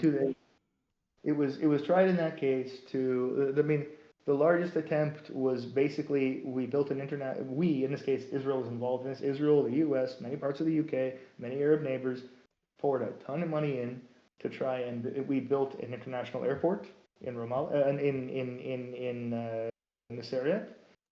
They built a seaport so that they would basically have international trade, so they could compete with the ports of Ashdod and Haifa for, travel for basically ships docking from the Suez Canal coming through from Egypt and going between Cyprus and across the Mediterranean. There were tons of Israeli businesses who tried the same thing. One of the classic examples is SodaStream. It's an Israeli company who makes, basically, instead of buying Coca-Cola, you just buy a concentrate, and you have have you ever heard of a SodaStream? Yeah, I got an equivalent. It's called a carbo. It lets you carbonate it after it's already got the stuff in it. Yeah. Anyways, fill it with water, put some in, carbonate it. There you go. Enjoy it. So that company was one of these examples of an intentional effort to make a company that employed well over 80% of its workforce as Palestinians, with an effort to get people like gainful employment. And a combination of international sanctions and threats to the families who work there and just the entire situation made them have no other choice but to leave that area. And when I was talking about the international airport, it was used to smuggle weapons incessantly. There were I think it was something like 375 flights to the international airport there that were documented with photographic evidence. Here's a plane that's landing right now at Yasser Arafat. No, so it was, I forget the name of the international airport. But it's the same thing with the seaport. There was just ship after ship of rockets and guns that were being sent mainly from Iran towards the Gaza Strip, where you can only suffer it for so long. So we built the international airport, and then for 5 years, we watched as weapons poured in, and then those same weapons got fired at us, and then eventually one of their attacks is successful enough that it kills a couple hundred people, and then you have no choice. You have to go in and you have to destroy that infrastructure. So yes, stuff like that has been tried. Just build a whole bunch of factories right up against the wall. You've just built a whole bunch of targets right along the wall. The kibbutzim, all the areas that got attacked on the 7th of October, those were not extremist settlers. The vast majority of those were peaceniks, like hippies. Basically, they were hippies. And like a lot of the people in Be'eri, one of the hardest hit places on October 7th, was almost exclusively communities of people whom spent their days finding people in Gaza who had medical problems so that they could bring them into Israel to get treated here. Like these are people who, for the vast majority, spoke Arabic because of that. It's that's what they got from it. That's they get attacked from it. It's not pointing a finger at anyone in particular. It's pointing a finger at the whole situation. But a lot of the businesses that were in that area, they functioned out of that area so that they could intentionally try to give gainful employment to people in the Gaza Strip. Unfortunately, it was found in a great deal of cases that the workers who were coming over there were also had a side hustle of selling information and gathering intelligence for Hamas.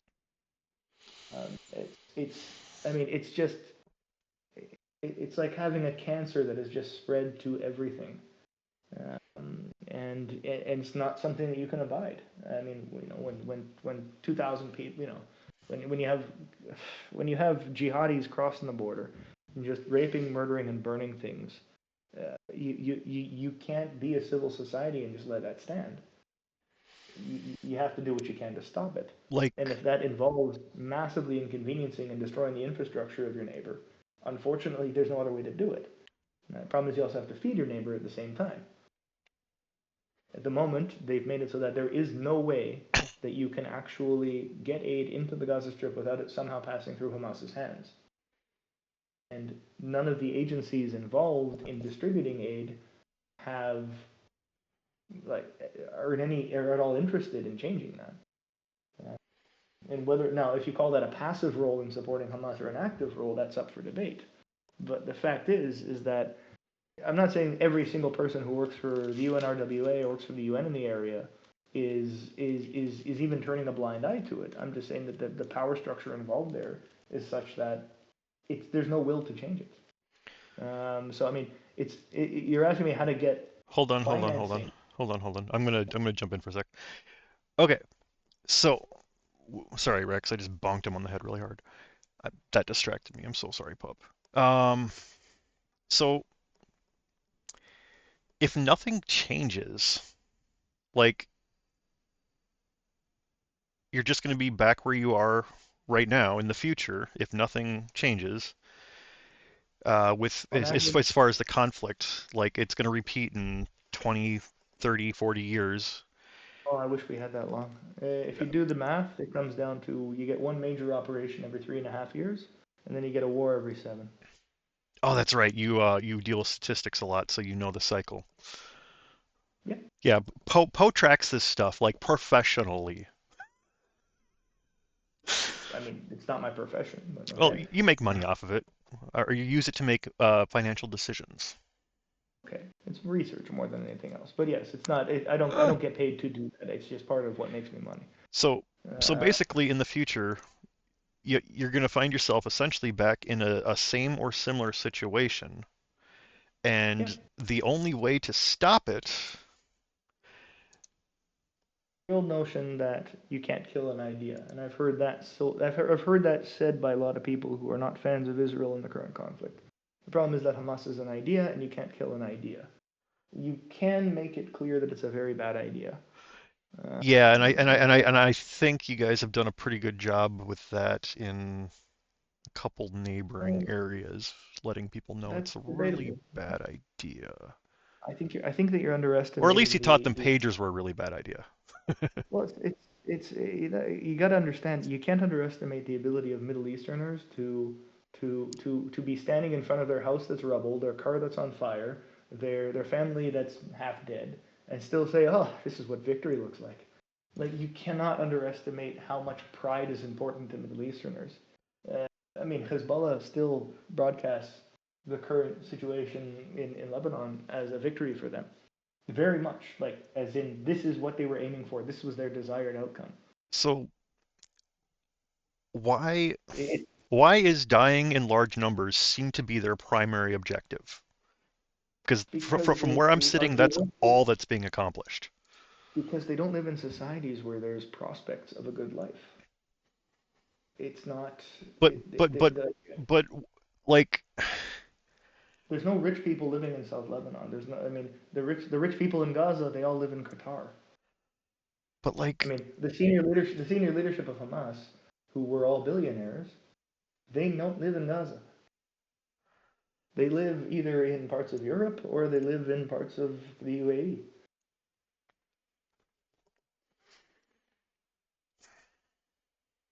They wouldn't. I mean, if you, why would you stay there if you have? I mean, first of all, Gaza, what before this war started, was quite lovely. Great tourist spot if they wouldn't kill you for showing up. But yeah, you had 5-star hotels there. You had great really? restaurants there. Yeah. Huh. I mean, as much as it gets described as an open air prison, I invite you in your free time to check out some of the food bloggers who were blogging about it before October 7th. Speaking of food bloggers, tell me about that guy you were telling me about the other night. The guy that just pulls up on the side of the road and makes freaking amazing food. We're gonna end with that.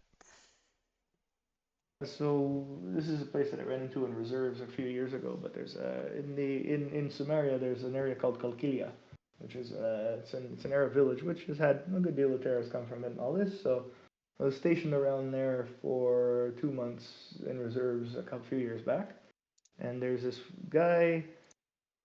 He is known as having something you need to know about this neck of the woods is that if you go to outside of cities and you're just driving around, there'll be a lot of people selling just stuff on the side of the roads. This guy, if the Michelin review ever made its way to Kalkilia, would probably get 1 or 2 Michelin stars because he makes shawarma and all sorts of local types of meats, but he does it as sort of a once a week type deal. The guy basically picks a day or two in the week where he feels like working. Slaughters a sheep, slaughters whatever birds or fowl he cooks with, and he's got an old school. What's the name of the Volkswagen type of thing? I can't remember. Bus. The VW bus. It's got like an old blue run down to all shit VW bus that's got basically like a non-electric version of like the shawarma spit that you would have for making shawarma. But like this guy just the level of skill involved and the level of love involved in this guy puts, it is a legendarily good meal. And I mean, you'll be driving along in the middle of like rundown shithole like small cities and villages where you've got tons of people on the side of the road trying to hawk stuff, and then suddenly you'll pass by this rundown VW bus with like 50 to 80 people lined up because this guy picked this one day this week to open up. Man, some of the best food I've ever had. I can elaborate more, but now I'm hungry. All right, we're going to end on that. I have one final question. If I can find someone civilized from the opposition, would you be willing to have a live debate for them once they reach the stage that I trust them to stay calm in a live call? Like I do with you. Okay. That would be freaking epic. Because that is the end goal of this channel is to find people with opposing points of view and get them to not necessarily debate, but come to a solution that's mutually beneficial. You know what I mean? Where one side isn't completely taking the shaft. So you're trying to make peace in the Middle East. Best of luck. Exactly. I'm doing the stupid shit, and I'm going to attempt because I've got nothing else going on, and if I can get a few people to calm down and listen, who knows? And it's not just limited to the Middle East. I'm going to try and talk to people all over the planet. Oh, if there's one thing that we're missing here, it's white saviors. I kid. Thank you. I'm kidding. I'm white. All right. That was poor taste. I apologize. But yeah, I'm just a guy sitting in his chair who found peace, and I'm just trying to help others achieve some semblance. Look, the problem here for a long time has been that you'll have world powers who are hundreds of millions of people and multi-billion-dollar economies who are trying to involve themselves in local disputes over like 200, 300 meters of land. Like there are times when I have known people from North America who have never been to this region, who eventually came to visit, and they were speaking of specific events in history or specific disputes here where you would think that they were talking about like something the size of Texas being in dispute. And then they realized that, wait a sec, this whole thing that they've seen all these news clippings on and they've been worked up and angry about, this is like, it's a little hill. It's like 20 meters tall, like maybe 150 meters across. Like that's what this whole thing that's been worked up about is. I mean, it has never done justice to anybody in the Middle East when you have governments to step in, and when you have like international governments who are going to decide to impose a peace here, or when you have various international organizations who have no idea what's going on. Having people sit down though, I've seen Arab villages and Jewish villages where you have residents who are good friends for decades, and they'll be sitting there at 3-4 o'clock in the morning, having a cup of coffee, having a cup of tea, having something to eat. And then suddenly you'll have protest groups come from other places that make a bunch of noise and start fighting. The day started off nice and calm with a bunch of people saying hi to each other. All right, folks, on that note, we are going to end. Let's all thank Poe for his epic time and taking the time to chat with us. He has tangents, but I swear to you, they're worth listening to. There's a lot of knowledge in there. I personally plan on listening to this whole thing a second time when I'm completely sober and digesting all of it, because during these interviews, my anxiety spikes and I don't hear 90% of what comes at me. Those of you who've been in chat with me before know this about me. It's something I'm working on. We'll get there. But we're going to drop to the intro screen. I walk this road. Everybody have a good one. Feels alive. No red or blue to color the stripe. The grass in hand, the trees above. Remind me all we need is love. I don't see red, I don't see blue. Just the earth and skies, a brighter hue. Together we grow, together we slow. The only color I see is what we sow.